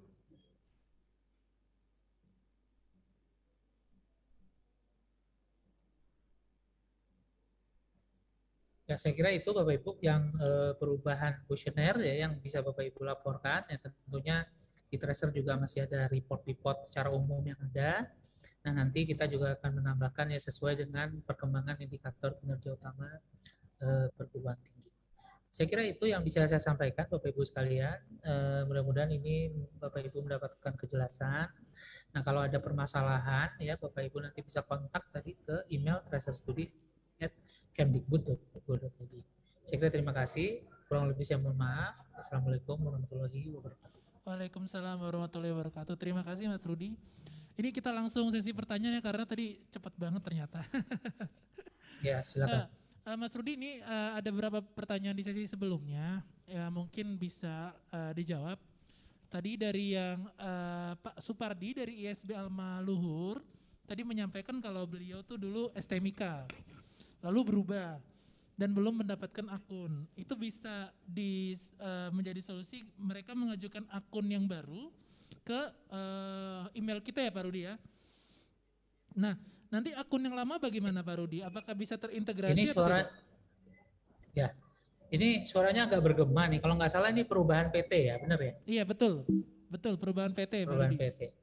Ya, jadi begini Pak, terkait dengan perubahan PT itu kita mengikuti treatment yang ada di PDDikti. Kalau dia lulusnya itu masih dari perguruan tinggi yang lama, maka datanya harusnya tercatat di perguruan tinggi yang lama. Nah, kalau dia lulus sudah di perguruan tinggi yang baru dia menggunakan akun. Jadi nanti akan ada 2 akun sementara ini. Ya, kalau untuk PT yang barunya belum ada akun, silakan request ke alamat email tadi, nanti akan dibuatkan usernya. Itu mungkin Pak Hari. Oke, siap Pak. Jadi gitu ya Pak Rudi ya. Kalau untuk hasil kuesioner dengan data yang lama, dengan lulusan PDDikti yang lama, akan tersimpan di akun yang lama begitu ya. Tapi kalau untuk akun yang baru, itu merupakan data lulusan di PT yang baru begitu ya? PT yang baru, betul. Baik, jadi mengikuti sesuai dengan ketika lulusnya masih PT baru atau masih PT lama. Gitu ya? Oke, baik. Terus tadi ada lagi dari Pak Farid, wah ini sudah raise hand, mungkin pertanyaannya saya ulang dulu. Ini kan ketika kami sudah memiliki data dari kuesioner yang lama, nah tiba-tiba ada kuesioner yang baru datang nih, apakah kami mengirimkan ulang atau kami mengupload kuesioner yang lama aja? Monggo Mas Rudi. Ya, jadi kalau yang sudah dikumpulkan dengan kuesioner lama sih silakan dilaporkan dulu ya ke dalam sistem, karena template untuk kuesioner lama juga kita masih sediakan. Begitu. Tapi kalau udah mulai dengan yang baru ya silakan menggunakan yang baru. Itu mungkin Mas Jeffrey. Oke, siap. Itu saja sih rangkuman yang tadi beberapa pertanyaan yang cukup teknis Mas Rudi. Sekiranya nanti saya lanjutkan ke sesi pertanyaan secara luring dulu, saya lempar. Mungkin Bapak Ibu ada yang bertanya? Oh, yang di ujung, teman-teman bisa bantu untuk mic-nya? Satu lagi di mana ya? Dengan Ibu ya Bu ya? Ya, mohon menyampaikan nama dan asal perguruan tinggi ya Bu. Teman-teman mic-nya dong. Mic-nya dari mana? Nah, ini mic-nya kayak lebih bersih. Sudah ada. Yang di ujung Mas Yoga, itu.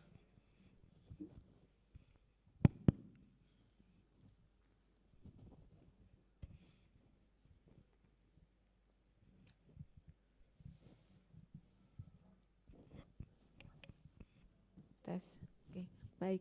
Selamat siang, saya Ria dari Universitas Katolik Musikaritas. Selamat siang Pak Rudi.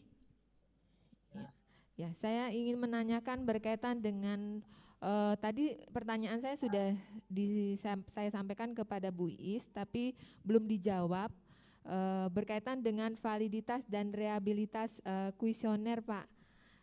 Tadi dijawab oleh Bu Iis, akan dijawab oleh Pak Rudi seperti itu. Apakah bisa kami sebagai pengelola tracer study diberikan validitas dan rehabilitas, karena bisa saja digunakan pada saat akreditasi kami. Oke, baik, terima kasih, itu saja Pak. Iya. Terima kasih Bu, langsung saya jawab ya.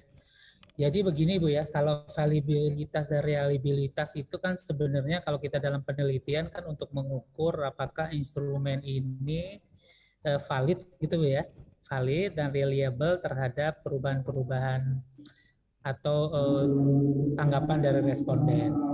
Nah, pertanyaan ini sebenarnya sudah menyesuaikan dengan standar pertanyaan yang ada di internasional juga Bu, di mana di standar internasional itu sebenarnya sudah dihitung, dan tentunya di sini pertanyaan-pertanyaan yang kita yang kita tanyakan kan sudah spesifik untuk menjawab indikator kinerja utama dari kementerian ya Bu.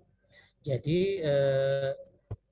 saya yakin reliabilitas dan validitasnya karena kita mengadopsi dari internasional itu sudah bagus, dan di luar itu pertanyaan ini memang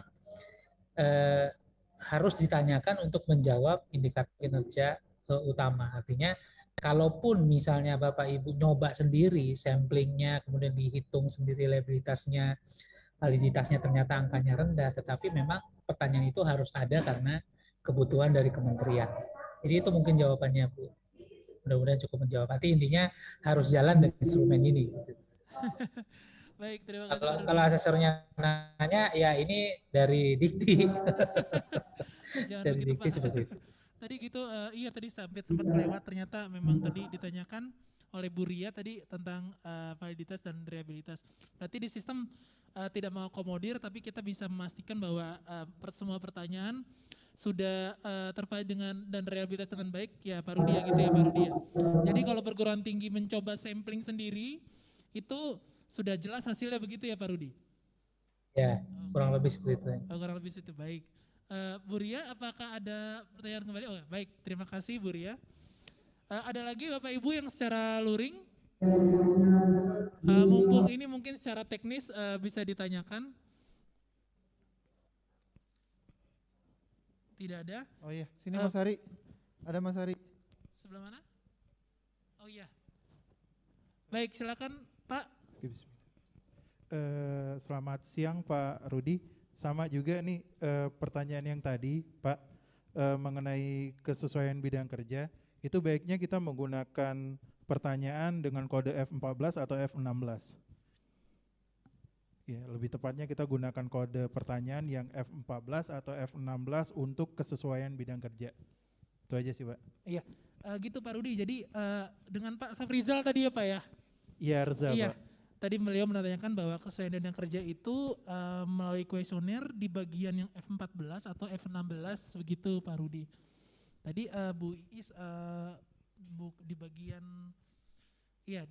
Bu Iis itu bilangnya tadi di sesi Pak Rudi bisa menjawab. Monggo Pak. Saya kurang terlalu jelas ya pertanyaannya ya. Pak Rudi, halo. Ini kerja itu keselarasan itu kan kita ngukurnya dua ya Pak ya, keselarasan yang disebut dengan keselarasan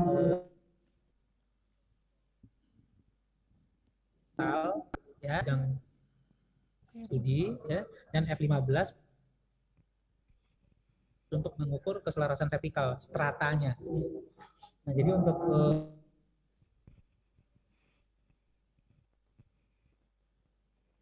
mohon maaf Bapak Ibu, ini jaringan saya terputus dengan Pak Rudi.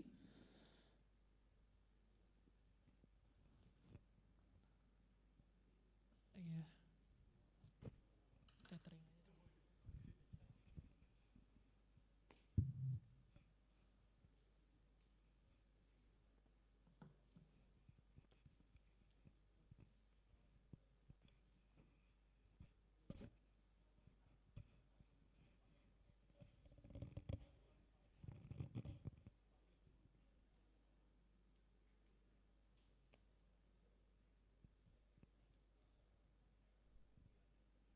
Halo, ini apa saya aja yang nggak ada suaranya atau?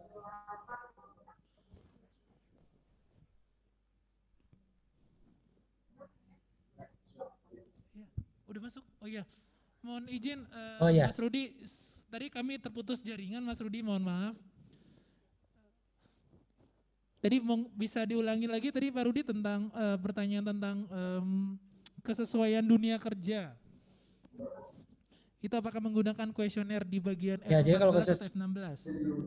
keselarasan itu ada di F14 dan F15, Mas. Jadi F14 itu adalah kesesuaian dengan bidang studi ya atau keselarasan horizontal, dan F15 keselarasan vertikal yang terkait dengan strata atau tingkat pendidikan. Ya, itu menggunakan yang mana, Mas? Apakah dua-duanya atau pilih salah satu atau? Halo, kurang dengar nih. Kurang dengar Mas Jeffrey, suaranya menggema ya. Ya, jadi jawabannya itu menggunakan dua-duanya ya Pak Rudi ya?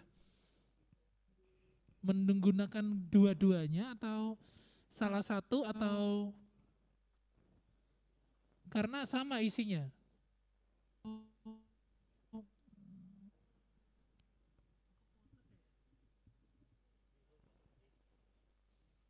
Salah satu atau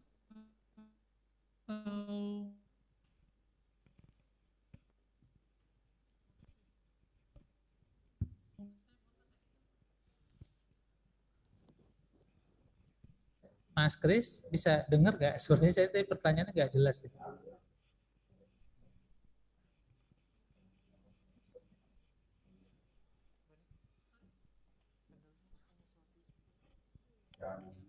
Halo, ya, Mas? mungkin boleh ditulis di chat biar bisa dijawab.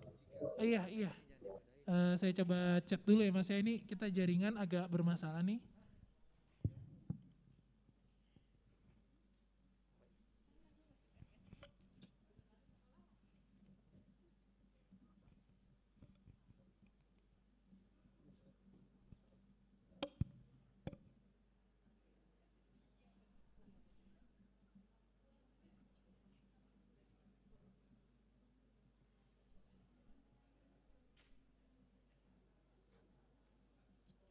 F14 F16.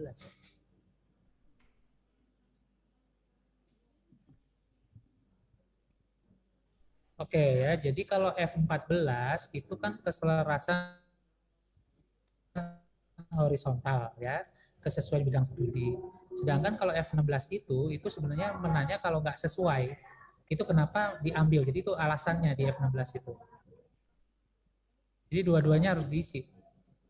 Oke. Jadi memang beda Ya. meaning sebenarnya ya Pak Rudi ya. Meskipun isinya sama Ya. tapi beda mirip tapi beda meaning gitu ya Pak Rudi ya. Kalau dia F14-nya misalnya kurang sesuai gitu ya, nah itu kenapa? Itu ditulis di F16. Dan itu sekarang kan bukan pertanyaan wajib juga sih, F16. Ya ini untuk lebih analisis ya, maksudnya untuk melihat kalau keselarasannya rendah, kenapa? Nah, Baik. Berarti cukup jelas ya itu Pak dari Safrizal ya Pak ya. Baik. Ini kita terkendala dengan jaringan nih, mohon maaf ini Pak Rudi. Saya sudah tethering ini tetap kurang begitu baik sinyalnya, semoga selanjutnya tidak apa-apa. Yang luring masih ada lagi Bapak Ibu? Sebelum saya akan lanjut ke yang daring. Baik, ini ada dari Pak Rasuane Nur dari Universitas Metro ya. Silakan Pak Rasuane. Ya. Oke, sebelumnya selamat siang Pak Rudi. Ya, Pak. Oke, ini saya mau menanyakan, kita beberapa waktu lalu, ya awal tahun yang lalu kita menginput data untuk tracer study ke website ini ya, website Kemendikbud Dikti. Terus di situ kita ada prodi baru yaitu kalau tidak salah PAUD, dan ketika kita input Excel-nya di sana tidak tertulis bahwa data prodi tersebut belum ada di sistem itu, baru tersebut di sistem tersebut. Itu pertanyaan saya, terima kasih. Baik, terima kasih, langsung saya jawab Pak Nur. Jadi untuk master referensi prodi itu kan kita ngambil dari PT Dikti Pak, nanti akan kita cek ulang Pak sinkronisasinya. Mudah-mudahan kalau memang udah tercatat dengan baik di PT Dikti, harusnya nanti otomatis data prodinya akan masuk ke tracer. Gitu ya Pak? Nanti kalau memang masih belum masuk, Bapak bisa kirim email ke email yang tadi, nanti akan kita cek ulang. Iya, gitu Pak. Gitu patokannya Pak. Siap, Jadi terima kasih. dipastikan dulu data di Predikti sudah ada, nanti tinggal melakukan sinkronisasi melalui sistem kita gitu ya Mas Rudi ya. Baik, untuk pertanyaan berikutnya, monggo ini dari Ibu Roza Erda. Ibu Roza Baik. Erda, silakan Ibu. Ya, terima kasih Pak. Selamat siang Pak Rudi. Siang. Saya udah sering juga ketemu sama Pak Rudi waktu terakhir di Bali ya Pak. Betul. Terakhir tracer tadi kayaknya tahun ini nggak ada lagi tracer ya Pak ya, untuk hibah ya Pak ya. Ya, ditunggu aja Bu, ditunggu. Saya mau nanya ini Pak, kita kan sebelumnya kita berubah dari Istikes berubah ke institut. Kita sesuai dengan ajuan itu kita udah mengajukan surat di bulan Januari, tapi sampai saat ini kita belum dapat respon untuk akun yang baru yang sebelumnya Istikes berubah ke institut. Terus kita dengan ada edaran baru terakhir kemarin di bulan Januari itu kan ada pelaporan di tahun 2020 19 sama 2020 sama 19. Kita udah melaporkan tapi pakai akun yang lama, akun Stikes, sedangkan Stikes kita itu keluar di 1 tahun sekarang, berdiri 1 tahun sekarang. Jadi kalau kita mengajukan kembali biar bisa cepat Pak, karena kan nanti penginputan data yang baru ini tahun 2020 kita udah finish, sudah selesai penginputan kemarin. Berarti apakah kuesioner tersebut kita ganti baru? Apakah kita pas input data institut keluar, kita input lagi data yang baru yang kemarin udah kita finalkan 2020 di tracer itu, atau bagaimana Pak Rudi? Terima kasih Pak Rudi. Rosa. Jadi silakan Pak Rudi. Tadi mungkin saya udah jelaskan juga, ini terkait dengan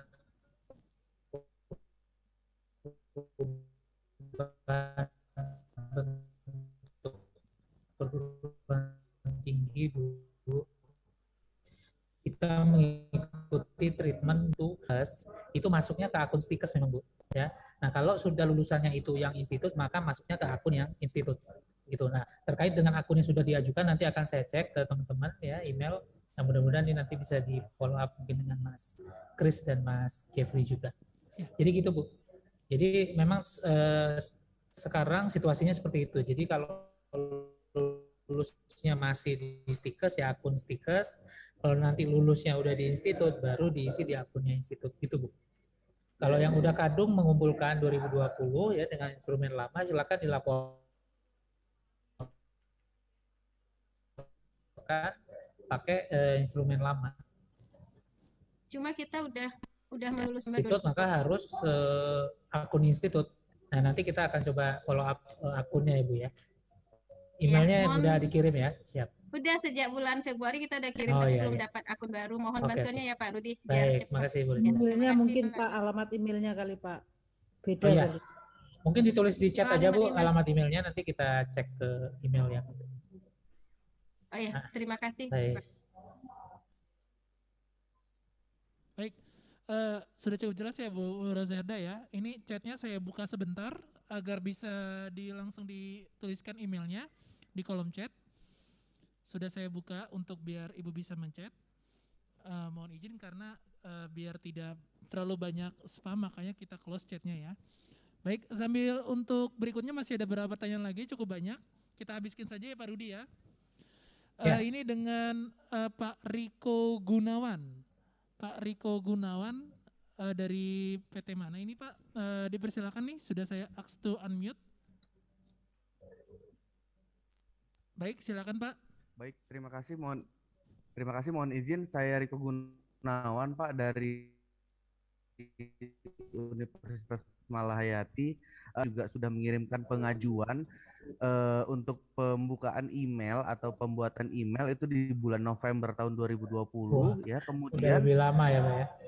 kemudian ternyata yang saya lihat di laman Tracer Study ya Pak, di laman tracerstudy.kemdikbud.go.id, di situ keterangan untuk belum mempunyai akunnya menghubungi email pkts.kemahasiswaan@ristekdikti.go.id. Jadi kami mengirimnya pada bulan November tersebut kami mengirimnya ke situ, dan hari ini juga tadi pagi juga kami kirimkan lagi kembali ke situ. Namun tadi Pak Rudi menyampaikan bahwa emailnya tadi berbeda ya, saya sempat catat tadi di tracerstudy@kemdikbud.go.id. Jadi kami kirim ulang ke alamat email tersebut. Jadi alhamdulillah 3 email kami sudah kirimkan Pak.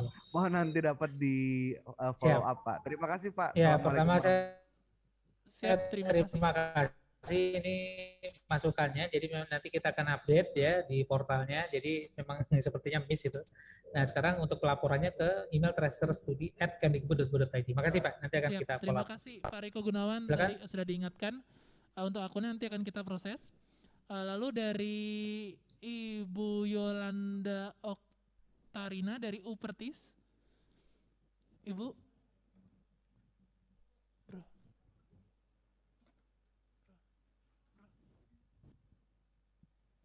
Selamat siang Pak Rudi, perkenalkan saya Yolanda Oktarina dari Universitas Perintis Indonesia, Padang, Sumatera Barat, Pak.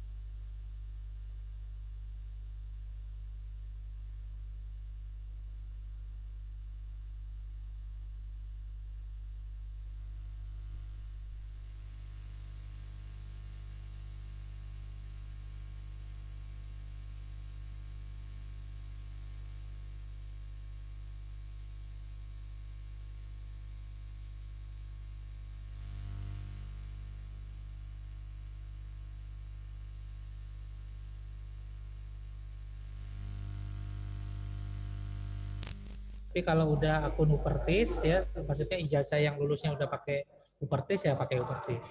Berarti kalau kami ajukan 2 akun Stevie dan Upertis itu boleh ya, Pak? Boleh, nggak apa-apa. Oh boleh. Oke ya. Pak, terima kasih ya Pak. Sama-sama.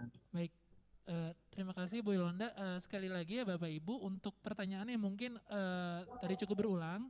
Masih ada satu lagi kayaknya nih Mas Jeffrey. Iya, mohon tunggu sebentar Mas Rudi.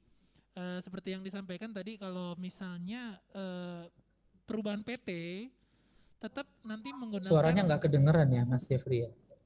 Halo Mas, kedengeran Mas? Nah ini kedengeran ya. Jika terjadi perubahan PT itu akan menggunakan akun sesuai lulusan itu, di mana lulusan itu lulus misalnya masih sekolah tinggi, berarti masih pakai akun sekolah tinggi. Nanti kalau misal sudah berubah jadi institut. Nggak kedengaran Mas Heri. Lalu lulusan gremeng, suaranya gremeng. Kurang jelas ya Mas Rudi ya? Iya. Padahal di sini sudah kenceng sekali.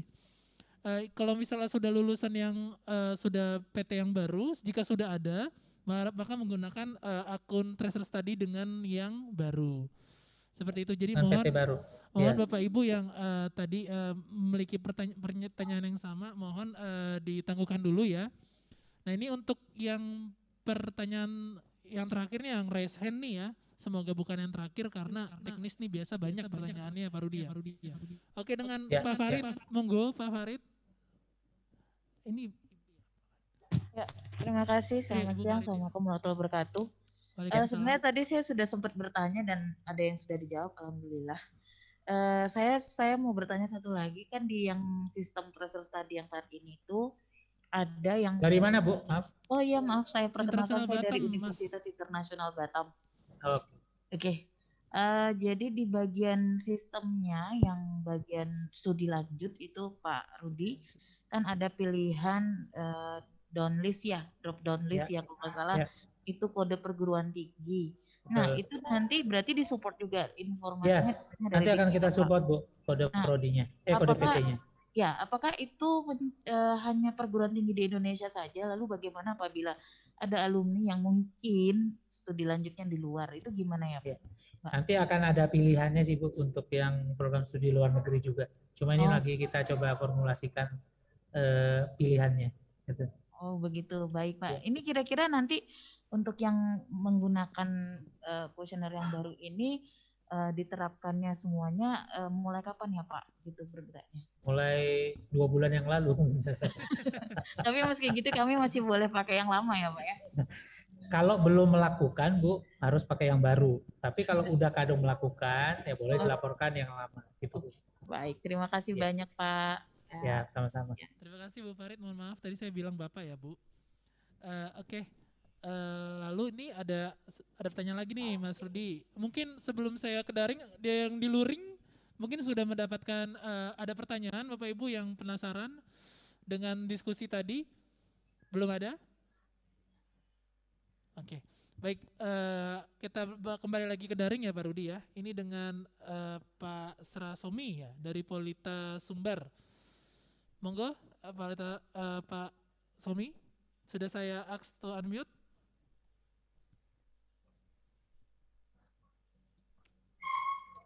Belum masuk suaranya nih. Suaranya nggak kedengeran ini. Belum masuk suaranya Pak Somi.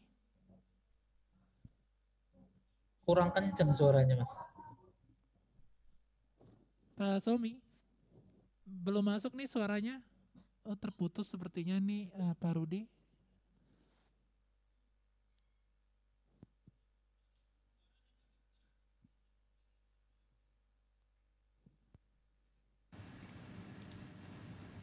Silakan Pak Somi.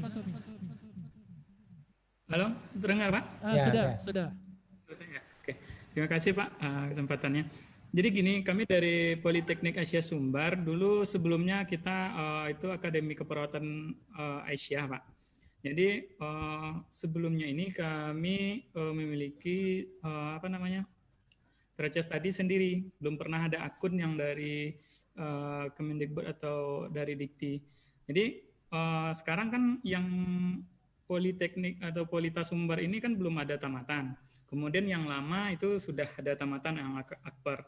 Apakah kami nanti buatnya akun itu kedua-duanya atau di akun Polita saja, Pak? Ya, tadi mungkin sudah saya jelaskan, Pak. Jadi harus sesuai dengan populasi yang sedang di tracer ya. Kalau dia lulus ijazahnya itu akper, berarti harus ada akun akpernya. Kalau udah lulus Potita, berarti harus di akun Potitanya. Gitu, Pak. Berarti intinya kami kan karena belum pernah ada registrasi akun, jadi minta akun 2 berarti ya Pak ya? Betul, minta akun 2. Tapi itu nanti tanda tangan pimpinannya emang pimpinan Polita lagi kan Pak? Iya boleh, nggak apa-apa Pak. Ya, Pak. Nanti dijelaskan aja karena ini pembentukan dari ya. 1 surat dia atau 2 surat kita tuh? 2 surat Pak, kan beda-beda kan? Kemudian ya. yang beda akun. Kemudian 2. Terima kasih Pak. Ya. Siap. Tadi hampir mirip lagi ya Pak Somi ya Pak. Tapi tadi diberitahu kalau beliau melakukan registrasi sendiri gitu ya Pak Rudi ya. Jadi belum ada akun sebelumnya. Tidak apa-apa karena based on predikti data mahasiswanya lulusannya Pak Somi. Jadi kita memfasilitasi untuk 2 akun. Baik, masih ada lagi nih Bapak Ibu. Sebelum kita selesai nih, kalau jika tidak ada pertanyaan kembali.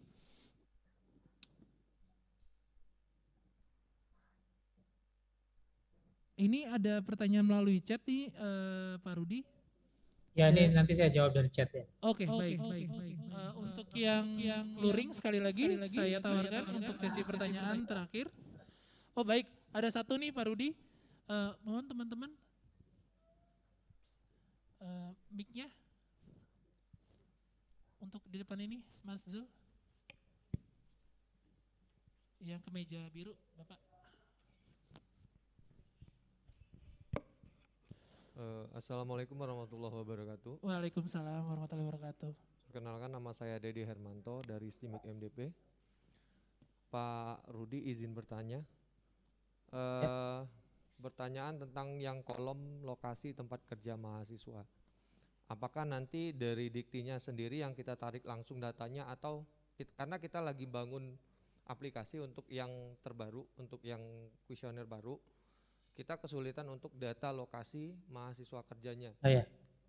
Ya. Seperti itu, terima kasih. Ya. Baik. Nanti kita akan unggah Pak daftar referensi kode wilayah Pak. Nanti Bapak tinggal menyesuaikan dengan itu saja. Ya, jadi yang diisi hanya kode provinsi dan kode kabupaten kotanya. Gitu ya Pak, mudah-mudahan menjawab.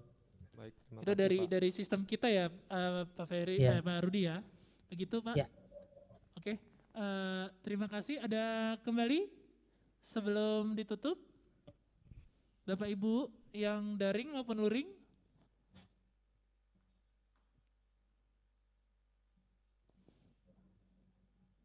Baik, ini Pak Rudi, mungkin nanti biasanya nih after session baru nanti terbanyak inspirasi pertanyaan nih Pak Rudi. Nanti mungkin melalui email cukup banyak pertanyaannya. Kita akan membalas satu persatu begitu ya Pak Rudi.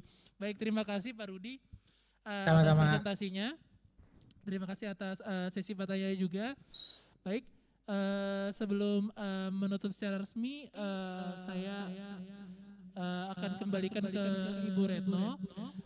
Mohon izin jika ada kata salah dari acara hari ini. Mohon maaf jika ada kekurangan yang cukup banyak. Namun kami harap untuk sesi ini bisa sangat bermanfaat untuk persiapan Bapak Ibu melakukan tracer study, baik untuk peserta yang sudah hadir secara luring maupun secara daring. Ibu Retno, mohon izin Ibu berkenan untuk menutup acara pada hari ini, Ibu. Terima kasih Mas Heri. Terima kasih Pak Rudi, Pak Bambang, dan Bu Iis serta Bu Yet yang telah memberikan materi pada acara pagi hingga siang hari ini, acara sosialisasi dan workshop penelusuran alumni melalui tracer study. Terima kasih sekali kepada Bapak dan Ibu semuanya yang sampai hari ini, sampai siang hari ini masih kelihatannya dari tadi pertanyaannya juga bertubi-tubi, artinya memang Bapak dan Ibu ingin sekali untuk bisa bersama-sama kita melaksanakan tracer study karena memang manfaatnya akan banyak, bahkan Bapak Ibu nanti karena akreditasi akan otomatis, maka datanya juga diambil dari hasil tracer, yang hasil tracer ini akan terkoneksi juga nanti dengan SPMI dan juga PD Dikti. Jadi Bapak dan Ibu tentunya perguruan tinggi tidak ingin akreditasinya juga turun dan lain sebagainya, maka saya kira bukan hanya dari sisi kebijakan, tetapi juga manfaat dari hasil tracer ini juga akan sangat bermanfaat bagi perguruan tinggi sebagai penghasil SDM, jadi produsen SDM. Tentunya kita harus tidak menjaga kualitas dari sisi input, tapi sampai outputnya.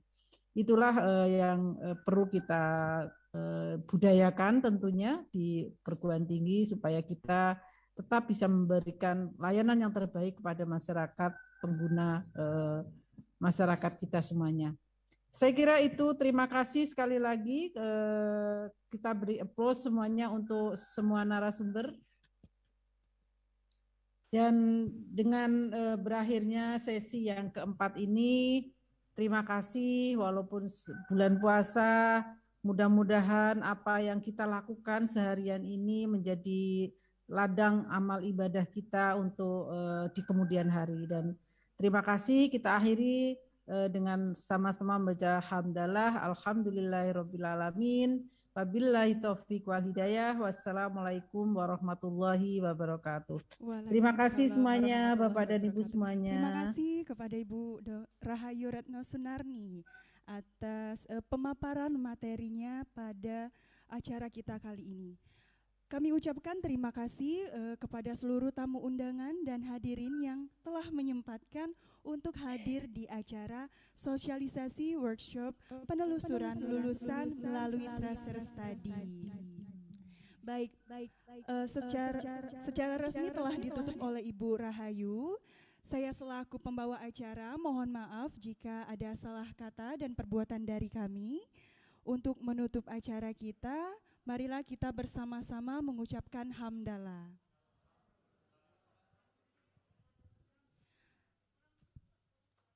Baik, kami akhiri. Wassalamualaikum warahmatullahi wabarakatuh.